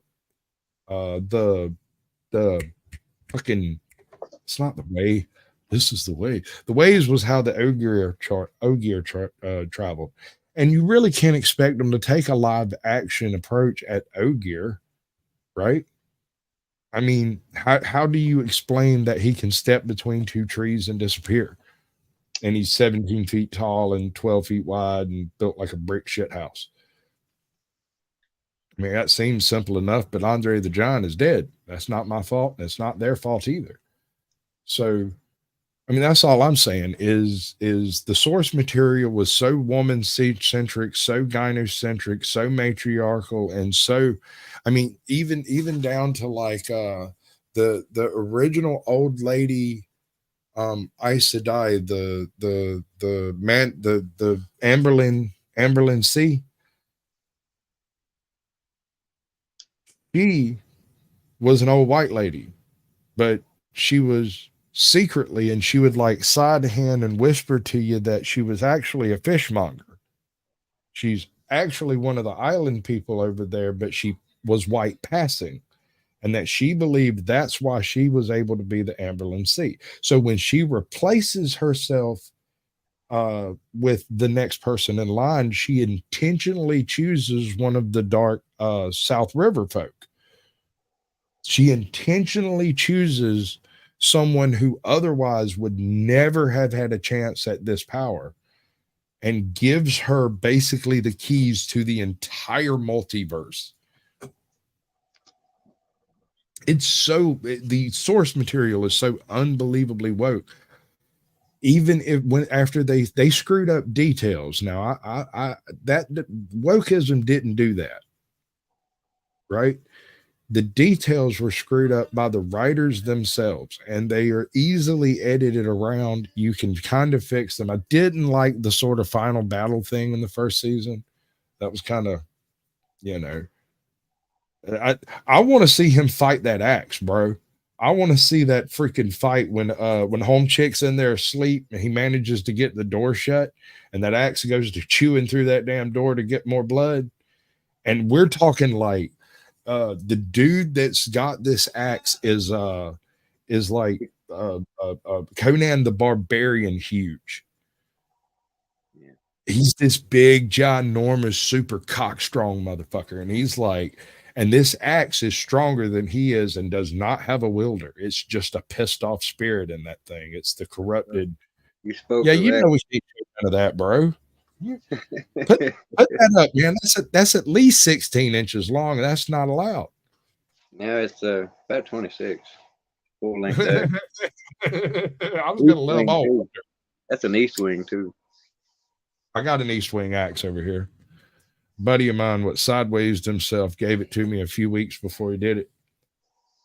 I bought that one myself there.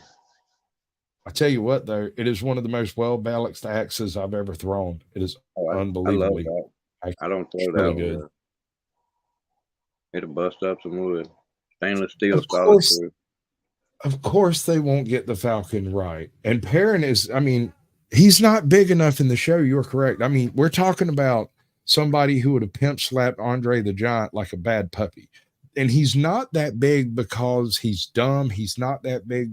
He's that big because he was adopted by a blacksmith. And the only reason the blacksmith adopted him was to pull the damn bellows on the forge. And so that's what he did. And later he happened to be a big corn-fed lout, so he started carrying the heavy things around that needed carrying and just never stopped. And directly he was swinging a 4-pound sledge like it was one of those 2-pound jobs for edging. You know, big boy, strong, like the gorilla smell. Yeah, I want to get me a bush axe. I used one of them quite a bit when I was incarcerated. And swing it one-handed all day long. Tell you something I found absurdly useful. I've got one of these in just about every bug out pack, is a one-handed grubbing pick. It's got the flat adze blade on one side and a literal curved hooked spike on the back.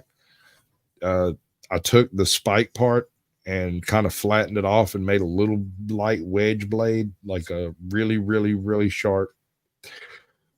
I don't know how to explain what I turned it into. It wasn't like it was when it started. You could dig, dude.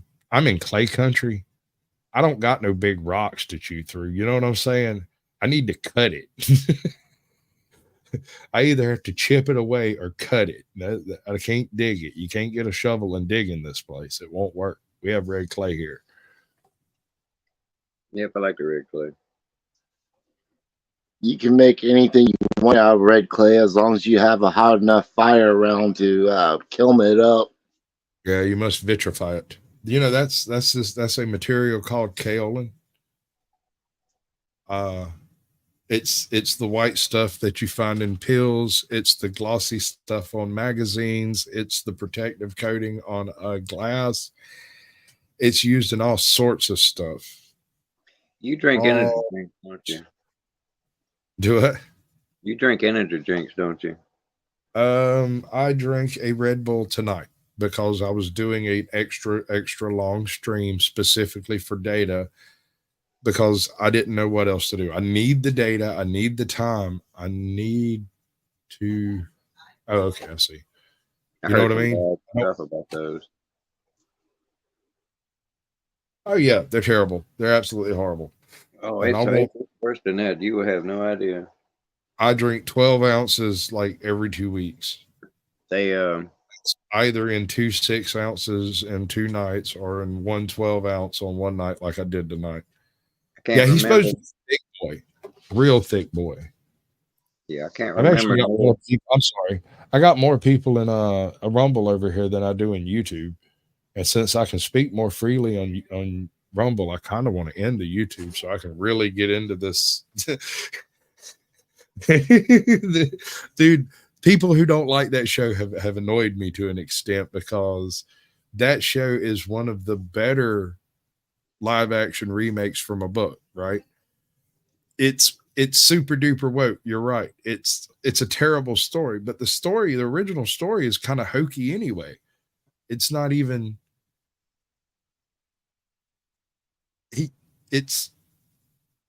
I don't even know how to explain it. It's just not a thing that matters. What really matters, the real details that matter, is that Thor was raised by what was he a miller? I can't remember. He was just some random dude.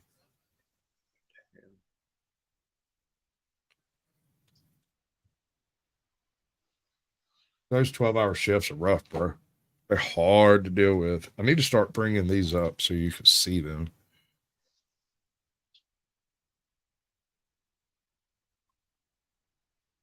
I usually start my day off with 2 Monster Coffee energy drinks. Well, I won't ruin them for you. Oh, they're probably absolutely horrible for me physically, but they taste delicious. But it's where they get it from. It's really the real bad part. So like I said, I won't ruin it for you. You can ruin it. I'll still drink them. Alrighty then, since you're brave. You go to the human waste. I don't have, but hold on a second. Anti-Jack, I only have 6 people in the YouTube live stream.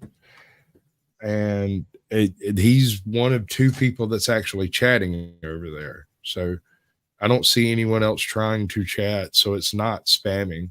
It's fine.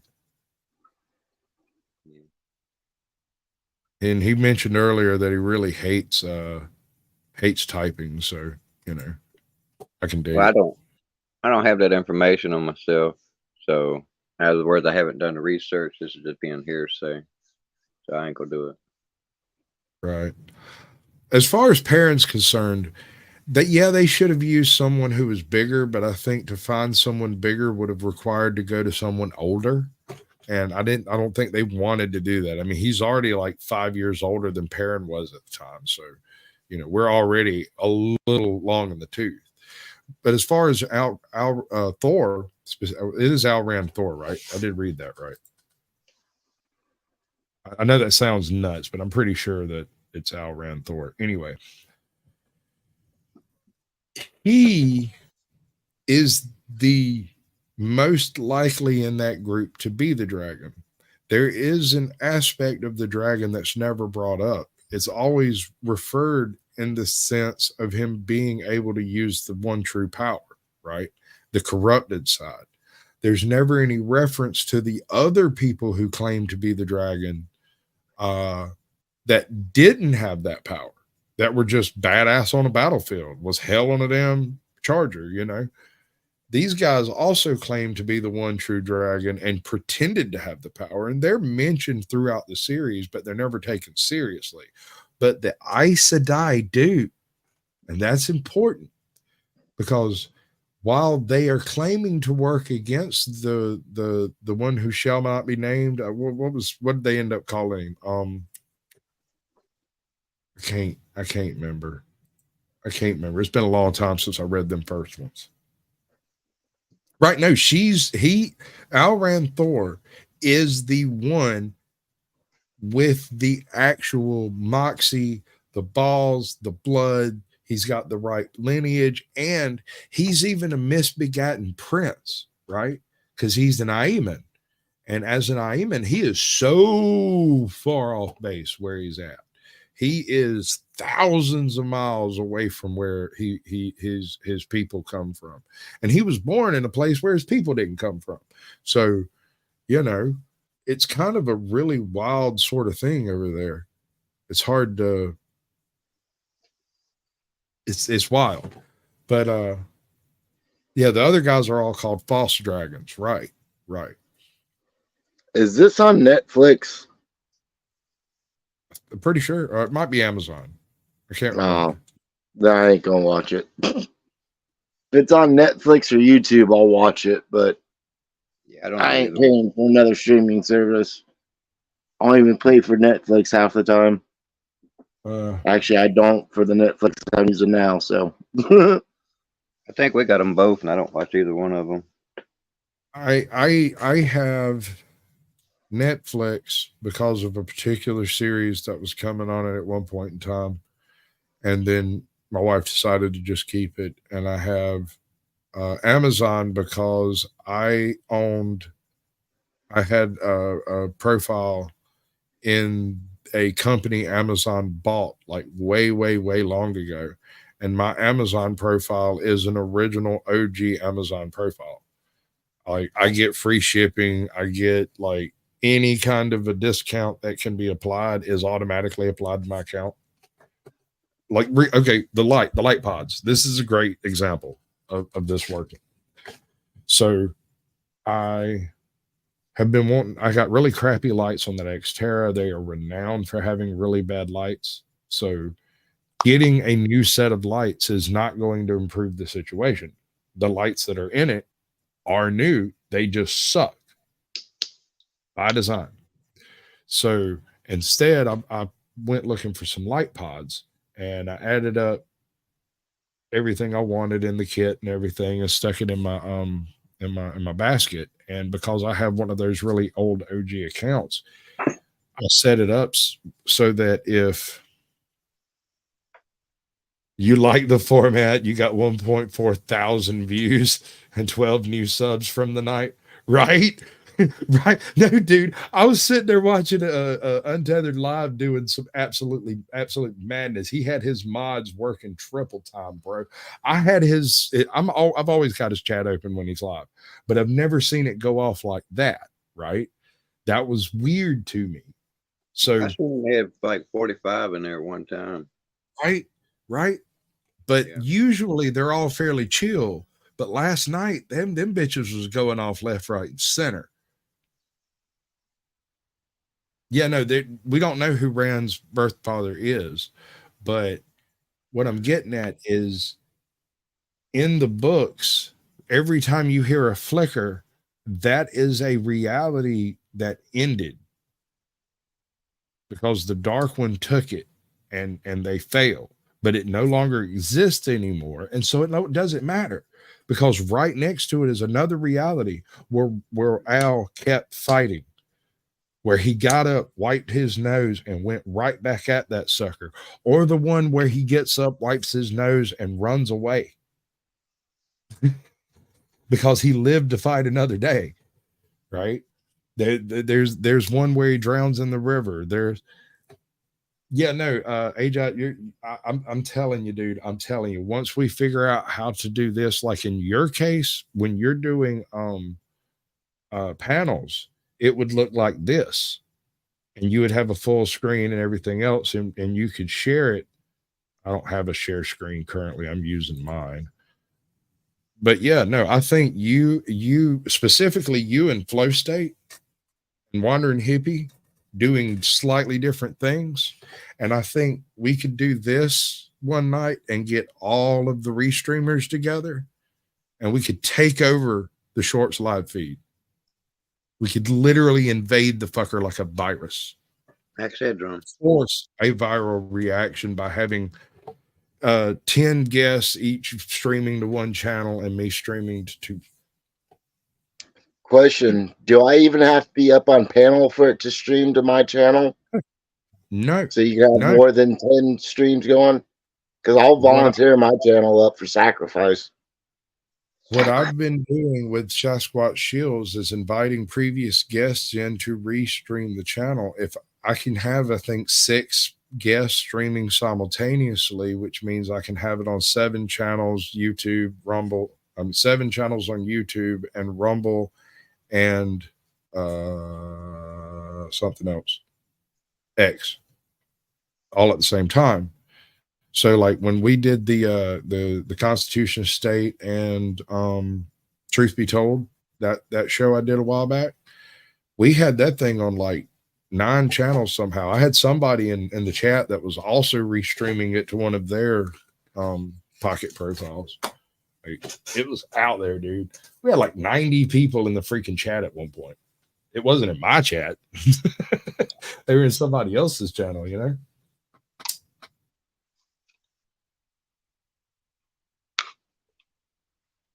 Some of this stuff I can't screen, Pickle. I'm sorry, Bo.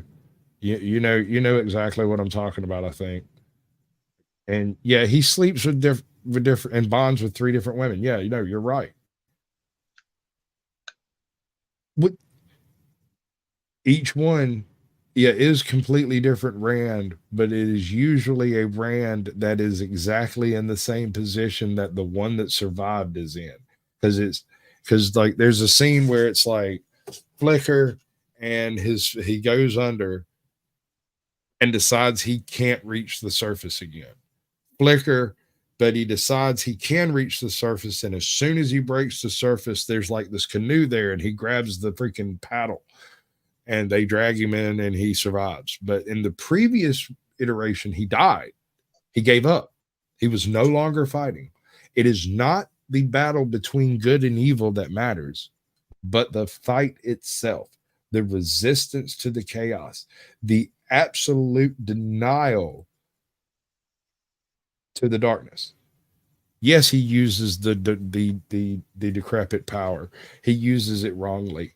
He uses it badly, but he uses it sparingly compared to the other dragons. I mean, the other dragons are like planting fruit trees with that shit, you know?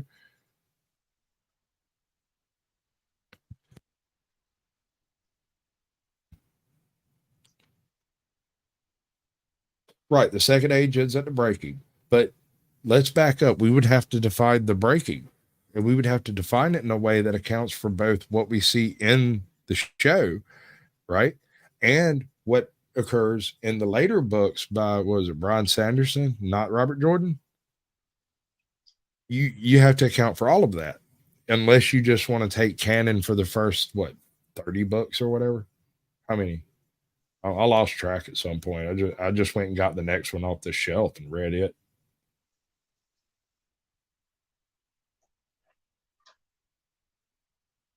Yeah, no, Rand would lie in a heartbeat, and he always would. In the very early bits when he's talking to his father, in a couple of the early flickers, hey, Witness, welcome in.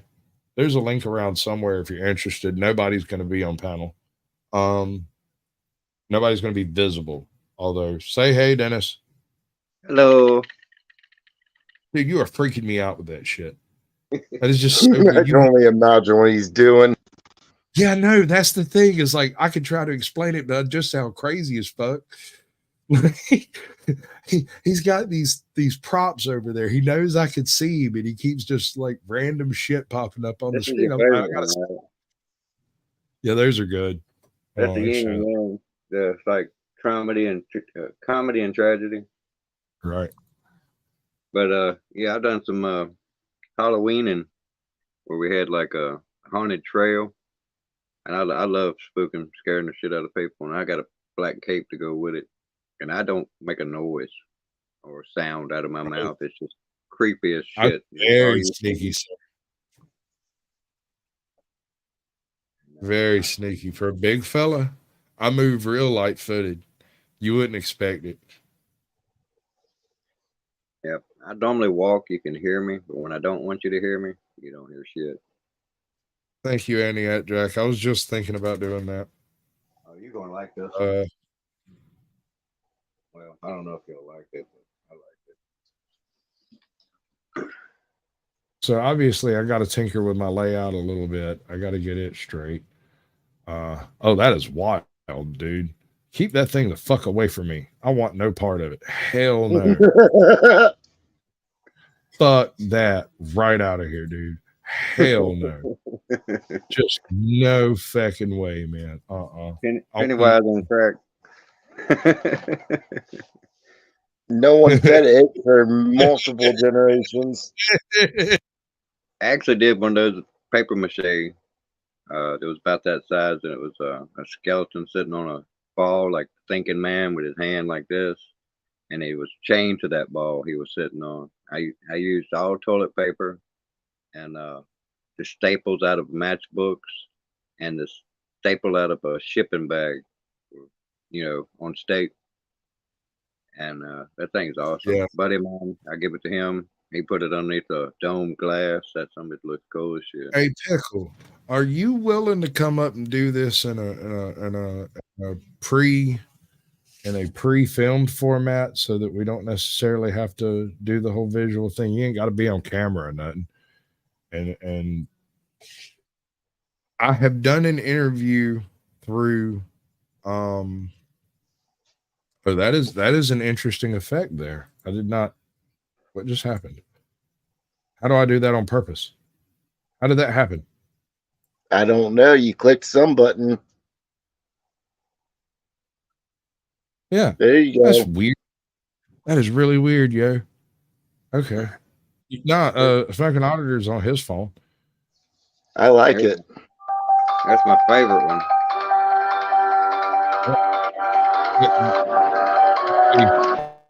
Gotta not be a thing.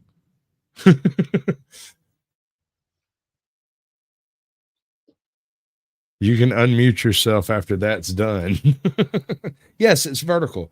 I'm doing this on purpose, witness. I just got a text from somebody else that I was streaming with tonight talking about she got 1,000 some odd views while she was live and wished it hadn't end. And I'm like, I'm just gaining data. I need approximately 24 hours of data total to make any kind of a reading off of the numbers. I got 6 hours the other night. I'm going to do 6 hours tonight, some kind of how. I've got 4 hours of Iceberg video. I've got a video game over here in the corner. I got some crap going on right next to me that's not even sure what's about. I just flip it every now and then. And I haven't figured out how to get rid of this behind me yet. This is not good. I don't like this. This annoys me. This is a part of this on here. Yeah, I've got something transparent. I'm gonna have to figure out what I've got out of place, but let's see. Blue Storm is there. Let's add Red Storm to it. There's that above there. There. Here's one of my cool ones. I got Captain Jack Sparrow.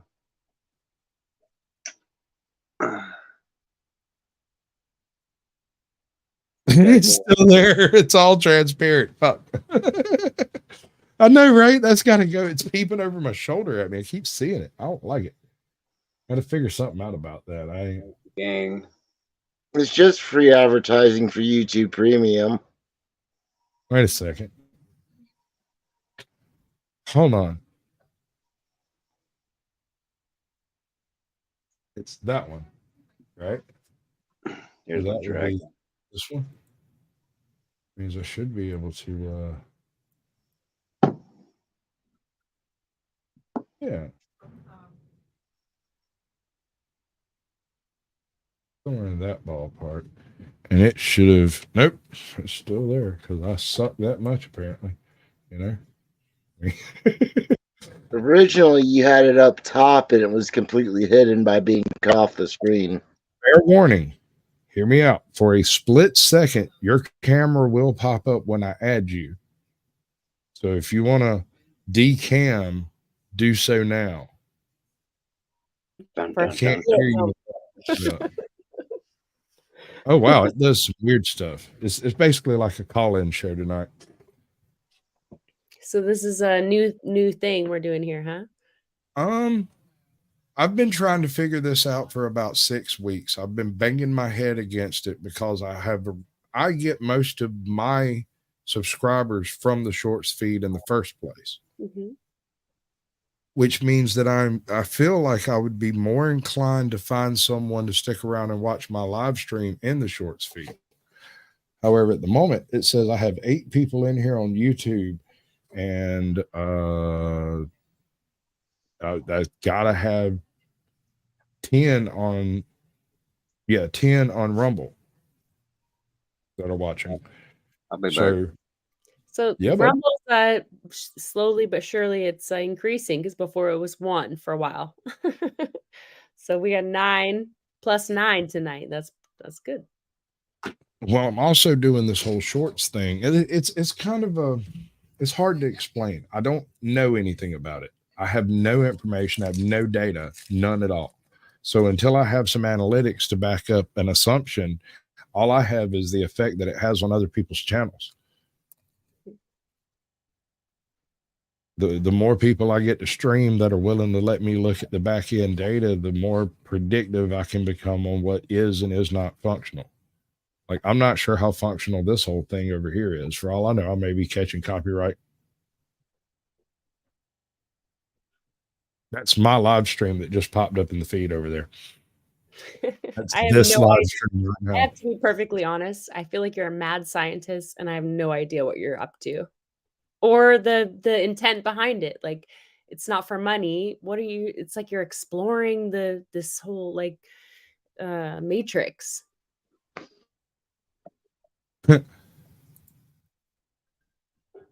Yeah, that's totally what that is. I don't know. This was Barbie's from earlier. It's popping up as a short. I don't know what to make of that. That's weird to me. That's also very weird to me. I don't like it. What just happened down there? What's going on here? Oh, I see. I know what it is. I got you. My bad. I wanted to look at something specific, and once that's covered, it goes blurry. Right. Okay. Good to know. Learn something new every 2 minutes, I guess. Gosh. And down here at the bottom, I have this playing for just colors. On August 10th, 1991, Casolaro was found dead in his hotel room's bathtub with his wrists slashed multiple times. The scene was quickly ruled a self-ending by local authorities, but several unusual factors cast doubt on this conclusion. His research papers and notes were missing from the hotel room. The room's carpet was wet. Right? So if I get bored talking to y'all, I can turn and start watching that. If I get bored doing that, I can play the game for a little while. This is an ADD nightmare that I love. I'm so happy with it. So the point is to make sure Sasquatch doesn't get bored. Basically, I'll stop streaming in a heartbeat. The very second I think I would rather be eating a waffle. It's on like Donkey Kong. Yeah, she's already making shorts from my shorts. Yeah, no, she does that. That's cool. I don't know what to make of it. It's there's a bit of a shortception going on between me, Smoking Auditor, and M. We short each other's shorts, and what's funny is M can't seem to get her her camera to work with her. Right. All right, bud. You have a good evening. That reminds me, I still need to make a short from the other short in response to the shoes. I haven't done that yet. I didn't. You already did it. I just haven't made a response to it yet. Oh. Like I need to start telling people, start doing hashtag short stories or something like that to tell people to understand what's going on in this short. You got to click the thing and then click the next like 4 to see the whole beginning to end. Or just let someone actually edit it all into one giant full-length video. This is the show. I don't understand what you mean. Where's the show playing? You talking about the bottom window? I've got a bunch of windows overlaid on each other up here. One's well, this is a video game I'm not currently playing. These are shorts just because, and then down there's other stuff. See, I did not tell it to do that. That happened because you dropped out and dropped back in real quick. I'm talking to Smoking Auditor. He's the one on the sketchy connection. That's just the connection. But with that being said, it's getting awfully late. So good morning, good evening, and for me, good night, everyone. Have safe, be fun, and whatever else is a proper terminology for right now, because I'm too tired to think. Right. Rest well. Rest well. Yeah, we're fixing to listen to this particular bit. We are. Yes, sir. Night Smoking. Good to see you again. Peace out, brother. Much love. Don't let the man get you down. This one. We're listening to this one. Gradually learned English and explained that they came from a place with no sunlight called St. Martin's Land. As they assimilated, the boy became sickly and died, but the girl thrived, eventually marrying a local man. And assuming the legend at least has some basis in reality, there's the potential that some of you viewing this right now are the descendants of Green Girl. Several theories have been proposed to explain this legend. One suggests they were Flemish children who got lost and surfaced in Woolpit, their green skin a result of malnourishment. Another theory posits a folktale allegory, symbolizing nature, humanity, and our alienation from nature. A more modern speculation is that they were extraterrestrial or from another dimension due to their unfamiliar language and green skin. That's the one. Anyway, this one seems like a game of historical telephone to me, so I don't imagine we will ever have a clear answer as to what was up with these green kids. I like to imagine villagers embellishing the story of some unusual, abandoned, non-English speaking children over the decades. After all, what else was there to do in medieval Woolpit in your downtime besides adding a few juicy details to the local legend? There's probably an alternative universe where the story that got passed down is that they were pig children, whose snouts and tails fell off as they adopted English culture. Also, perhaps this is a new Mandela oink effect. If you're from the Piglets of Woolpit universe, please go ham in the comments below and make the tale a swine one. Okay, so he gets the dad joke win for the day is what he gets. I don't know what else to say about that. That was astonishing, I suppose. I like the Green Kids story myself. I like it. I like it as a thing because there's a couple of conditions that can turn people green or blue. For instance, if a child, if a person, and a child, it would happen faster to a child than it would an adult. If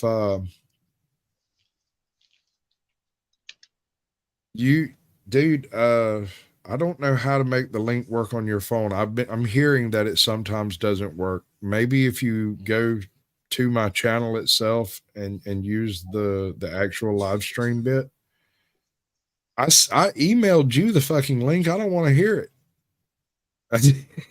You don't get to fuss at me. You got it. It's over there. I'm pretty sure. Damn it. Do I need to do it again? Do I need to do it to 25 other freaking email addresses? No, I'm going to email it to the last one. Let me check, make sure. Yeah, it's labeled Harumph, you freak. Either get in here or shut up, or, well, you can keep chatting or whatever. I'm just saying, you can't fuss at me for not having the link. I sent it to you in different ways. Still not working.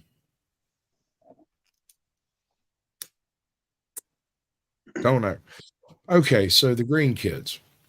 One of the ways you can turn green is if you eat an awful lot of green beans, English peas. You can think I'm joking all you want, but there is enough pigment in the peas. If all you ate were peas, you would eventually pick up a green. Let me see what I can do. No, man, I call bullshit. That sounds retarded. It's I true. mean, you can eat a lot of greens in your diet. Yeah, If but you that's not the same eat as eating green peas. Think about the volume here. When you're talking about leafy greens, you're talking about layers of air and stuff. A pea is a round ball of green. It is not for chlorophyll. It's not green because of the chlorophyll. It is green because of the beta carotenes and stuff in it. I'm listening. I don't know why it's not working, and I don't know how to make it start working. The only thing I know to do, let's see, I've got one of these things up here. It's got an email address on it. We're going to put that right at the top, and maybe we can read it. I don't know. Let's see. I don't know. Yeah, there we go. There's now an email at the top. I can attempt to email it to you, but M says that's not working. Oh, wrong, but M says that's not working either. So maybe I've just, I don't know. I know people have been live for freaking hours, like 20 hours on StreamYard. So that's not it. If I can get in here, anybody can get in here. I don't know. I'm just saying, like, I don't even know what that means or why that's funny to me right now, but Porter block. Let's see. No, don't tap the name, tap the actual link itself. I'm a channel creator. I should be able to drop a link in my own chat, man. That shouldn't be a thing. I'm gonna try it a different way. Something about this shorts chat doesn't like it. I don't know what to make of it. I think it's because it's at the bottom with the heart down there. I think it's all trying to. Oh, we have a pickle one. Little bugs me. What's up, pickle? Yeah, it's me. All right, bud. How can you hear me? I can hear you pretty good. All right. So welcome to Sasquatch. How you doing? Oh, doing okay. How are things on your end? This is all very strange, and I don't know what to do with it. So I'm just kind of flailing around just like a dead fish does it. You had someone else trying to get on. I went ahead and looked at the StreamYard site. I know I'm using my phone. Right. And going through all that, and then I went back and just typed in what you had shared into the browser bar, and it took me straight to your channel. Yeah. Okay. I don't know how that works exactly. I've never really had a problem with links in chat like that. I don't have any emails. I seem to still be live, so I haven't caught a strike in doing this. So just tell them to go to their Google search bar and type in what you shared with them. They can hear you. Okay. Well, I don't know who you were talking to, but we can hear you and Witness and Dennis. Nuh-uh, I was muted, bro. You couldn't hear me when you said that. Okay, and you have an option of speaking. These are the people who can speak up should they choose to do so. No, I meant who was trying to actually get onto your channel. Thomas Blades. Okay, so Thomas Blades, type in what he shared into your Google search. That's what it would take, apparently. And as far as app, it's not on the App Store. You have to go to StreamYard to get the app. Oh, I bet I know why it's. Well, that might be why it's not working right. I turned off the share thing and then turned it back on, and it may have just dudded it because I can't reshare like that. I don't think. No. I may have killed the link when I turned it back on. I don't know. I've heard something about that. And yes, there were blue people in freaking Comstock, Colorado. They encountered a small silver vein, and the way they found it was because people were starting to turn blue that were at a particular farm. And after questioning them about the whole blueness, and also homie was bringing in some pretty high quality silver in buckets. And so they went and like questioned everybody about the blue people in the buckets. No, of course I can't hear you. There's no way I can hear you. That one there. No way. I can hear you. I can hear Pickle. Being facetious. Yeah. But that was part of what led to the Comstock load. Copper. It was a small vein of silver initially, and they were going to open a silver mine, just like Silver Springs. But it played out almost immediately, and in the process of digging for the silver, they found what would later become the Comstock load. So it was silver nitrate that was turning to blue? It's whenever, all right. It's a type of it's a sort of a colloidal effect that happens when you've oversaturated a region of clay with too much silver. Might be nitrate. It's silver in a solid state, like in its natural form, after it washes down out of the mountains, right? So what had happened is they had sunk a well through a layer of clay and rocked it in. And the water was running through that clay with the silver in it and depositing a silver heavy clay in the bottom of the well. And he would go in every few months and empty the well and go assay it for money and then improve the farm.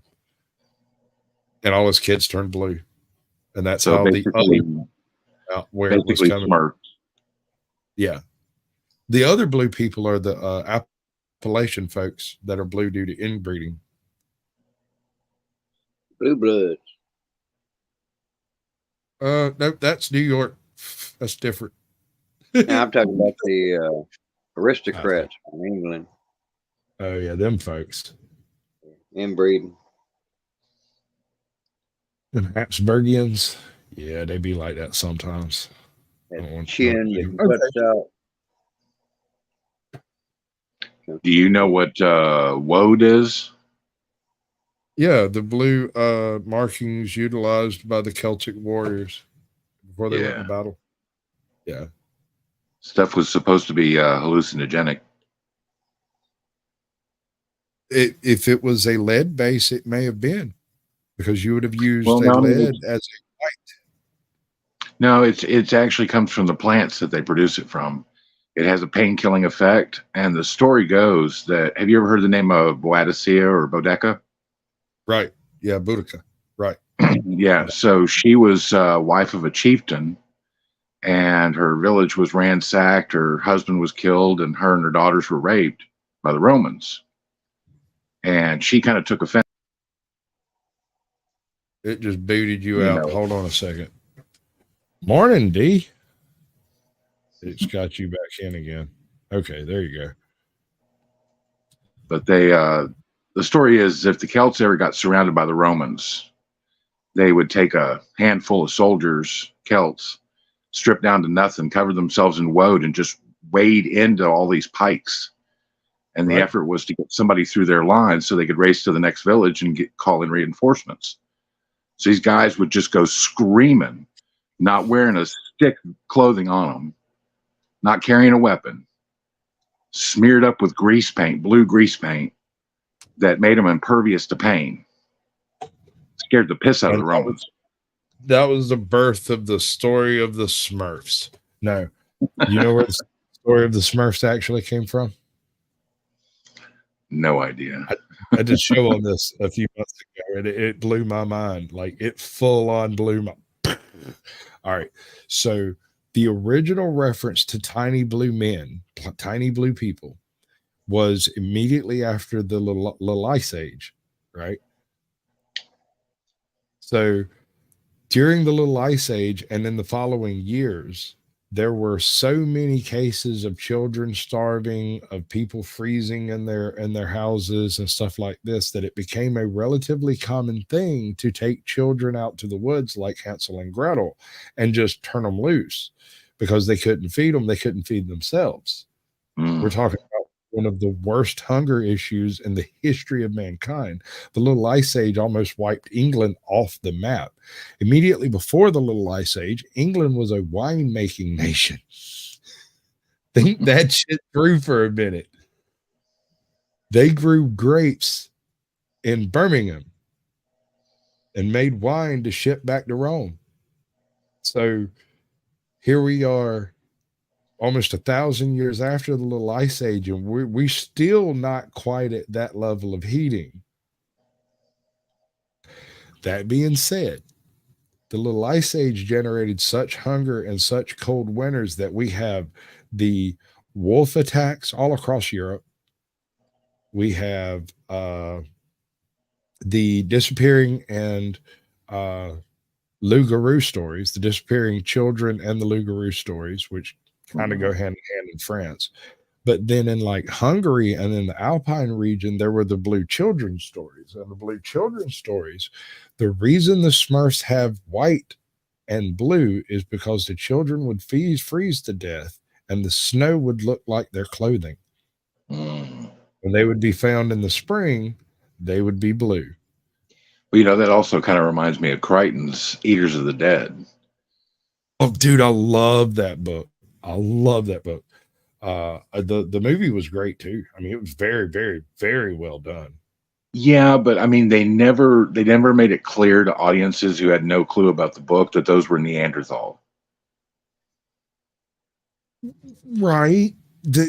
Right. You were correct. They didn't expressly make it clear, or Cro-Magnon. They could equally have been Cro-Magnon by the book.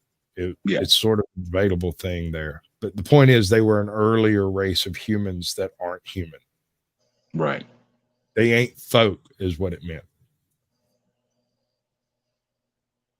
I like, and you'll hear me use a lot of phrasings that I got from that book. With mine own eyes, I do see. Once was said. Like, I don't remember who said it, but somebody said it. You'll hear me say it once was said, and then I'll say some shit. And it's just something I've heard. It's not anything I can verify. But when I say the words, with mine own eyes, I did see, I witnessed that shit. I saw it. What is that one redhead's name, that actor? Oh, man, I can't remember. You know, people see him and stuff, and I'm like, don't you remember 13th Warrior? They're like, he was in that? Yeah. He played in Doctor Who, one of the best Doctor Who episodes ever, as Van Gogh. Yep, I've seen that one. And he was also in the second what is that vampire series? the Vampire Lestat. No. The Underworld. Underworld. He was the second. He was the second big bad. Yeah. Oh yeah. You're right. He's a real pretty boy in that one.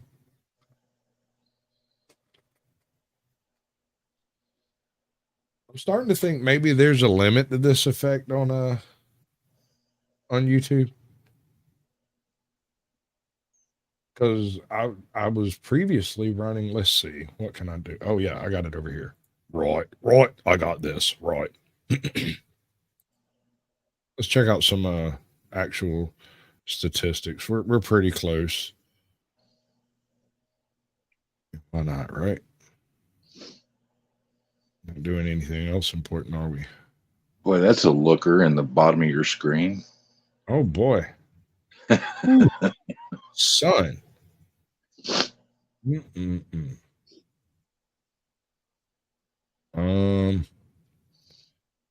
Appeal rejected. No humans were interrupted in the process of this. Right.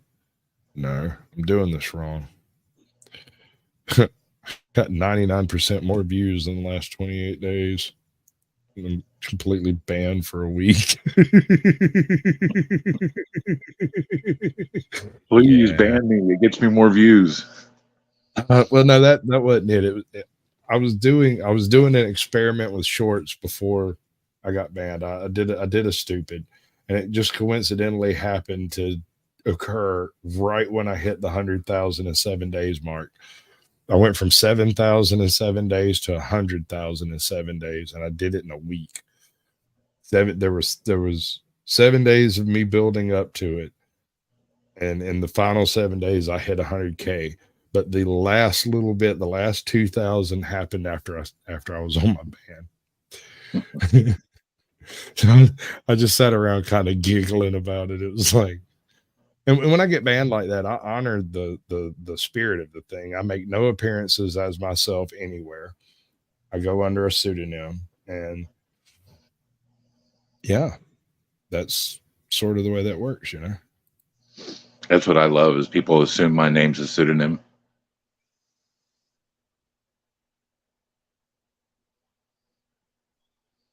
Oh, cool. According to this, I have had 864 views since I went live. I've picked up 51 hours of watch time. Although it's not going to keep track of subscribers until later. But to get monetized, you have to have hours, right? Yeah, and they have to be counted hours, and I'm not sure if hours from the shorts live feed counts to hours. You get what I'm saying? Yeah. I mean, you can always repost your live streams as videos later. Yeah, I can do that. Plus, this will give me I do shorts mostly, so this layout gives me a little bit more of a. Well, you get traffic. Right. People just scrolling through, they're going to see the shorts. Yeah, exactly. Plus, when I go back and edit my shorts out of my content, it'll be more audio, and the video will be largely just this stuff, you know, which is why I've constantly got it changing up and whatnot. But honestly, I have to close down my chat. And I'm dealing with phone, and it's phone connection. I live in a bowl. But when I'm on something like Tim Pool and there's like 17,000 people chatting, I got to turn that off. It's unwatchable. Yeah, I get that. And it also gets kind of difficult when they're dealing with multiple chats. Like a little while ago, I had twice as many people in Rumble as I had in YouTube. I had like 4 people in here in YouTube.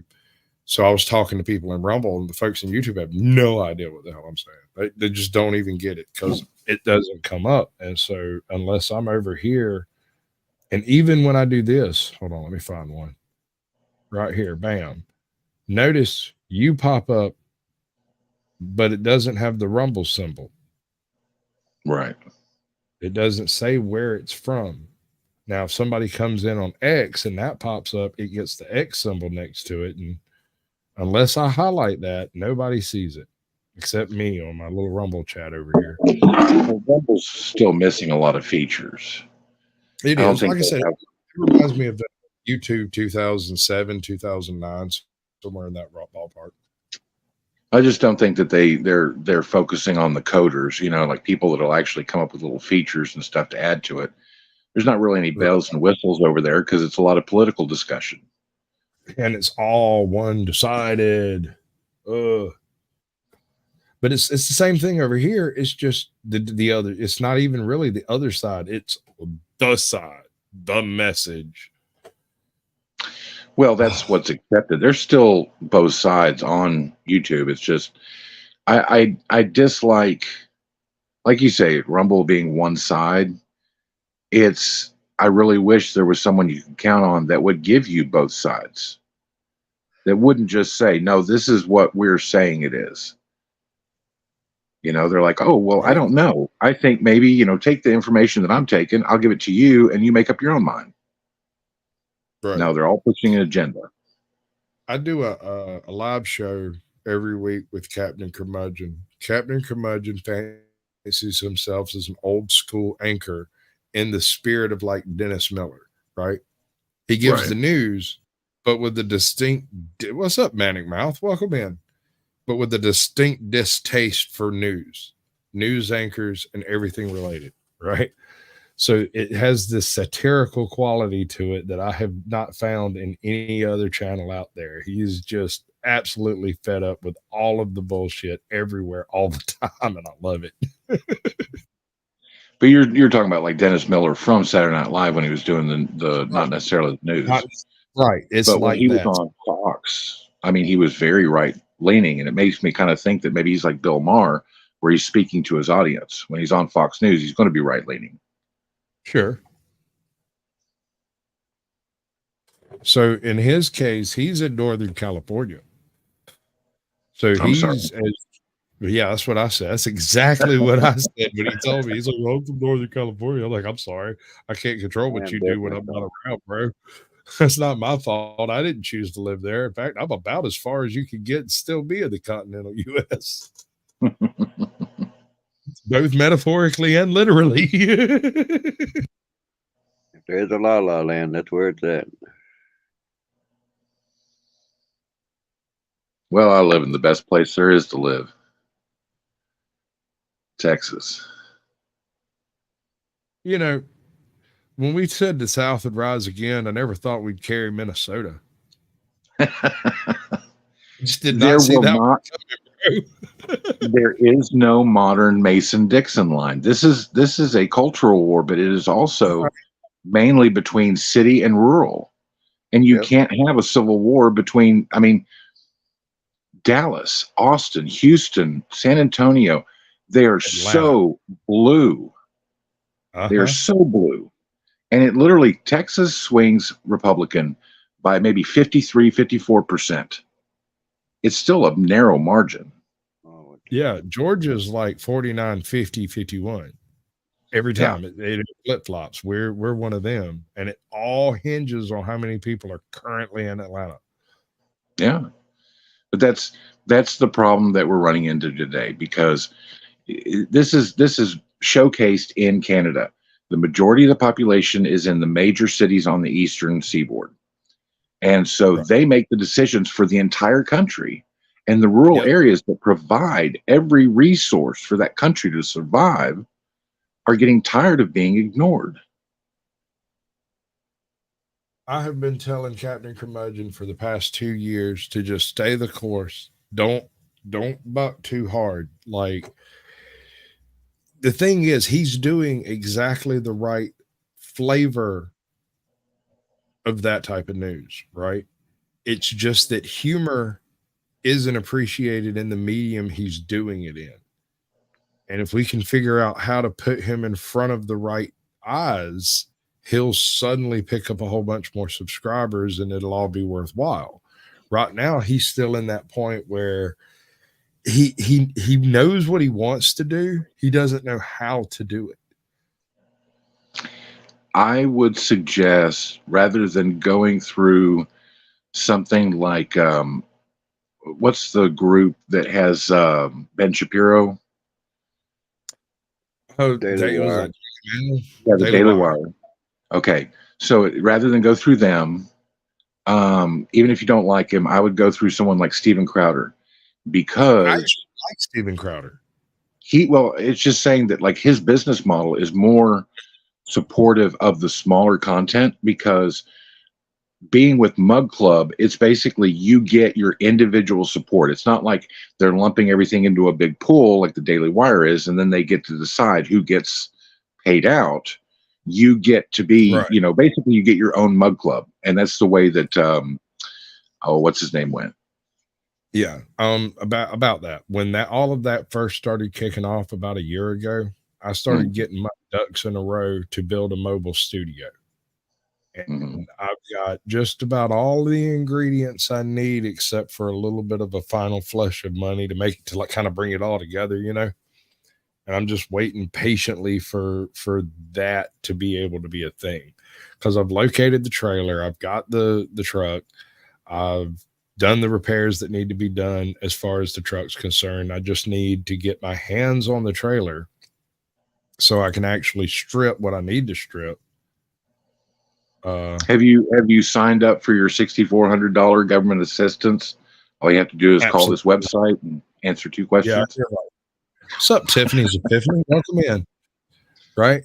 No, I'm doing this basically out of pocket. I don't even accept donations on YouTube. I don't have memberships. I don't do none of that, because I figure, okay, I never intended to be a live streamer. This was never a thing I meant to do. I was going to read Westerns. That's what I was going to do. Right?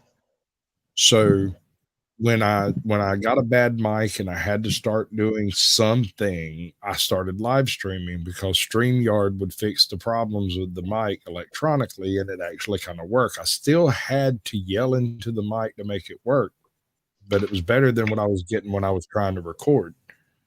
Right?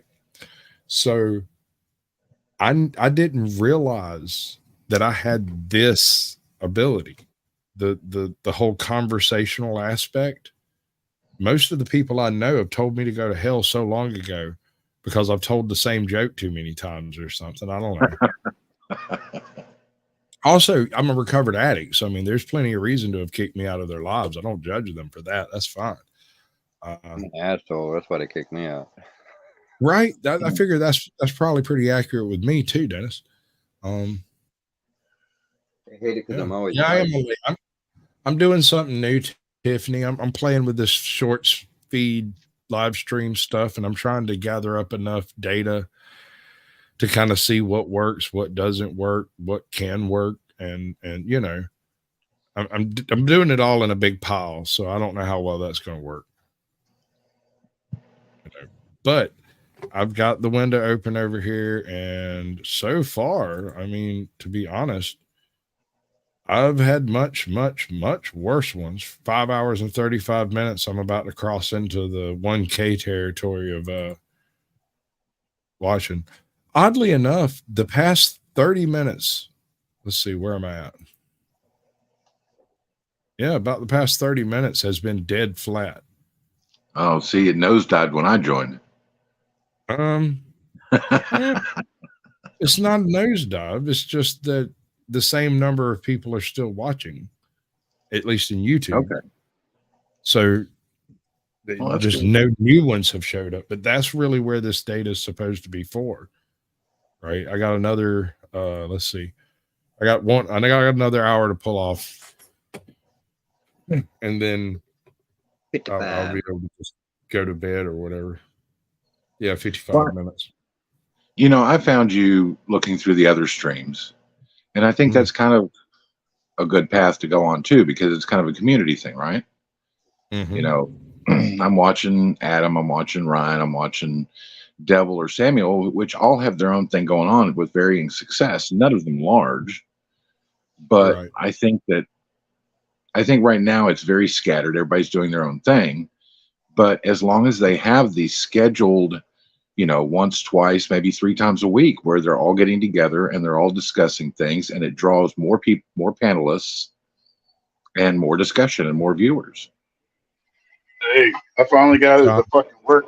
I do not know what was going on. Cool. Let me see if I can. All right. Let's try that. Cool. All right. You guys hear me all right? Well, yeah, I can hear you. I'm currently at work. So. You can turn your camera off if you want to. You're not going to be up on panel, like visible. How do you do that? You don't have to. Yeah, there you go. You did it. Congratulations. But yeah, no, I've recently added Rumble and I've recently added X, and I'm so lost on X. I can't even find my live streams. I have no idea where they're at when they're live. I can't find the freaking chat over there. I'm lost, man. I don't know what to do over there. I have no idea. I have no data. No data. That's my problem. I have no data. So you need some tech savvy teenager to come in and show you how to do it.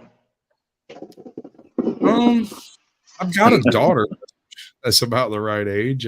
She's very angry with me because she started her TikTok and YouTube and started doing shorts about a week before I did.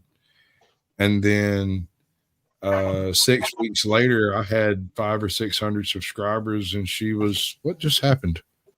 Did I just get took down? Yeah, still That was uncool. It says I'm still live everywhere. Yeah. I think my earbud just died. Yeah, right. That was weird. I heard that X is better than what was it called before Twitter? Yeah. I've never used either of them.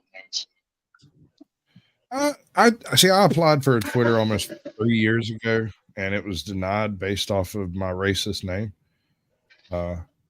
And whenever you applied back then, you had to put in one tweet for them to put up whenever it was approved. And then, like, I don't know exactly when it happened. I got an email from X saying that I was approved, and it retroactively uploaded my tweet. So it was like approved April 3rd, tweeted at such and such a date whenever I first applied. Huh. Okay. It's weird. Yeah, I'm not on any social media. YouTube's basically it for me now. I got so sick of Facebook that I just deleted the entire account. Facebook is like, it's bad. It's not good. Space puke. Facebook has been responsible for more divorces than anything else since the dawn of man. Yep, that's what society's gonna be like. We don't straighten this shit out. Well, my biggest thing on Facebook was everybody had their opinion, but nobody wanted to listen to the other side's point of view. And I just would just get so pissed off at some of the conversations, like even just history. It got to the point I was getting pissed off at home, and I was like, "No, this ain't good. This is not healthy." So I fucking deleted it. Well, right before the whole lockdown situation took place, I witnessed the meltdown of a dozen relationships, all surrounding a group of about 3 people on Facebook. And once it had all been settled down and the dust settled, it turned out half of it was bullshit, never happened. The other half of it was mostly exaggerated. And what did eventually happen out of it was stuff that had happened after these people had broken up. So it was wild. And then the lockdown happens, and I saw another dozen freaking relationships just melt down. People who had been together for years. Yeah, I lost my best friend over that shit. Right? I think we all have. I didn't have I got pretty lucky when it came to all that. I've been kind of a lone wolf, a loner my entire life anyways. But I saw stuff like that happening with my family members. They would like get into it, especially during lockdown and like the debates over the vaccine and everything. It was bad. Yep, that's what it was over. The pokey. Well, and everybody gets so hurt because if information comes out proving you or the other person right, it's like nobody wants to go and shake hands and say, okay, I was wrong. Yeah, no, I mean, like this one dude I know, we were friends for freaking ever. He ends up breaking up with his wife and running off with another dude's wife. And when this goes down, I'm like, dude, you know, you can't do this here. Not in my living room. You can't do this in my living room. And he got his tail all bent out of shape about the fact that I wasn't letting him use my fucking living room like a brothel. You know, I was friends with everybody involved. Why would you think that I would decide to let you hoe around with his wife when I won't let him hoe around with your wife? I don't understand why this was ever even a conversation or became an issue. Yeah, why put you in the middle of it? Right. Because it was my house, because neither one of them had a home. And they had this bright idea that we were such great friends that he was going to divorce a friend of mine and she was going to divorce my cousin, and they were going to move in here for a few months till they get. Fuck that shit, dude. Beverly Hills 90210, buddy. Right? No.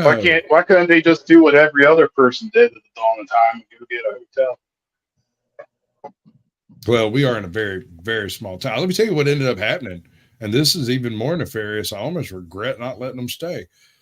He ended up moving in with her and her husband for a few months until she got knocked. And they had to fess up because apparently the husband had a vasectomy and they couldn't explain that shit at all. That's immaculate conception, buddy. Dude. And the only reason I got pissy with it was because, and I quote, I made the statement that both of you are fucking idiots. You will end up pregnant. Your husband's had a vasectomy, and then it's all going to be on my head because it happened here. And I'm not having it. And everybody in my life got mad. Was like, why are you being so mean? This bitch goes on and tells people I'm back on smack, that I'm doing meth, that they need to avoid me because I'm dangerous, that somebody needs to come help my wife. I'd been clean for like a year. I had cousins show up and stare me down real creepy, and it took me a while to realize what was going on. Look, people are going to say anything they want to say about you. And the way I said it is, if anybody wants to believe those kind of stories about me, they ain't my friends anyway. Well, they never were. I mean, okay. So I have been a junkie. I'm a fully professed. That's not a mystery. It's not a secret. I don't judge. I'm a recovering alcoholic myself. I don't give a fuck if you do judge me, dude. I lived. Fuck you. Hey, boo. Yeah, I've been sober for going on 2 years now. And I'm proud of you. I was sober about 5 minutes ago. You know, I'd like to say that once you've been there, once you've earned that reputation, that at some point you'll get past it. But the people that know you, true, they'll always think, you know, some part of you is going to go back there. And it doesn't matter. For me, I was so mean as a youngin' and a teenager that they all stayed pissed off all that time. And when I got to be an adult, they just like all teamed up on me. Kind of like Brutus. You too, Brutus? Right, et tu, Brutus. Yeah, et tu, Brutus. I mean, I used to prowl around out at Renaissance fairs. I knew people that did 8 balls, meth, ecstasy, everything in the book. And they get down on me because I smoked weed. I know. Dude, one of my favorite shows I did one night, I had this guy who's kind of straight-laced, and he's one of those big believers in, like, marijuana is a real hardcore drug. It's a gateway drug, and if you start on marijuana, the next thing you know, you'll be over there snorting the pipe or doing the weeds, 2 needles at a time. He's one of those people, right? You just don't have no clue, no idea. And I screwed the pooch on that one. And we did the whole show, and afterwards he's like, well, I kind of find it weird that, you know, you admit to being a junkie, and like, I don't see how that's possible considering you have it so well together. Could you imagine if you were high while doing the show? And I lit up the blunt. This was right after the show. I was like, dude, I smoked a big fatty right before we started, and I smoked another one about halfway through. Remember when the camera didn't work for a minute? Yeah. He's like, suddenly his entire opinion of me changed. We hadn't even really talked since. Yeah, I never understood the whole drug thing with me. Never once whenever I did that shit. Well, I mean, all right. So I cracked my pelvis open and ended up strung out on freaking pain pills and stuff. And then on a Yeah, random Tuesday, that's very different than just starting. well, on a random Tuesday, they basically were like, "Nope, you don't get those no more." Yeah, then you start going through the withdrawal. I knew a couple people who ended up like that too. Or worse, they throw you on methadone. Let's see. This is hard on your brain. I don't know what to pay attention to. Videos, conversation, and a video game, and none of them relate to each other. Welcome to my mind. Maybe I should just call this the mind of Sasquatch. I'm playing a game, listening to a. Y'all can't even hear the bottom thing. The shorts over there are just there because I got space. I got room for it. Multitask, man. Multipass. No, I'm just saying that, like, I have a cousin. She had the same route with pain pills, and they threw on methadone. Yeah. Oh God, that's hard. Yeah, no kidding. Or benzo. Both benzos are really hard, dude. Yes. Benzos almost killed me. I got off. All right. I'm not going to get into exactly what was wrong with my pelvis. Just that I got up one day and my hip went into the socket correctly for the first time in a long time. And rather than get up and walk around on it like I had done every other time, I just stayed down for another 2 weeks. Just let it heal a little bit before I got back up. In that, I was already addicted to benzos. I was already addicted to all this stuff. But after that 2 weeks was up, I stuck a bar and 6 Percocets in a Tylenol thing and stuck it in my pocket and did not take another one. I went to my bedroom, I locked the freaking door, and I didn't say anything remotely civilized to anyone for a good month. My dad. Let me finish this bit because it actually is pertinent. It really matters. It's dumb as hell. I listen to audiobooks when I'm sleeping. I'm laying there asleep one morning, realizing that I'm not dead yet, kind of wishing that would change. And I hear the weirdest thing. It sounded like Kermit the Frog telling me to clean up my room. To carry something. Jordan Peterson. From a dead sleep, that man summoned my soul back to earth. And I got up. I'm not even joking, dude. I got up and I cleaned up all my shit, took it in there, grabbed the top mattress, drug it out back, put it on back in the truck. We cleaned this up, washed my bed clothes, cleaned up my bathroom, cleaned up my bedroom. Then I cleaned up the hallway in the living room. My wife was just sitting in there going, "Who the hell are you and what have you done with my husband?" That's how I got this beard. God. I knew instantly who you were talking about. I was rolling once and they had been rolling in music. I was laying on top of fucking 3-foot tall speakers, just feeling that shit, bro. And all of a sudden this dude comes on and goes, "Welcome to my head." That was some wild shit. My dad, he passed like 3 years ago. He was a lifelong truck driver, and doctor put him for back pain, put him on hydros at first, and then ended up switching him to perks, and he was taking 5 a day. And I come out of the store and jump in the truck, and he pops 2 perks and starts driving. I'm like, "Dad, you can't be doing that shit." It's like, "It's fine." And I looked it up, and you know what? As long as you're able to drive, it's not illegal. It's not a DUI. Yeah, no, you're right. As long as you're within your prescribed limits, then yeah, you're correct. I got a buddy of mine got pulled over a bajillion times. They could never get nothing on his ass because he was always scripting it up perfect. And that, oh, good God. The amount of crap. Let me tell you what that I saw.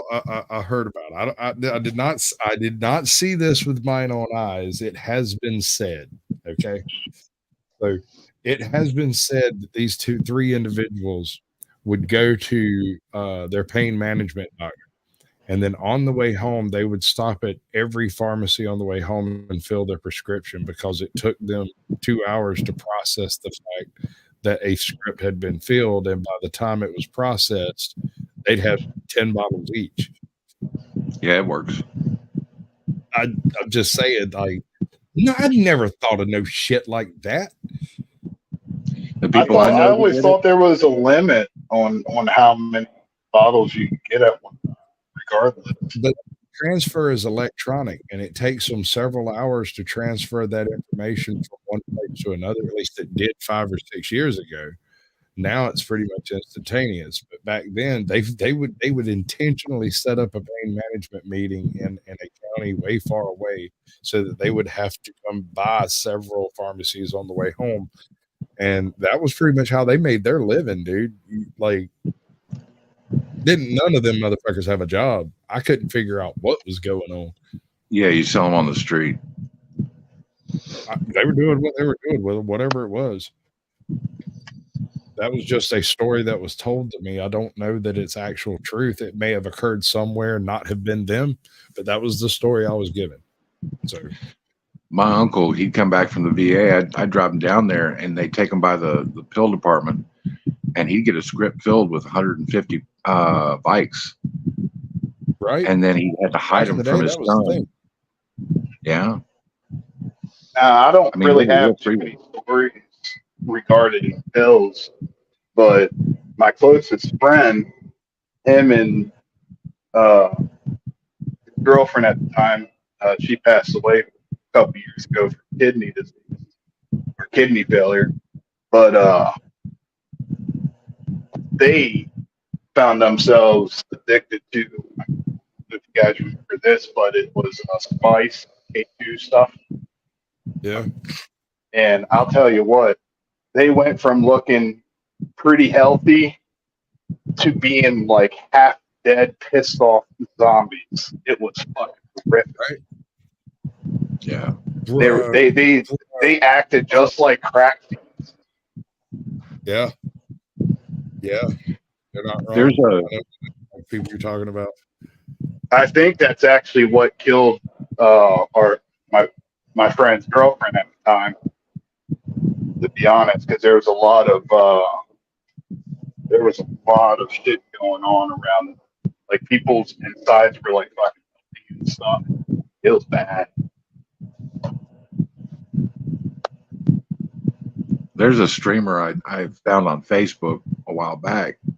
Hold on a second. Tom, do you have a fan blowing at your phone? I'm hitting my vape. No, there was a distinct breeze going on. It was like, oh, it's probably one of the many doors that I have here. Okay, it's not happening now. I cut my heater off. That's what it was. It kicked on. Is that what it was? I couldn't figure out what it was I was hearing. So it wasn't me. It wasn't you. It was the other one.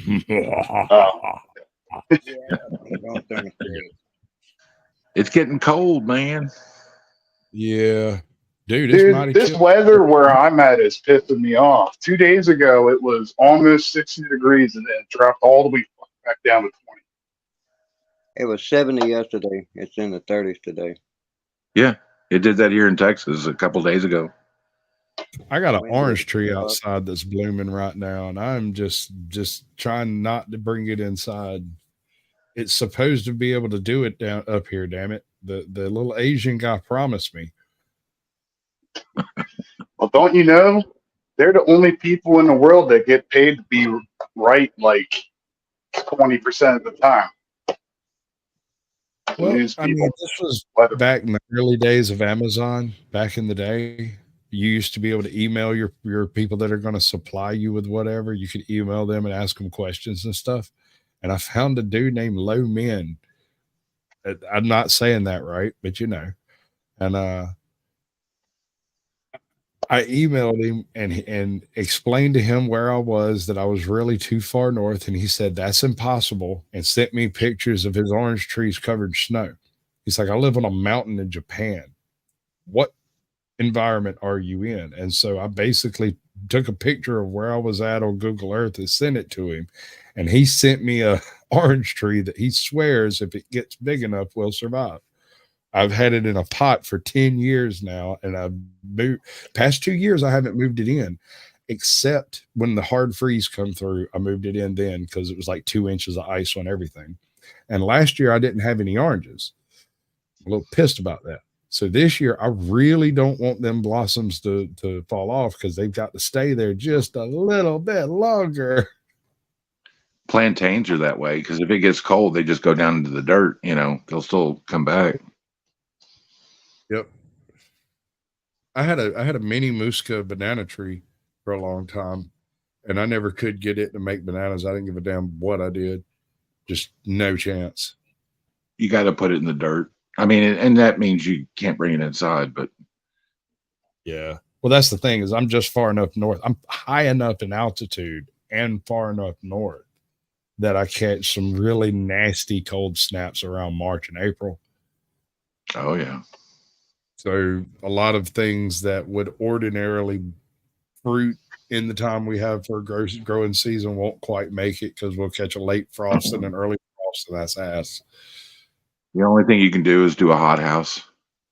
Yeah, and I've played with the idea, but I mean, I've got an aquaponics system, and I considered that whole integration process, and was like, man, you're looking at like $7,000, $8,000, and that's doing it from scrap.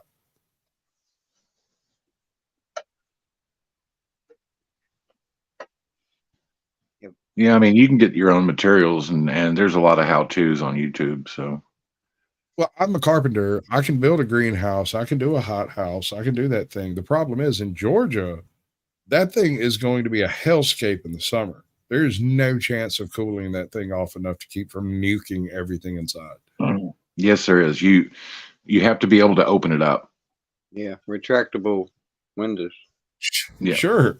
It's still 115 degrees in direct sunlight, 130. Like, well, there's a fellow who built underground, and he made a skylight, and he put this concrete lip. Well, you couldn't build underground. I'm just saying that he had this skylight, and it was like a pyramid on top of this place. And I mean, he had 5 feet of dirt on top of his house, but in this skylight, he was going to plant plants around it on this lip. It got 150 degrees up there. That focused sunlight is just not. Yeah, that Earth ship. I read about that. I saw that. Yeah. The Earth ship that was melting tires and shit. Yeah, those things are cool, but they're completely out of place here because of how moist and wet and juicy it is. We have no rocks. We don't got anything to really work with except clay. Well, and even do like compacted earth type, it's just gonna get wet. You can look up a company called Bruco, and I wouldn't go through them because they sell kit homes. So they're going to charge you an arm and a leg, and you still end up doing all the labor. But the idea is you build above ground. And I know in Georgia or South Carolina, they've got one of their flagship buildings. It's 3 stories tall. And because it's a dome, it's rated to survive a Category 5. But it's basically you inflate a vinyl dome, and then you spray a layer of foam and then a layer of concrete. Yeah, they come in and they inflate it. They put a layer of first they do the inside, and that supports it while they do the outside and actual waterproof stuff. It's amazing. Yeah. I think I saw one of the testing phases back many years ago because dude was making dog houses out of them. They've got them all different sizes. That one that's on the East Coast is rated for Category 5. The bottom floor, it's 3 stories, and the bottom floor is completely open on 4 sides. It's basically, you got just archways on 4 different sides of this dome, and that's where they park all their cars under their house. Yeah. I've always dug that concept. I don't know, man. We grow fur on anything. We grow moss. We can grow. I have seen a basketball with moss on it. I mean, it just grows here, dude. It ain't even a consideration. Well, the book, I actually, on the Earthship thing, I read this book. It was written in the 70s by an engineer, and he talked about climates that aren't right for building underground, because down in Texas we have no basements. Yeah. And it has to do with dew point being too close to mean temperature. So you're going to have wicking, water sweating and all that, and you have to pump it out. But the way he was talking about it is if you layer the outside with clay before you bury it, then it won't have that problem. Yeah, and you get that clay from here. The problem is here, because of the nature of the type of swamp I'm in what's called a blackwater swamp. Mm-hmm. The water table is just that high, dude. You dig a hole, like out at Pops, I go out in the yard. I'm not even joking. I'm dead serious. If I dig a 2-foot deep hole in the yard, it will fill up with water. And on a dry, hot day. Have you ever been to visit? Have you ever been to visit down in Florida? That fellow who built his own home with the 7-ton swiveling doorway, and they don't know how he did it. Castle? Yeah, I haven't been there, but I've done a lot of research on it. I haven't even heard of that. Oh wow! He did all the work himself, and they don't know how he did it. He has a 7-ton doorway that perfectly pivots. Yeah, it's sitting on a piece of granite. It's sitting on a piece of granite that's about 3 inches tall, and it's recessed into that piece of coral. And then in the top, there's a piece of copper that sticks in the top of the coral, and that's all it's sitting on. There's no support structure there other than the pivot that it pivots on. It's fucking huge. I believe it's in Florida. It is. It is in Florida. And he's one of those native talent geniuses that the NSA would have tapped. Yeah. In modern times, he wouldn't have never built that castle. He would have been working in some dungeon under the Pentagon somewhere. NSA, baby. Now, there's a fellow who was trying to explain how they built the pyramids, and I think he's in England, and he'll take these huge stones and he'll tilt them. It's like you get something underneath the middle of that rock, and then you just put weight on one end, and then you stack rocks on the other end, and then you just keep tilting it back and forth until you raise it up in the air. And I'm like, dude, they didn't have time for that. Supposedly, one of those pyramids at Cheops was built in 100 years. Well, apparently, because I've actually looked up some stuff, and I guess the archaeologists are saying now that at one point they're pretty sure that they built a man-made canal connecting to, I think it's the Red Sea. Yeah. And they buried, and that's how they were able to move all the blocks there, at least. Well, it's still, they've also talked about dragging it on wet sand. Let me take a grip at this. Moving it to is one thing. Trying to get those blocks up and into position is a whole nother ballgame. Those aren't even the largest. Well, I've moved houses, dude. But the one nice thing about that is if you can figure out how they at least got the materials there, they'll make it easier to figure out how they actually built it. Since none of that shit is localized in that area now. But they know where they got they know where they got the materials from, because there's a quarry. But it's pretty far away though. Not that one. No, there's one right there. Yeah, got that big ass one that broke before they could get it out of the ground. It broke. Yeah, obelisk. Yeah, it was. But you look at the Parthenon. There are blocks bigger than any in the pyramids that weigh like 100 tons. That are in the basement. Underneath the pyramid that the pyramid is sitting on. Nobody looks at those. Those some bitches are like 5 foot thick, 10 foot wide, and like 50 feet long. People thought it was paved like cement. No, that's not nothing modern man made. That's the foundation of that fucking pyramid. Right.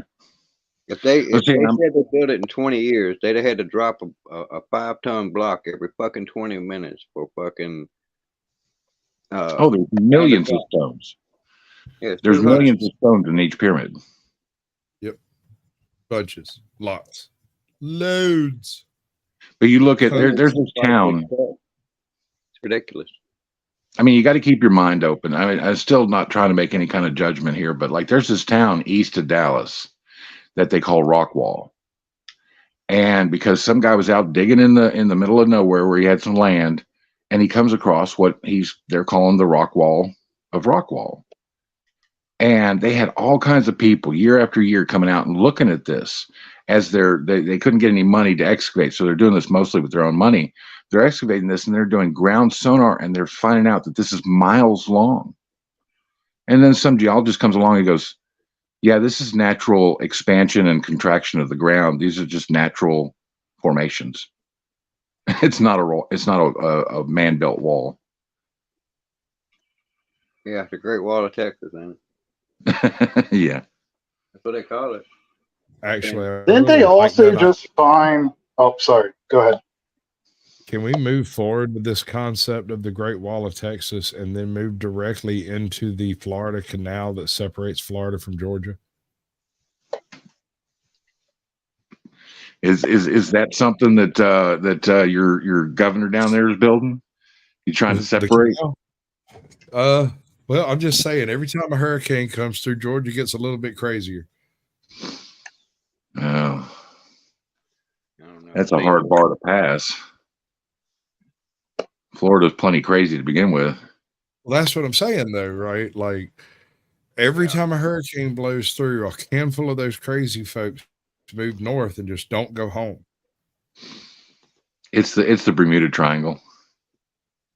I don't care what it is. I think a good solid canal about 60 feet wide to take care of it. We can't even build a wall on the southern border. That's what I'm saying. Let's go to the Great Wall of Texas. Let's do that. I say we pull up a bunch of containers, we fill them all up with concrete, right? And put them between Georgia and Florida. No. So we start in Texas, and then we just move over to Georgia and use the same method to separate Georgia and Florida. I don't know, man. All right, now Florida's America. It's okay. It's all right, I guess. It's too much flocka, man. That's the problem. We're eating people's face down there. Not only that, but I'm pretty sure their alligator population almost equals the people. It exceeds the people significantly. Same for Louisiana. We got gators all the way up here in North Carolina. Dude, I got gators been there. The gators have been there forever. Right? They ain't going nowhere. But the problem in Florida is the iguanas and the boas. Oh, iguanas falling out of trees and killing people. They're not even native. They're like a plight. I heard they were good. I think that should be used to feed people. They are good eating, and they're not bad pets, but people were just taking them and then releasing them because they couldn't manage them. Yeah. Now you got 20-foot pythons roaming around. Yeah. I don't know about you guys, but to me, the only good snake is a dead snake. I hate snakes. I don't give a shit. I don't care if it's not poisonous. If there's a snake that pops up at my house, it's a dead snake. It doesn't matter what it is. Because if my mom did, she'll die. She'll freak her the fuck out. Venomous. Hey, when you was talking about you stepped on that rattlesnake, I wanted to tell you that when I was a teenager, I stepped right in the middle of the back of a fucking copperhead. And I jumped like 12 foot. With one leg, I jumped like 12 feet. Dude, I stepped out of there like I was blipping. Did you see my message earlier about you cut out? Yeah. We may have lost him completely. Yeah. All I heard was, did you get see my message? And then it cut out. Yeah. We got copperheads all over here. What do you think about this whole format situation? What's the thing? You see what my dog's doing. I'll tell you this much. Looking at my analytics, it seems to come and go in lulls. Like the first couple of hours About the first 20 minutes was pretty dull, and then after that, it just started skyrocketing, and we've kind of lose service every now and then. Every now and then at work. It happens, bud. What were you saying? I was saying a couple of years ago, me and my family we went hiking up at one of the local trails, and we didn't realize this until we got home and looked at the pictures. But right beside my hand and right beside my brother-in-law's hand was a baby copperhead just laying there inches away from our hands. And we're like, fuck, that could have been bad. Baby copperheads are the most deadly ones. I can beat that one. They're deadly. Check this out. When I was a kid, I had a pet scarlet king snake. And I carried it everywhere I went. Had it at school in my pocket. Everybody knew I had it. It was no big mystery.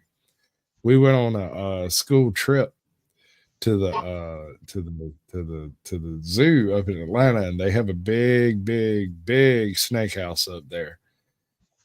We were in there talking to the people, the professional snake people, and I walked up and looked at the scarlet king snake and went, "Hey, that's not right."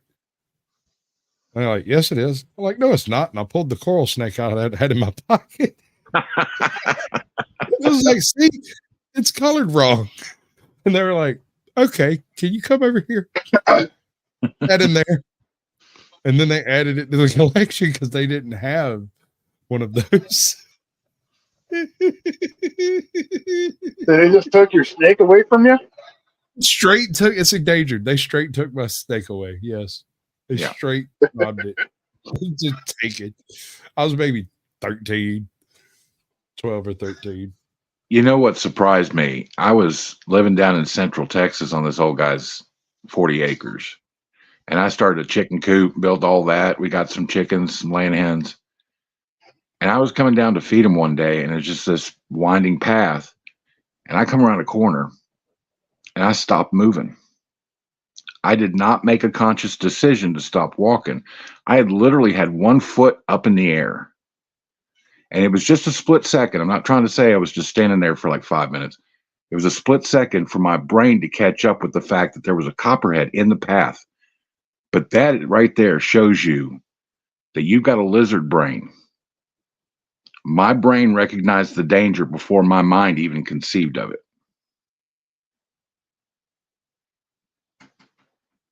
Yeah, no, I've got a similar type of experience. I was out night fishing with my dad. It was the last time I ever went night fishing with him. And I had some, he was fishing with shrimp and I was fishing with worms. And when I got there, he had like 3 or 4 shrimp left. So he hooked one up and he handed me the bag. And I had one of those backpack seats, one of those backpack chairs. It's like a stadium seat with a backpack. Anyway, I'm sitting in it. And it's only about 2 inches off the dirt. It just barely picks you up off the sand. And I had my feet in the water when the sun went down. And so here we are a couple of hours later, and my feet's still sitting in the water, but it's pitch black ass dark out here now. And we just been sitting there talking and bullshitting. And I reached over and stuck their shrimp in that cup holder. Flick the shrimp out, and I shit you not, I saw it bounce right on the surface of the water. Boink. And my hair on the back of my neck stood up. I panicked, took 2 steps away from that damn chair, and the chair disappeared into the water. Turned my light over to the ground, and there was a single alligator paw print on the sand. My dad was going, "The hell you doing?" I'm like, "My chair's gone." "Where'd it go?" He took it. Swamp puppy. Yeah, swamp puppy come and got my shrimp out of the cup holder. The biggest snake I've ever seen was me and my father used to go on the river, kayak canoe down, and then stay along on the banks during the night. One morning we woke up, we were making breakfast, and my dad spots what he thinks is like a dog drowning by our canoe. So we go over there and look. I don't know what kind of snake it was, but this sucker had the head of almost the size of a freaking pit bull. It was insane. Them water snakes. I don't know. Yeah, I don't know if you guys are familiar with the Potomac River and what kind of snakes they have there, but I haven't been able to find anything that looked remotely like it. It was black. So I don't know if it was a cottonmouth or. Huh? Was it? Well, well, we couldn't see all of its body. It was his head was sticking out the water. I guess he was trying to get up on the bank. There's a general kind of snake that's usually black, but they come in different colors and shapes, but they're just referred to as rat snakes. And they get really big, but they can. I mean, I came down and found an 8-foot one sitting in my chicken coop hunting up There's eggs. also another option. Given where you're at, there's something called a hellbender, and it's not snake related. It's actually a giant salamander. But they will have the head the size of a fucking bulldog. I'm not joking. They are scary as hell when you see them. Oh yeah. When I was a little kid, I seen a huge ass salamander, and I told people about it. They thought I was nuts. Years later, I found out about the hellbender and lost my mind for a little while. Because screw all of y'all. Y'all lying to me saying ain't no such thing. There's a goddamn river monster over here. Like it was, it scared me. It was so big, dude. I was worried he was gonna take my leg off. Terrifying. But they're just big old mud puppies. Ain't nothing scary about them, really. Thought you found the chupacabra. Dude, I didn't know what the hell it was. I ain't never heard of no such. A salamander weigh 8 pounds. You crazy? I knew a guy who had 2 iguanas that were 4 feet long. I worked for a lady in back in the 90s, and I worked in movie rentals throughout most of the movie rental period until the death of movie rentals. And the lady that I worked for had a 7.5 foot long iguana with an unbroken tail. And every now and then this thing would, first of all, it lived in the movie store. And so it had free reign. It was boss. I imagine. You imagine walking into a movie store trying to go over and get the new hotness of Friday the 13th or whatever and getting attacked by a freaking iguana because you got too close to it. It's more scared of you are than you are it. You say that until it makes you like back into like it makes you hurt yourself. You know who Justin Wilson was? Name sounds familiar. You ever heard of the Cajun Chef? Oh yeah. He was a stand-up comic. That's something you should look up on Pandora. You know, you listen to these old Southern comics; they're hilarious. Oh, but, I like Jerry Crowder. That's who I look up, Jerry Crowder. Anyway, hot steel balls. Hot steel balls in my pants.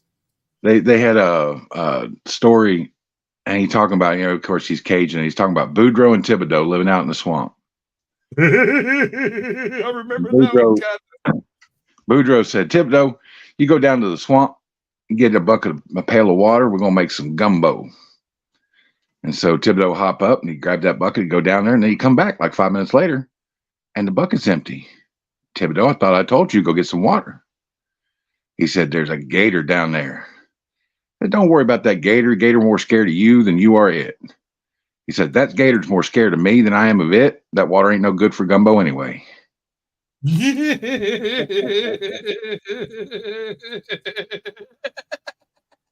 he done shit in it. Because I shit in it.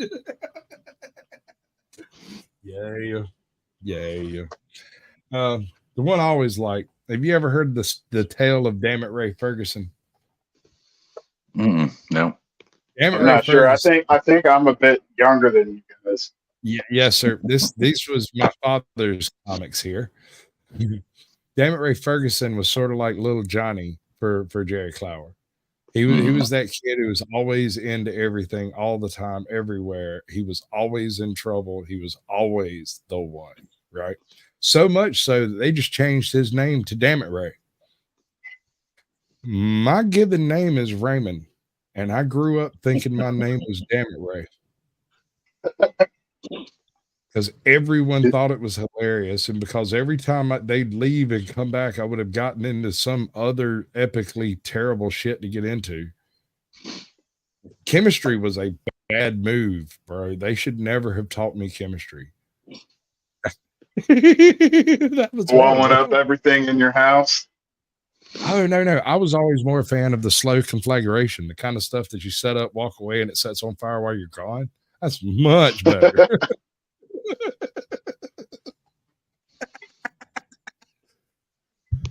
That way you get away and blame it on somebody else.